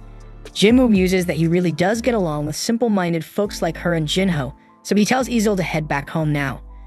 He reminds her that she just warned him things would get tough from here on out, and he doesn't want to drag her into danger. But before she leaves, he asks her to disclose the locations of the permits. Nervously, she wonders if she's useless to him. But he reassures her that isn't the case. In fact, he believes it wouldn't be safe for her to go ahead with him. Still determined to follow him and witness his achievements, she insists on coming along, so he agrees, and together, they ascend to the 90th floor. There, Jinwoo battles the monsters advancing ahead, and he realizes that Isol was right. Both the strength and the sheer number of monsters in this area far exceed those on the lower levels. Nonetheless, he manages to push forward with little difficulty until he finally reaches the 97th floor. The scene then shifts to the Hunter Guild, where we learn that both Mr. Choi and Cha-ha have received a call for the 4th raid on Jeju Island. Mr. Choi reveals that all the S-rank hunters in the country have been mobilized, and Cha-ha wonders if this means Jinwoo will be involved as well. He then informs her that they will be cooperating with Japan this time, since the flying ants have also been threatening that region. Sheke asks when the raid will commence, but no exact time has been decided yet, though he believes it will start soon because the hunters from Japan's ultra-large guild are scheduled to arrive in their nation later today to discuss the situation. Meanwhile, we see Jinwoo on the 100th floor of the demon castle, where he spots a wyvern circling overhead. The creature lands, and riding it is none other than the demon lord Baron. Jinwoo is struck by the overwhelming aura emanating from Baron and wonders if he has any chance of defeating him. Isol freezes in fear at the sight of the demon monarch, and Jinwoo realizes he must bring Baron down from his ride first because fighting an opponent in the air would be far too challenging. Baron then soars upward, summoning demons to attack Jinwoo. Isol panics, unsure of what to do, and Jinwoo quickly summons his army, now enhanced by his monarch's domain. Together, they engage the summoned demons, wiping them out with ease, which leaves Isol in awe of Jinwoo's power. Still, she remains uncertain whether he can ultimately prevail against Baron, as he is merely an invader, and she wonders whose side she should ultimately choose. Baron then unleashes a torrent of lightning that cascades from the sky in a devastating area of effect attack, decimating Jinwoo's soldiers and sapping a large portion of his mana. Isol nearly gets caught in the storm, but Jinwoo quickly shields her. He realizes that this isn't ordinary lightning. It's a wide-range assault with a stunning effect. Though he knows his soldiers can be revived, repeated hits like this will rapidly sap his MP. Determined to act before his resources are completely depleted, he activates his dash and stealth skills to charge at Baron and target his wyvern. However, Baron effortlessly blocks his attack, and Jinwoo is taken aback that his stealth detection was penetrated. Baron then hurls Jinwoo forcefully to the ground and attacks with a homing lightning breath. Jinwoo dodges the attack, but is intercepted by Fang, who saves him at the last second. Just then, Eggers steps in and slices off the wyvern's head, bringing Baron crashing to the ground. Jinwoo breathes a sigh of relief, glad that the demon lord has been forced to the ground because he was growing weary of constantly looking skyward. The scene then shifts to the Hunter Association, where a meeting is underway with Goto Ryuji, the guild master of the Draw Sword Guild, accompanied by his interpreter, Hanakawa. Gunny explains that the Draw Sword Guild is one of the largest in Japan, boasting 11 ranked hunters and standing as the second largest guild in Asia. He comments that Gono exudes an inspiring aura and truly lives up to his legendary reputation. Hanakawa then thanks the association for accepting their proposal to form a joint assault team. Gunny, not wanting any fuss, tells her not to mention it further. After all, they were the ones who first requested support. Hanakawa then explains that their research based on information gathered and the dissection of the winged ants has revealed two critical points for the mission. First, the flying ants grow rapidly after hatching but have a lifespan of only 1 year, meaning that if the queen is killed, the rest will perish within a year. The second key finding concerns the ants' behavior. Based on records from 3 previous raid missions, the researchers discovered that the ants are strongly attracted to potent magic power. Hanakawa remarks that this trait will be crucial in devising a strategy for the upcoming mission, and Gunny agrees, noting that they've analyzed the ants' movements with remarkable thoroughness. Hanakawa then translates for Goto, explaining that their guild plans to send 10 out of their 11 S-rank hunters, all tasked with luring out the ants, while the Korean hunters are slated to eliminate the queen ant. Jinchul then expresses some reservations, pointing out that this strategy might force the Japanese hunters to face thousands of ants head-on. Goto, however, is unfazed, since his hunters will merely act as bait rather than engage in full combat, and their AI simulation confirms that this is the optimum plan, and Gunny agrees to the plan. Back in the demon castle, Jinwoo's army continues its fierce battle against the demons, and Jinwoo himself fights relentlessly. He barely finds time to gulp down a mana potion before he notices his MP rapidly depleting. We then see Igris, Iron, and Fang locked in combat with Baron, who seems to effortlessly block all incoming attacks, including Jinwoo's own strike. And in a brutal moment, Baron seizes Jinwoo by the head, poised to finish him off.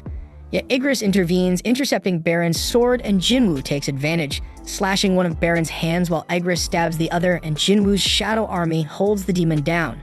In retaliation, Baron unleashes another lightning breath that wipes out a large portion of Jinwoo's forces, leaving him alarmed as his MP reaches critical lows. Undeterred, Baron summons his blades and engages Jinwoo in a rapid exchange of blows.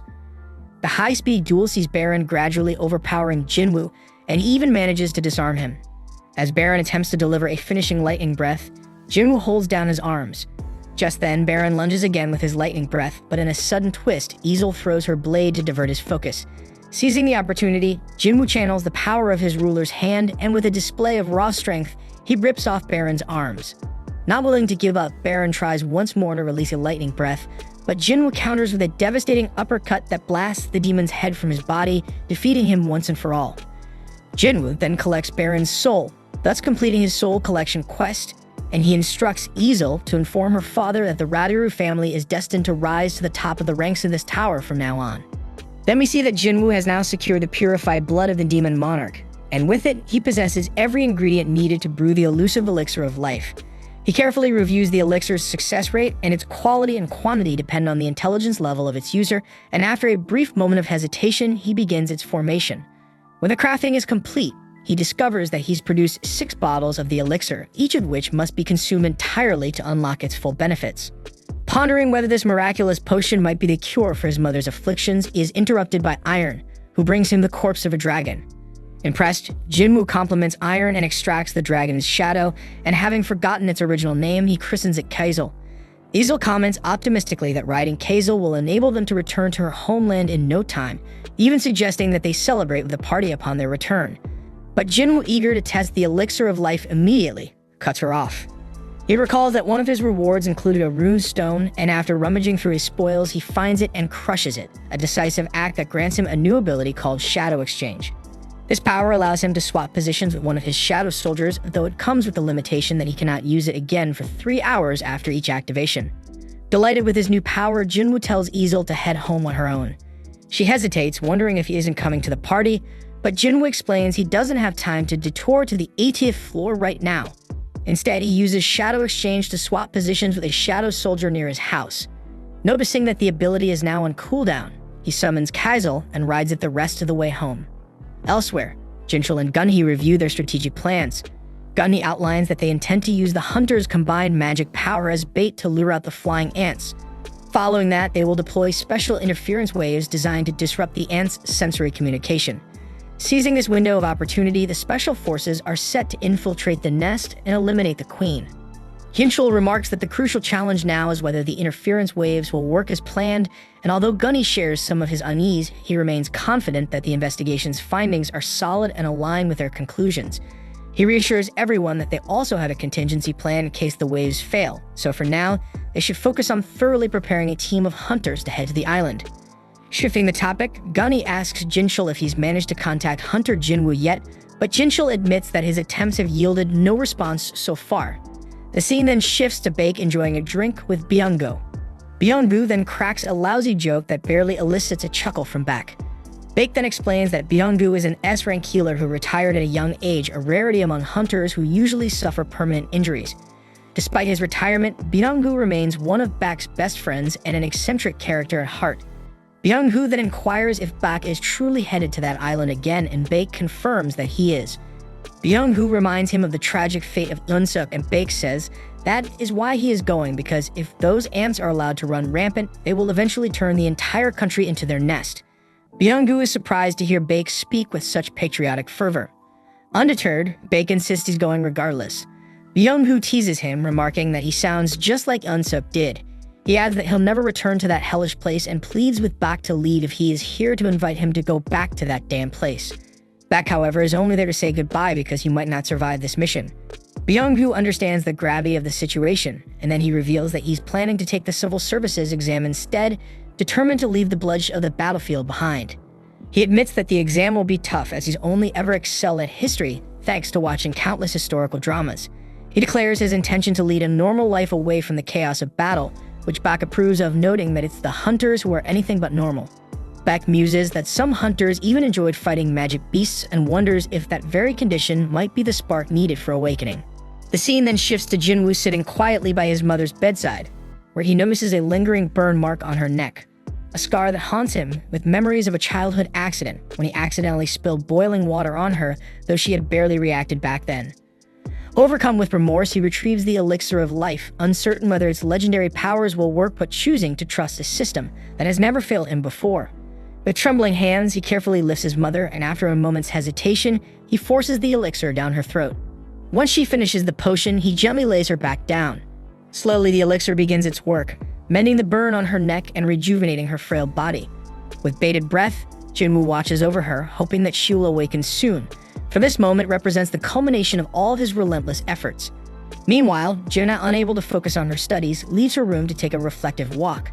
Later that night, as the soft glow of the moon bathes the hospital room, Jinwoo is startled to see his mother stir.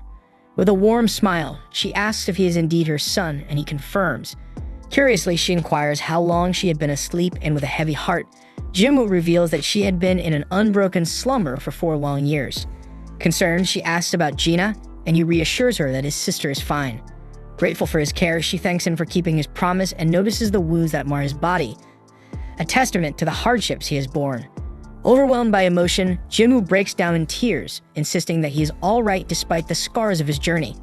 The next day, a doctor informs the head physician that one of the patients suffering from the so-called eternal sleep disease has finally awakened, and her body shows no signs of abnormality.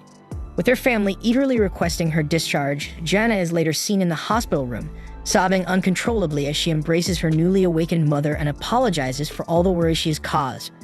Watching this poignant reunion, Jinwoo feels a deep sense of fulfillment, convinced that all his arduous efforts have finally borne fruit. Elsewhere, Gunny is hosting a press conference. He thanks everyone for coming and addresses the nationwide disasters caused by the winged ants from Jeju Island.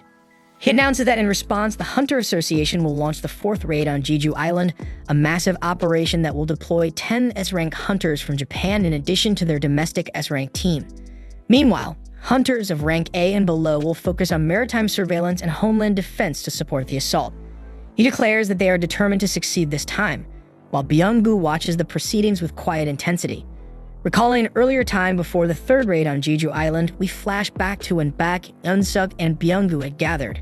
Back then, Baek had been passed out drunk, while Eun-suk and Byung-gu were visibly terrified. Eun-suk, recognizing that those who lack fighting ability would be even more paralyzed by fear, resolved to put an end to it. After all, it was up to them to overcome their terror. He stressed that they needed to keep a close eye on Baek during the raid, since his impulsiveness could jeopardize the mission, and reminded his companions that only the 2 of them were capable of managing him. The scene then shifts to Jinwoo and his family returning to their apartment. Their mother is shocked to see the place in disarray. Jinwoo asks his sister what she has done in his absence, but their mother dismisses his concerns and suggests that they all clean together. As they begin tidying up, Jinwoo reflects that this simple act of domestic life is what he had been working for all along, yet his heart is heavy with unease. He wonders if in his role as a hunter, he has crossed a line he should never have, a thought that lingers in his mind. Their mother then casually asks if their father has been in touch during the past 4 years. The siblings exchange silence before she shifts the subject, revealing that she recently heard the news that Jinwoo has become a hunter. She reminisces that their father was once a firefighter, someone she married because he looked so heroic while saving lives, and proudly states that Jinwoo has inherited his trait. Juna adds that she aspires to become a doctor to save people, and their mother insists that she too has inherited their father's noble qualities. At that moment, Jinwoo's phone rings. The scene then shifts to the Hunter Association, where Gunny has just wrapped up his press conference. He remarks that he didn't expect anyone to approach them so soon afterward, and it turns out they're talking about Thomas Andra, the renowned American S-rank authority hunter. Jinchul confesses that he had half expected Thomas to show up, given the timing of recent events, but Gunny is skeptical. He muses that someone with power equivalent to a nation's military would rarely meddle in another country's affairs. Jinchul agrees, wondering why Thomas would interfere here, while Gunny speculates that he might simply be passing by, or perhaps he's here to intimidate them about Hunter Dongsu or to verify something. Gunny also wonders if Jinwoo is still out of reach, but Jinchul reassures him that they've already been in contact with him and that he should be arriving soon. Shortly thereafter, Jinwoo appears at the association and learns that the raid on Jeju Island is set to depart in 4 days. Gunny inquires whether Jinwoo plans to lend his strength to the mission, and Jinwoo admits that it might be a good chance for him to level up since Jeju Island is practically an EXP farm, although he feels he has already achieved his major goals and sees little reason to keep fighting indefinitely. Just as he's about to voice his reservations, he suddenly senses an immense surge of magical energy. Gunny is astonished that he can detect it from so far away and reveals that some of the S-rank hunters are currently warming up in the gymnasium, inviting Jinwoo to take a look if he wishes. Meanwhile, in the training hall, Baek is seen sparring with an opponent who manages to swiftly take him down, advising him to focus on building up his lower body. Refusing to give up, Baek fights on, though Jinwoo is surprised to witness that Baek is struggling under the pressure. Mr. Choi soon appears and explains that if Baek were to go all out, Hunter Mei would be no match for him. But he then introduces Baek's opponent as Med Dongwook from the famed guild. Curious as to why Baek isn't unleashing his full strength against such a capable foe, Mr. Choi reveals that Baek prefers to hold back in front of a crowd. When he fights at full power, he transforms into something monstrous. Jinwoo can't help but think that the rumors about Baek being a transformation-type hunter might actually be true, and just then, hunters from Japan arrive on the scene. Their guild master Goto then spots Jinwoo in the stands and inquires about his identity. Hanako quickly identifies him as Jinwoo, a recently promoted S-rank hunter. Initially, Goto is under the impression that Jinwoo might be a skilled assassin, but Hanako clarifies that he is in fact a mage. Meanwhile, Chahae and Lim notice Jinwoo's presence, while Baek and Mei continue their heated bout. Watching the ongoing fights, Hanako grows increasingly disappointed with the level of strength displayed by the local hunters, remarking that they don't even resemble true S-rank fighters, perhaps a consequence of her constant exposure to Goto's battles. Not long after, Mr. Park Jong-soo, the guild master of the Knights Guild, overhears their comments. Although he struggles to understand the Japanese banter, he catches enough to feel insulted by their disparaging remarks. Hanako casually mentions she's never even heard of Mr. Park, to which they suggest that might be because he's only an A-rank hunter rather than an S-rank. Still, they remind everyone that his guild remains among the top 5. Chahae and Lim step in to prevent further squabbling, and Mr. Park is unwilling to let their comments go unchallenged. Seizing the moment, Goto proposes a friendly sparring match to test the prowess of Korean hunters, insisting that only S-rank fighters should participate, with the rules to be decided collectively. Gunny approves of the idea and emphasizes that mages should sit this one out, as their strength is notoriously difficult to gauge in combat. He also insists that only combat-oriented hunters join, dismissing the less battle-hardened ones. Baek then lays out the rules. Any participant who gets grabbed at the wrist, touched on the back, or forced to the ground will be deemed defeated. And rather than a one-on-one duel, the match is designed as a battle royale to mirror the chaos expected on the island. With the terms set, Goto nods in agreement, and the event is set to proceed. It is soon revealed that from the Korean side, the competitors will be Chahae, Lim, Ma, and Baek, while from Japan, the fighters are Tawada, Kumamoto, Hoshino, and Tanaka. Then we see Jinwoo watching their rivals assembled in the ring, noting with interest that Goto isn't fighting at all. This unexpected situation gives him the chance to witness an all-out clash between S-rank hunters. Mei immediately leaps into action using an ability that enlarges him threefold, as if signaling that the real competition has just begun. As the battle erupts, Baek pursues an opponent attempting to flank his allies while Mei matches his colossal brute strength against Tanaka in a series of incredibly intense, bone-crushing punches.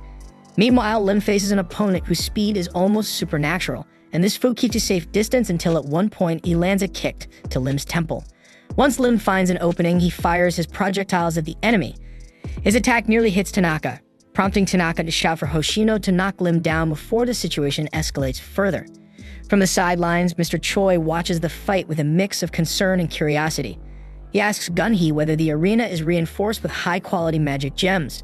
Gunny confirms that it is, though he adds that the current standards might need an upgrade, as these fighters are literally breaking everything. As Bak chases his rival, he reflects bitterly that these hunters are truly the cream of the crop among the Japanese S ranks. If the association ever hopes to win, it will take some heavy lifting. Adopting his monstrous form, Bake attacks fiercely, yet his opponent always manages to slip away. In a moment of frustration, Bake concludes that Kumamoto in particular is not built for direct combat. Kumamoto, aware that he narrowly escaped, silently admits that this kind of brawl isn't his forte. Bake glances over at Goto and imagines that the purpose here is to test his subordinate's readiness for the upcoming battle against the ants. Seizing this moment, Bake transforms into an even more advanced form, feeling honored to provide the answer Goto seeks.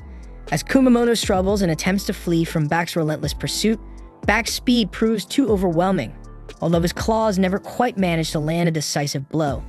From the audience, Mr. Park scrutinizes the intensity of the skirmish, concluding that as an A-rank hunter, he stands no chance in such a high-level ring, even though his sycophantic subordinate insists otherwise. Amid the chaos, Tanaka has already finished off Ma, and while Hoshino subdues Lim and ends their duel, Beck clearly dominates his own fight. Yet, Kumamoto persistently dodges every attempt by Beck to strike him. Finally, the two victors from the duels step forward to support their struggling comrade, positioning themselves in front of Bak in a show of solidarity. Meanwhile, Cheke keeps her opponent under control with a flurry of rapid attacks. After landing a solid hit on the Japanese woman Tawada, she realizes she must dash off to aid Bek. But as she sprints away, Kumamoto suddenly appears behind her. With astonishing reflexes, Chaha reacts immediately, drawing blood from Kumamoto, whose eyes flare up an intense, monstrous red. Outside the ring, Kumamoto's acquaintances murmur that no one knows what might happen when he reaches this stage. Hanako suggests that perhaps they should pull Kumamoto out of the ring for his own safety, but Goto objects, fearing it would upset some of the other hunters. So Kumamoto remains in the fight and launches an all-out assault on Chaha with a ferocity no one could have anticipated. With a devastating punch, Kumamoto shatters the ground beneath them, using the rising smoke as cover to catch Chaha off guard. Just then, Jinwoo intervenes to break up the dangerous skirmish, making it clear that the friendly duel has long since escalated beyond its original bounds. Not satisfied with merely disrupting the fight, Kumamoto continues his enraged assault and targets Jinwoo next. Jinwoo, however, effortlessly knocks him down and restrains him. Impressed by the young fighter's capabilities, Goto decides he must personally verify whether Jinwoo is truly just a mage. With Kumamoto under control, Jinwoo turns to Chaha and asks if she sees any problem with admitting defeat, especially since Bak has already conceded. Calmly, Chaha acknowledges her loss. Meanwhile, Bake reflects sadly that even if he had given his all, he wouldn't have been able to overcome the two. Shortly thereafter, Hanako approaches Jinwoo and informs him that her master Goto wishes to duel with him. Observing Goto's unmistakable fighting spirit, Jinwoo recognizes this as an excellent opportunity to test the power he acquired in the Demon Castle. At the same time, Goto grows irritated when he realizes that Jinwoo even smiles at the prospect of challenging him. Hanako then confirms that Jinwoo has accepted the duel, but with one condition: Goto must fight without holding back. In another part of the world, a TV news report announces that the fourth raid on Jeju Island is fast approaching. Noticing that Jui is watching the report, a woman asks if she's planning to work, but Jui replies that she's off today. Nonetheless, the woman insists that the hunters must remain focused on the raid and not become idle. After this brief exchange, Jui steps out onto the balcony to make a call regarding the defense forces for the Jeju Island expedition. Back in the training room, Lim asks with a mix of curiosity and concern about what's going to happen now, and casually replies that Jinwoo is about to face Goto in a duel. Chaha reflects quietly that she has seen Jinwoo fight in an A-rank dungeon before, but she isn't entirely sure if he's truly ready for a challenge of this magnitude. Back then inquires whether Chaha isn't bothered by being surrounded by so many hunters, to which she coolly responds that on the battlefield, one can't afford to hold her nose all the time. In fact, it might be better to stop those overly confident fighters too. Bak agrees, admitting that while he would typically favor a duel between a fighter and a caster, now he finds himself sharing the same sentiments as his partner. After all, if Jinwoo is indeed an awakened mage capable of growing stronger, no one really knows what might happen. With that, Jinwoo announces that he's ready to fight. No sooner does he speak than Goto immediately lands a punch aimed at Jinwoo's face, though Jinwoo dodges it just in time, sarcastically remarking that he couldn't even finish his sentence. Sensing the formidable aura radiating from Jinwoo, Goto begins to doubt that he's merely a mage. Either way, it's time to discover Jinwoo's true nature. With renewed determination, Goto launches an all-out attack, moving with incredible speed.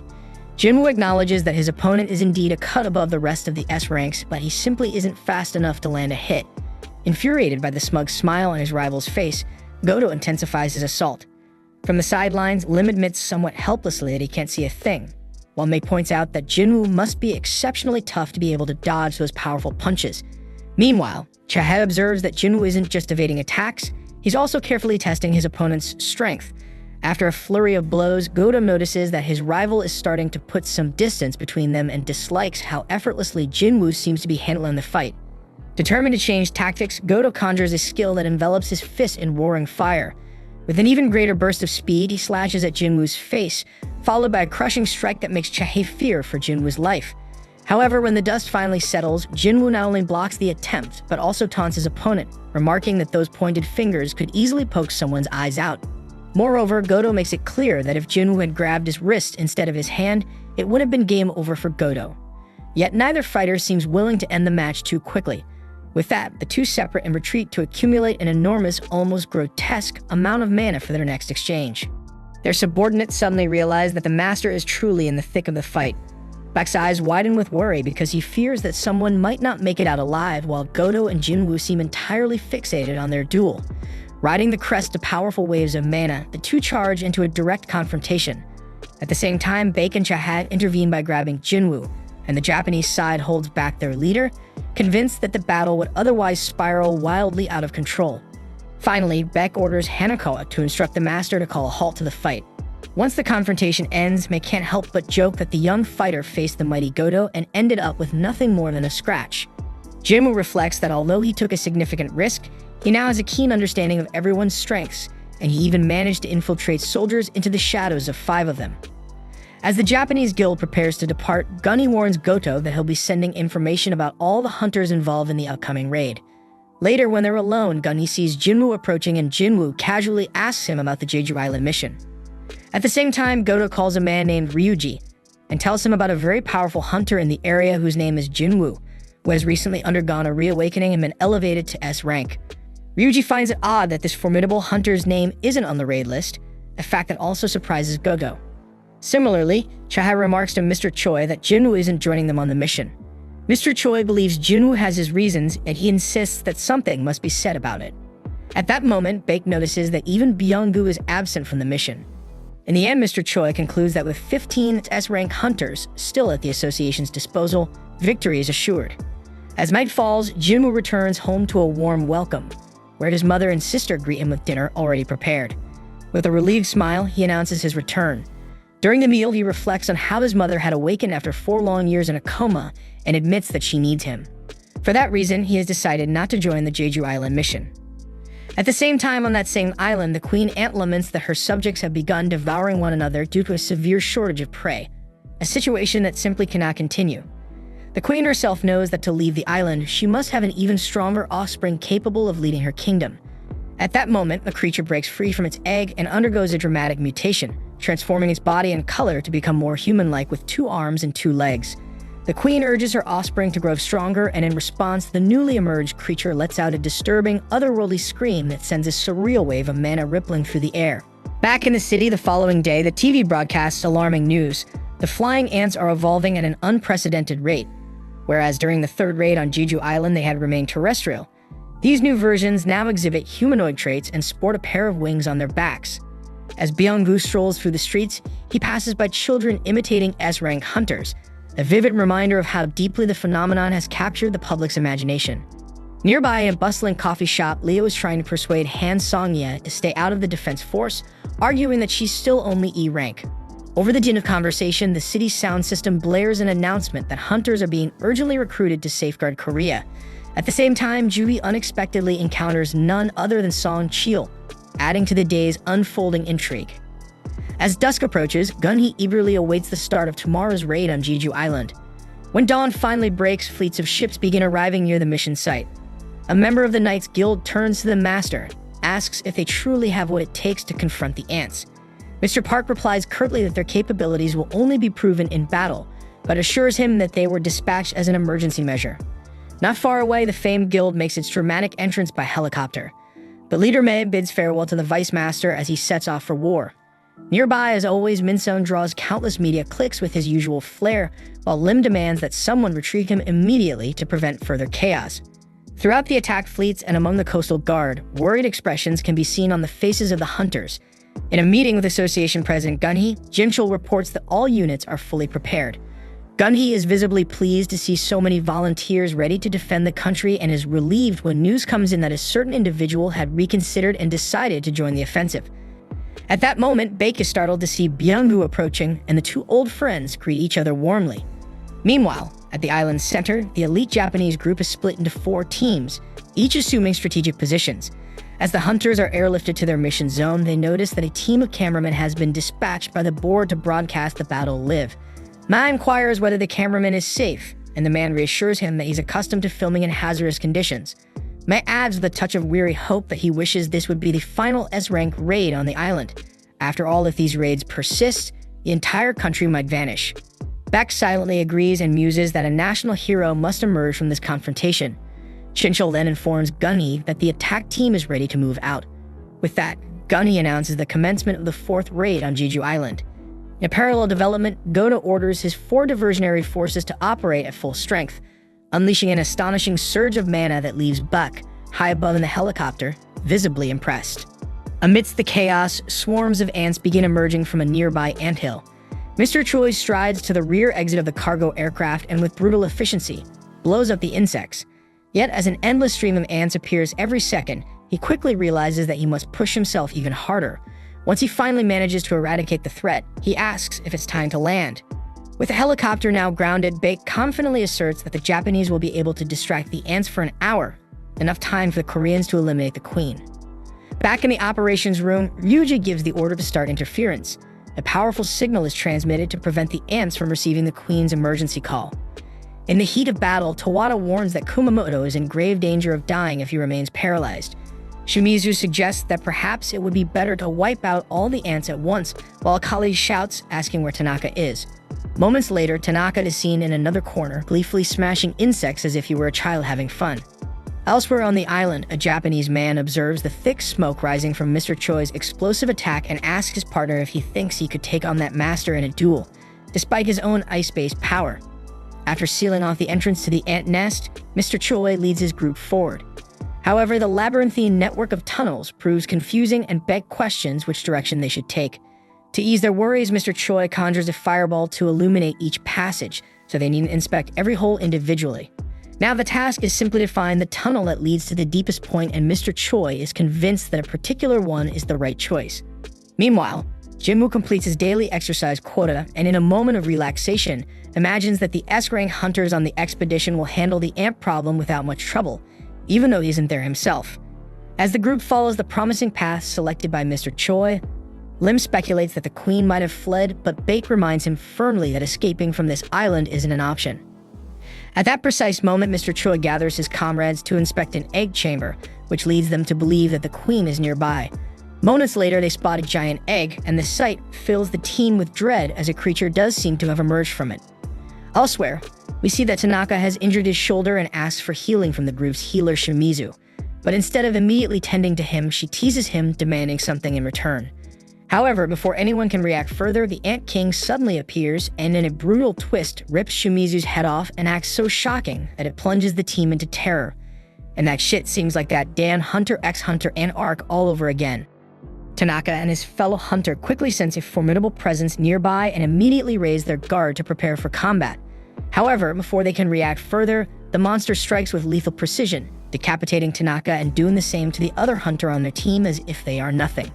The scene then shifts to the ant nest, where the hunters are battling white ants that seem to possess strength on par with S-rank hunters. Despite their formidable power, the ants move in a monotonous, predictable fashion, making them easy targets for hunters employing diverse tactics. One by one, the white ants are taken down. Chai points out that the exoskeletons of these ants are extremely tough, yet Magdam-wook is relieved there aren't too many of them. Byung-woo reassures everyone that even if there are many, there's no need to worry because he will support the team from the rear.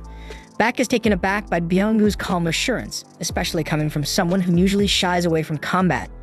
In response, Byung-woo tells him to quit the sarcasm, reminding him that these ants can keep living even if their heads are chopped off, so the key is to cripple them instead. Bake takes his advice to heart and cripples one of the ants he just slayed by his foot. Dong-wook then observes that the enemies seem to grow stronger the deeper they venture into the cave, though they still haven't encountered any ants that walk on two legs. Mr. Choi speculates that these Baekdul ants must be guarding the queen. Lim chimes in, expressing concern that they have a long way to go and questioning whether they're on the right path. Mr. Choi reassures him that they likely are, and Chae concurs, remarking that she can even detect a strong scent of powerful magical beasts emanating from deep within the cave. Surprised that Chae can sense such a presence from so far away, Mr. Choi suggests that perhaps Baek might be able to pinpoint them using his abilities. He tests this idea and successfully locates the queen. After a thorough search through the cave, he informs the group that the queen ant resides in the deepest part ahead, heavily guarded by numerous S-rank defenders. He warns that the decoy forces outside have their limits and urges them to move quickly. Although he acknowledges that the battle ahead will be challenging due to the unknown strength of the queen ant, he remains confident that with their current lineup, they are poised for victory. Back outside, we see that another team of Japanese hunters arrives on the scene, searching desperately for any sign of Tanaka and his missing comrades, as their comms have fallen silent. One of them spots what appears to be Fujishima's glasses, but before he can investigate further, his companion suddenly vomits and grimly remarks that he smells something utterly terrifying approaching. He channels his ice magic toward the source of the stench, only to have his efforts rendered futile when the Ant King shatters the ice with him inside. Meanwhile, Kumamoto and Tawada, unable to locate Tanaka's team, decide to focus on the battle unfolding before them. Back at the ant nest, the hunters have advanced into the queen ant's chamber and are heartened by the sight of a formidable force awaiting them. Byung-hoo then steps up and uses his skills to bolster the entire group, infusing them with extra power as the fight erupts in earnest. Then Mr. Choi unleashes a torrent of fire magic to incinerate the advancing ants, admitting that he normally avoids using such potent spells, but he's making an exception given the dire circumstances. Not to be outdone, Baek transforms completely into a mighty white tiger and pounces on the ants, tearing them apart with his bare claws. Chae, witnessing Baek's fearsome beast form, is visibly awestruck. Amid the chaos, a news reporter with the team receives word that the viewership for the raid has skyrocketed, surpassing 380%. Eager for dramatic footage, the reporter attempts to get closer, only to be firmly held back by Byung-gu, who reminds him that this is an S-rank raid, and that safety must come first. The battle is broadcast live, and nationwide the people watch with high expectations. As the fight rages on, Lim methodically takes out countless ants with his precise arrows, while Mr. Choi continues to fry the adversaries with his relentless fire magic. Buck in his white tiger form rips them apart, and Chae slices through wave after wave of the insect horde. Then eventually, after a lot of fighting, the hunters dispatch the last of the ant guards, setting the stage for the final confrontation with the queen ant herself. The queen ant then launches an attack on Dong-wook, but he manages to block her onslaught with his shield while Lim fires a volley of arrows at her. Baek joins the fray, remarking that a queen stripped of her guards is nothing more than a vulnerable target. In retaliation, the queen unleashes a cloud of poisonous breath toward Dong-wook and Baek, but Byung-gu intervenes, healing them instantly. He vows that as long as he's present, he will help them rise again no matter how many times they fall.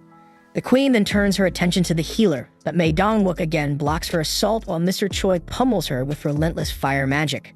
Despite their combined efforts, the queen remains standing and emits a blood-curdling scream that echoes across the island.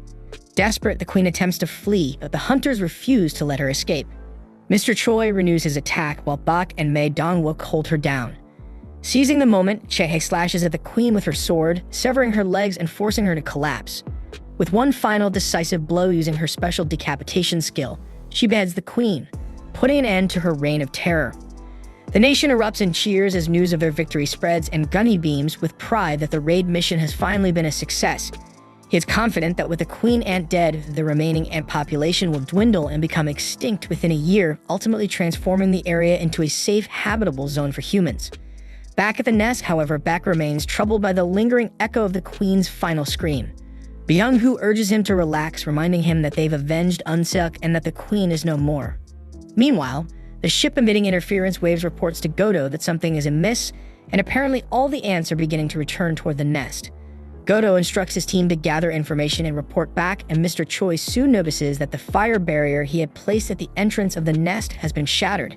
Lim comments that this happened faster than expected, speculating that the queen's final scream might have been a call to rally her remaining companions. Despite Chaehae's confidence that the ants outside shouldn't be able to breach Mr. Choi's barrier, the hunters soon sense a powerful presence approaching. They soon realize it is the Ant King that hatched from the giant egg earlier. As the Ant King unleashes its formidable aura, Chaeha is overcome by its putrid smell, and it becomes evident that this is no ordinary magical beast. Then Medongwook grimly states that they must kill it, but even as it strides past him, he finds himself powerless to stop its advance. The Ant King suddenly devours the Ant Queen's head, then swiftly turns its attention toward the hunters. In one devastating blow, it sends Chaehae flying through the air. In a desperate bid to counter the monstrous force, Medongwook transforms into a giant, ready to engage the beast head-on. However, the Ant King proves far too powerful, and it rips one of Medongwook's arms from his body along with his shield. Undeterred, Medongwook continues his struggle, only to have his remaining arms sliced apart as well. Buck charges into the fray as well, but the Ant King overpowers him, brutally taking him down. It shows no mercy even to Mr. Choi, who suffers the same fate. Lim then fires the most powerful arrow he has at the creature, yet effortlessly catches it from the air and turns its assault on him too. Just when it seems the Ant King is about to finish Lim off, Medongwook intervenes, only to reveal that he has been miraculously healed by Byung-go. Byung-gu, having gone into hiding using his camouflage skill, explains that once he activates this ability, he becomes completely invisible, though it renders him immobile. But this is a small price to pay if he can heal them while he is safe. And with quiet determination, Byung-gu asserts that as long as he is around, their team will not fall. But the Ant King focuses on Medongwook once more, battering him relentlessly and treating him like a mere plaything. Suddenly, it senses Byung-gu despite his invisibility and viciously stabs him in the chest before he can even react. In his final moments, Byung-gu uses his last breath to urge Bak to run away. Then the Ant King, in a gruesome display, bites his head off. Bak tries to counterattack, but the creature grabs him by the neck, forcing him to revert back to his human form. In a chilling moment, the Ant King echoes Byung-gu's last words, demanding that Bak flee, and through that single phrase, the Ant King demonstrates that it has learned to understand human language. It coldly declares that the hunters are too weak, reminding them that his queen is dead, and that merely killing soldiers will not mend that loss. It then inquires about the whereabouts of their king, but then it senses someone formidable nearby, so it abruptly leaves the nest. Bak wonders if the Ant King was referring to Godo, but there is no time for speculation because they must depart quickly. Soon he notices that the other ants have also returned. Outside, Godo's team discovers that 2 of their units are unreachable. Godo initially considers the possibility of poor reception, but dismisses it since communication signals are strong. He then contacts Tawada's team, asking if they can reach the missing teams. Tawada replies that they cannot and asks Godo if he wants them to go over and check.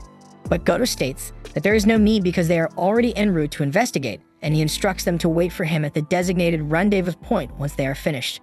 Godo and his team finally reach the location where the missing squads were expected, but all they find are the dead bodies of the unreachable teams. Just then, a call comes in from back home with someone demanding to know why they didn't report at the scheduled time. Godo explains that they've suffered casualties, and the caller asks if Godo hadn't ordered them to focus solely on eliminating mutated beasts to minimize risk. And Godo admits that they were simply too weak, and the caller had expected him to say something like that. The caller then says that losing a few won't be an issue given their overwhelming strength, and then he inquires whether the Korean team is still engaged with the Queen Ant. Godo confirms they are, though he reports that the interference wave isn't working as planned, and that all the ants outside have returned to the nest. The caller asks about their service chance, and Godo estimates that their survival chance is 0% given their current strength. So the caller orders them to retreat temporarily to continue their plan with a second assault team from the sea. He then reveals that their plan is leading the Korean hunters to their death and pretending that they did their best to help them out but failed, and with the Korean power gradually eroded, Japan will be perfectly positioned to seize control of the Korean S-rank gates. Goto then informs his team that Chairman Matsumoto has ordered a retreat and regroup. But no sooner does he finish speaking than the Ant King launches an attack, taking out the girls in the group.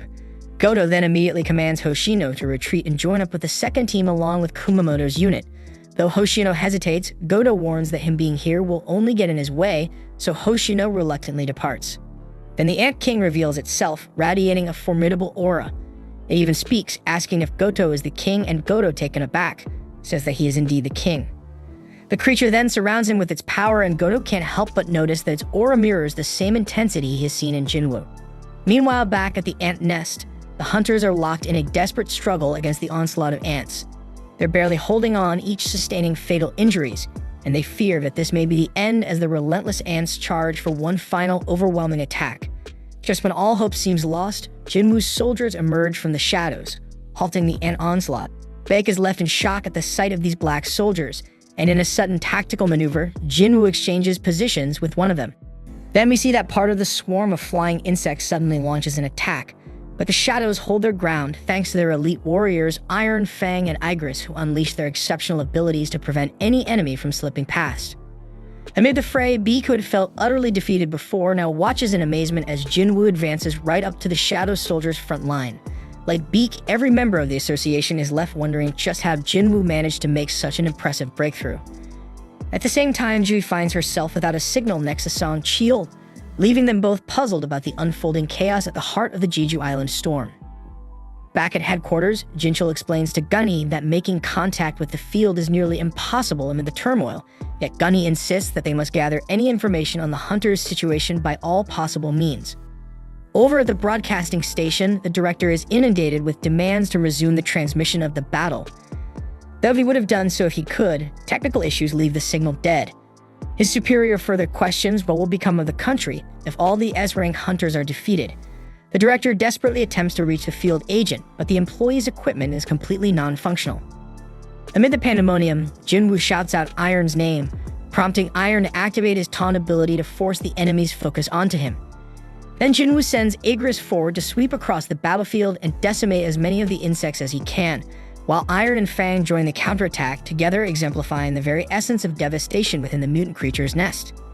At this point, the hunters are utterly baffled, struggling to understand what these shadows truly represent or how Jinwoo managed to infiltrate so deeply. For a fleeting moment, as Jinwoo finds time to regroup with the hunters, Beak seizes the opportunity to ask him the burning question, but Jinwoo postpones the discussion, knowing that their immediate priority must be tending to the wounded. Clutching a healing potion, he instructs Dongwook to drink it, but then he suddenly remembers that the item cannot be transferred. Dongwook then wonders if the substance is some kind of healing medicine or perhaps summoning magic, until Jinwoo tells him to drink it. Once he does, Dongwook is instantly enveloped by a vibrant green energy that mends his severe injuries. One by one, nearly everyone takes the potion and is fully healed. However, when it comes to Cha-hae, the healing item fails to work because her health is so critically low, much like that time when Jinwoo himself suffered from the same ailment. To make matters worse, Cha-hae's aura continues to wane, leaving the only option to clear an escape route for her as quickly as possible. But on the other side of the trench, escape doesn't come easily because the passageways are clogged with throngs of insects, steadily reducing any chance of a safe retreat. At the same time, Gunny joins a meeting with his associates to get an update on the attack team's situation. However, all communications from the island have been abruptly cut off, leaving everyone in the dark about the unfolding events. Frustrated, Gunny demands that the signal be restored by any means necessary and orders that medical and rescue teams be put on standby immediately. Seated in his chair, Gunny seethes with anger over how much he has aged because he feels useless, wishing desperately that he could be out there fighting alongside his comrades instead of just watching helplessly. But all he can do now is hope that everyone else remains safe. Back at Jinwoo's home, we see Gina giving a swift whack to the TV in a valiant effort to get the broadcast working again. Unfortunately, not only does the signal drop, but the television itself ends up breaking. Still undeterred, she refuses to give up on finding a way to watch the raid, so she goes to her room to watch it on her phone. Over in a Japanese camp, Ryuji informs the president of Japan that Goto's vital signs have completely vanished. Based on the last transmission before the signal was cut, it appears that a formidable enemy attacked Goto, and he was most likely killed. Confronted with this tragic news, President Matsumoto demands an update on the remaining guild members, warning that any further losses could jeopardize the next stage of their plan. Then after ending the call, an enraged Matsumoto slams his fist on the table, bitterly labeling Goto as useless for having fallen. At the insect nest, Iron smashes hundreds of foes with his overwhelming strength, his blows reverberating through the chaotic battlefield. Jinwoo watches with a mix of pride and concern as his elite units perform brilliantly, yet he can't help but notice that the regular Shadow soldiers are struggling to hold their own. He then wishes that he could bolster his forces further, but there are too many eyes on him, so instead he quickly calls the hunters together, instructing them to remain behind Fang and secure the rear in case any stray ant manages to slip past. Above all, he urges everyone to keep what they're about to witness a secret. Mr. Choi almost prophetically hints that something truly extraordinary is about to occur. But just as Jinwoo's eyes begin to emanate a strange, eerie glow, the insects suddenly clear a path. And we see that far behind in the cave, a towering, evolved insect emerges, its shadow pulsing with a sinister red energy as if announcing that Godo was slain by its hands. Outraged, the creature unleashes an obscene surge of mana and laments bitterly that there was no king outside. Jinwoo deduces that this monstrous insect is the reason he no longer senses the familiar shadow he had sent with Godo. Resolute, he steps forward and positions himself prominently, making the beast question if Jinwoo is truly the king of humans. With heavy irony in his tone, Jinwoo remarks that he's conversing with a talking insect, an observation that seems to shake the monster as it begins to recognize the powerful aura emanating from its opponent. With a surreal, piercing scream, the creature terrifies every hunter around it, except for Jinwoo, who with steely resolve, treats the opponent as nothing more than another insect to be vanquished. In the midst of this tense standoff, the broadcast man finally manages to regain the signal, and he immediately alerts the team at headquarters. So the director quickly orders a resumption of the transmission, but is warned that a live, unedited feed means there's no time to cover up any mishaps. Still, unwilling to risk losing viewership, the director insists on going live immediately. After all, the nation's fate might very well hinge on the man standing before the evolved insect, and the people deserve to know what is unfolding. When the live feed is restored, Jui, Chil, the Knights Guild, support teams, and the entire population converge to witness the chaos unfolding inside the mutant insect nest on Jeju Island. Jinna remembers that Jinwoo has promised to return shortly, but she now knows why he seems to have taken longer than expected. Meanwhile, Gunny exults at Jinwoo's timely arrival at this critical juncture, and as all eyes in Korea turn to him, the duel begins on a shaky note. Jinwoo is caught off guard as a powerful punch lands on his face and even lifts the ground around him. Meek and Mr. Choi mutter that Jinwoo must have underestimated his opponent by getting too close for a mage, and the mutant insect in turn appears to doubt Jinwoo's claim to leadership. Yet miraculously, Jinwoo recovers without serious injuries and retaliates by cloaking his fist in a bluish aura and delivering a devastating counterpunch.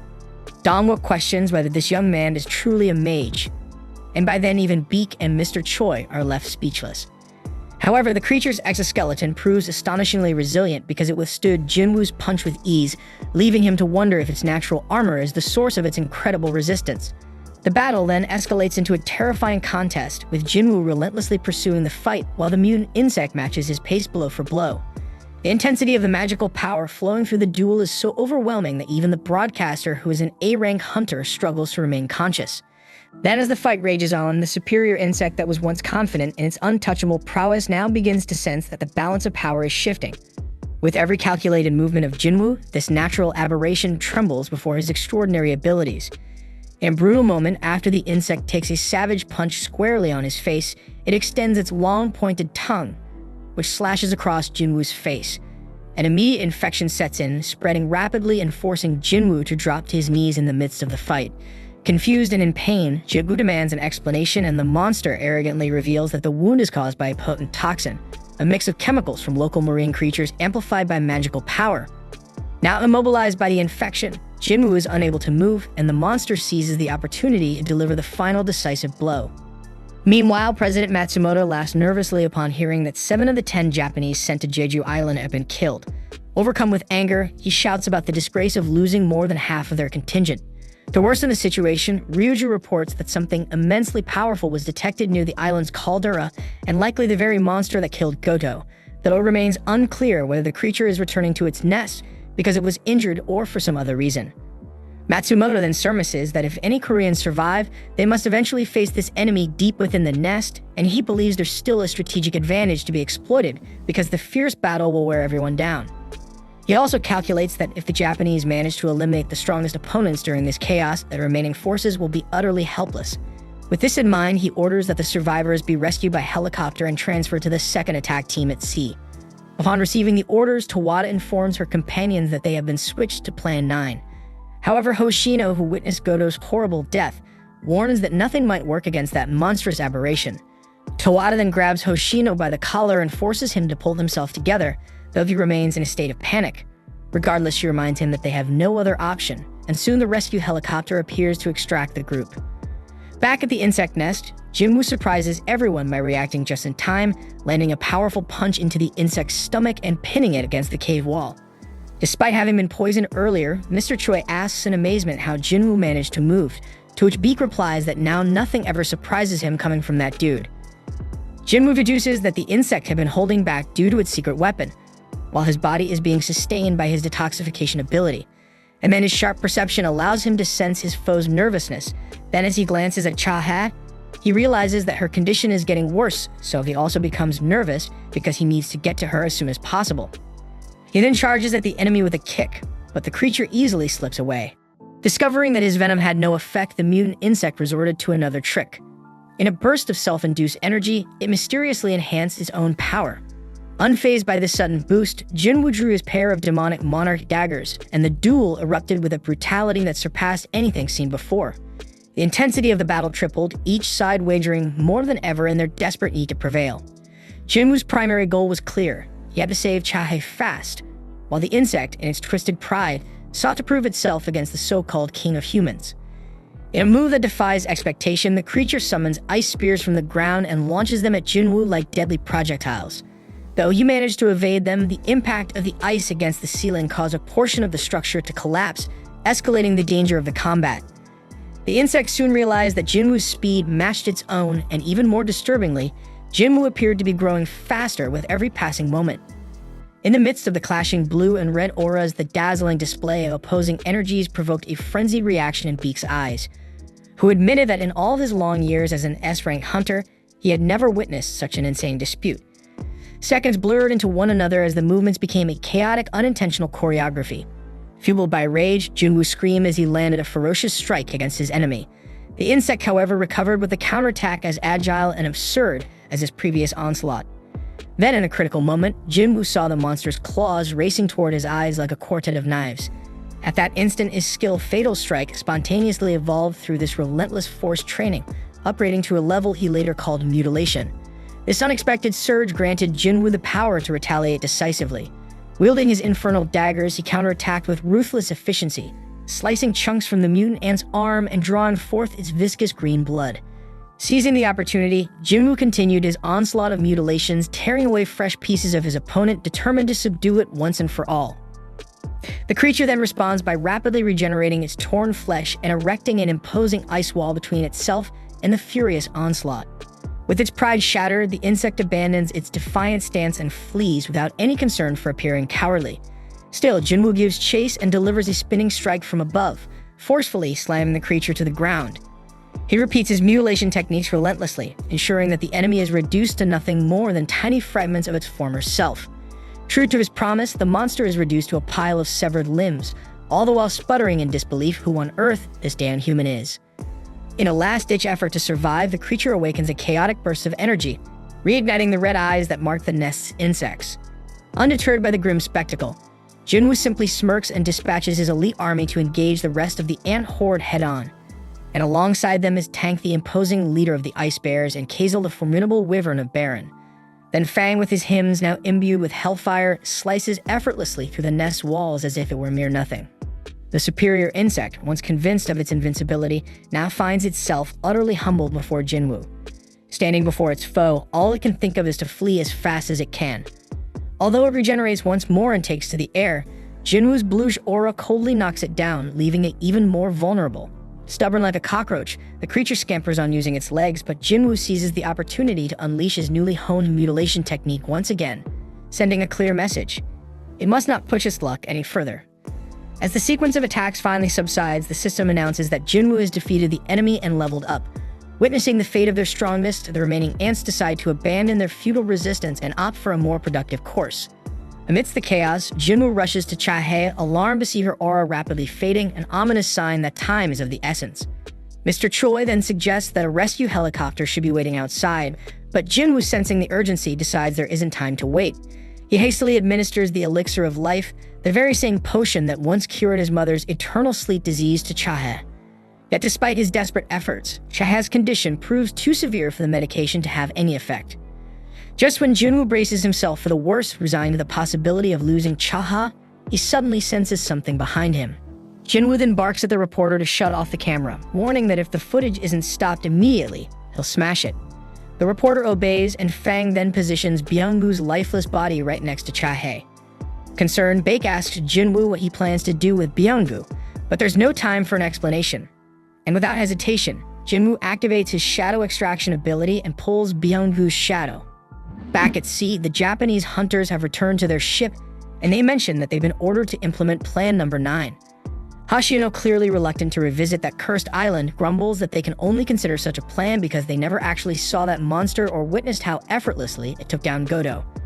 Ryuji then chimes in, confirming that the new species is already dead, having been dispatched by a Japanese hunter.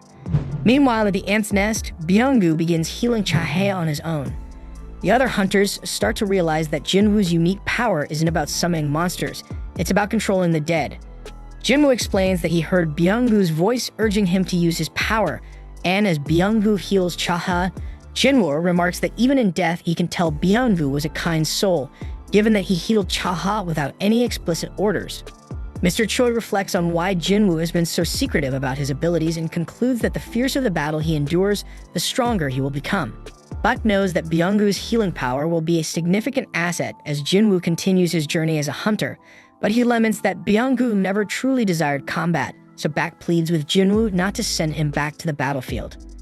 At that moment, Jinwoo notices that Buck is clinging to his shoulder just as he did after the Red Gate raid, but this time Buck is requesting help rather than an order. Recognizing the change, Jinwoo agrees and cancels the shadow extraction. As Byung-gu's form finally disintegrates, he smiles gently at Buck, a gesture that moves Buck to tears. Meanwhile, President Matsumoto is left wondering how the Korean hunters are still standing, and Ryuji explains that it's because Jinwoo met up with them and eliminated the new species.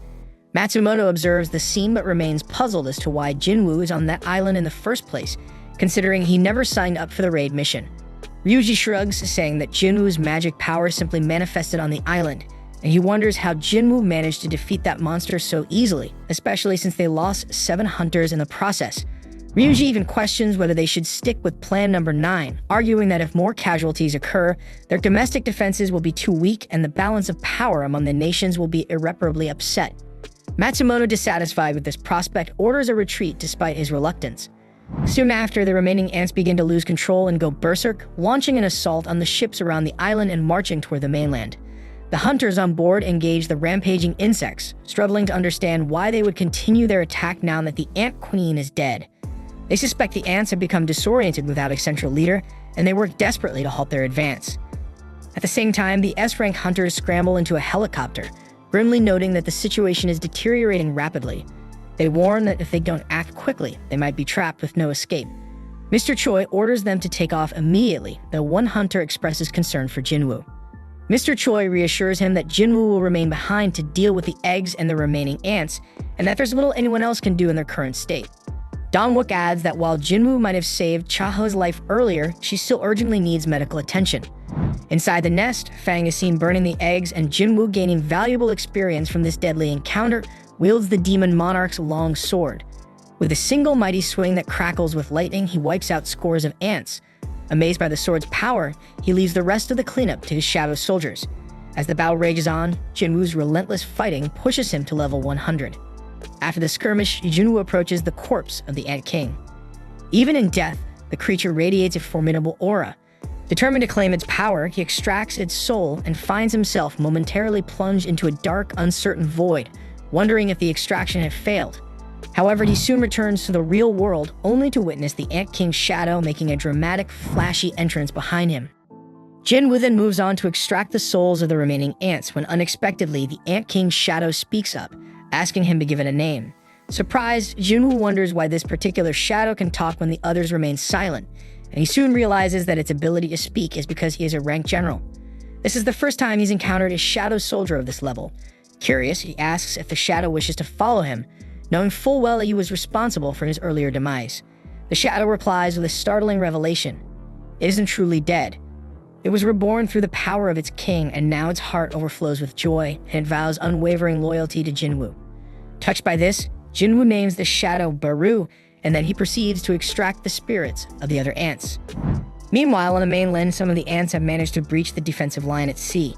The station hunters quickly notice their advance and refuse to let the swarm overrun the coast. A fierce battle ensues, with the hunters taking down ant after ant, though the numbers remain overwhelming.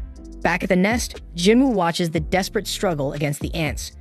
Beru informs him that roughly 4,000 ants have lost control. Alarmed by the sheer quantity, Jinwoo orders Beru to reduce their numbers, and he rushes out to handle the situation personally. On the mainland, Song Chil and his fellow hunters are in the midst of slaying the ants when one of the creatures lunges at him unexpectedly. In a swift move, Beru appears to save Song Chil by killing the attacking ant. Confused, Song Chil notices a blue streak of light that effortlessly wipes out the ants as if they were nothing more than flies. At the same time, Mr. Choi's chopper comes under siege by a swarm of ants. Despite a barrier cast by one of the hunters, Lim and Mr. Choi struggle valiantly to fend off the relentless assault, knowing that the chopper won't hold much longer. Anxiety mounts among the crew as the protective barrier finally shatters and the ants charge. In response, Jinwoo brandishes his longsword and while riding his dragon, slices through the onslaught. The sight of his heroic intervention brings relief to everyone, and Jinwoo concludes that they now have a clear chance to withdraw safely. After the fierce battle, the hunters manage to block most of the fleeing ants, and the local disaster is largely averted. Reports confirm that the S-rank hunters have returned safely, though Cha-hae had to be rushed straight to the hospital after falling into a coma. Gun-hee reflects on the heavy sacrifices made during the fight, but is relieved that they successfully neutralized a threat that could have spilled far beyond the island. This marks the end of the 4th raid on Jeju Island, with the remnants of the ant swarm now seen flying toward Japan. On Japanese waters, several ships have been on standby for the past 2 days. As the fleeing ants approach, they are intercepted by these vessels. One man aboard the ship instructs the mages to prepare for battle, but the captain orders them to hold off. Apparently their hero still wants to stretch his muscles. True to form, the hero emerges, wielding his twin blades to dispatch the ants in one sweeping strike. In a quiet moment of reflection, he admits that he would have relished the challenge of facing the Ant King instead of these lesser minions. Days after the Jeju Island raid, a monument is erected to honor the fallen, drawing many citizens to pay their respects. The cameras captured Jinwoo standing solemnly before the memorial, with reporters crediting him with a monumental contribution to the raid.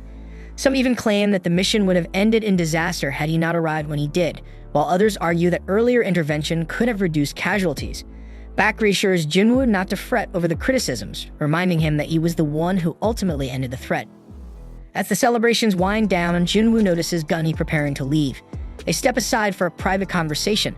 Gun-hee thanks Jinwoo for his crucial role in the raid, and Jinwoo modestly remarks that fewer casualties might have occurred if he had been involved from the very start. Gun-hee, however, urges him not to worry, emphasizing that thanks to his intervention, not only were 5 S-rank hunters saved, but countless citizens as well, and he vows that this debt will be repaid one day. Jinwoo nods in understanding as Gun-hee inquires about his future plans. Gun-hee remarks that the world has witnessed his power during this mission, and from now on, it won't overlook him. In fact, many are expected to approach him, and the association itself can no longer remain silent. Curious, Gun-hee asks Jinwoo what he plans to do with his newfound strength, and with quiet determination, Jinwoo reveals that he intends to establish a guild of his own. At the same time, we see that the Knights Guild is busy cleaning up the ant nest, though they grumble about having to do so while others are off at the memorial service. Mr. Park reminds them that even cleanup is an important duty, that true strength is shown by quietly doing one's job. With that, he casually kills a lingering ant, earning the admiration of his guild members. Just then, they encounter a strange monster in the restricted area. The Knights demand to know why it's there, assuming it must be human. The creature, puzzled by their presence, is soon joined by an older monster, who without warning puts the Knights to sleep. The elder asks his companion if he's confirmed what they were sent to learn, and the younger replies that he has, asserting that this display of power is indeed his. The monsters are baffled by the creature's apparent willingness to help the humans, but they shrug it off as typical eccentricity. The old monster even suggests that if they ever meet again, they should ask him directly. Deciding their business here is done, the old monster opens a gate and announces he'll leave the area in their hands so that the hunt can proceed as planned.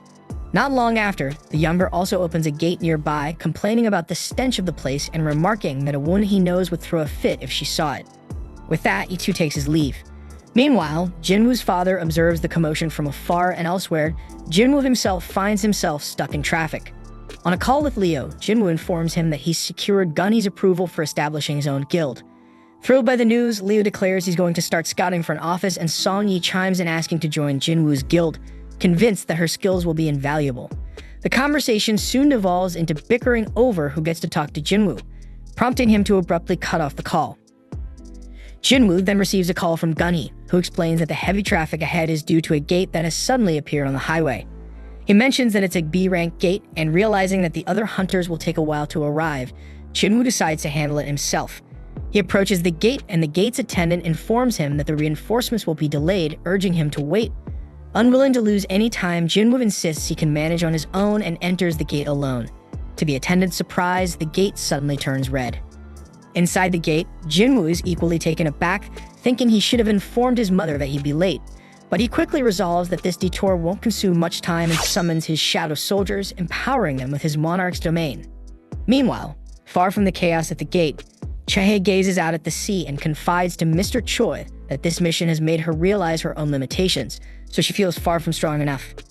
In the nest, she could only wait for others to rescue her, but Jinwoo was different. Determined, she vows to catch up with him and fight alongside him one day, though she knows she must first grow stronger. Back at the gate, Jinwoo's shadow soldiers engage the monsters with ruthless efficiency, wiping the floor with them. After they defeat all the foes, Jinwoo pauses, his mind already racing to consider who his next target might be.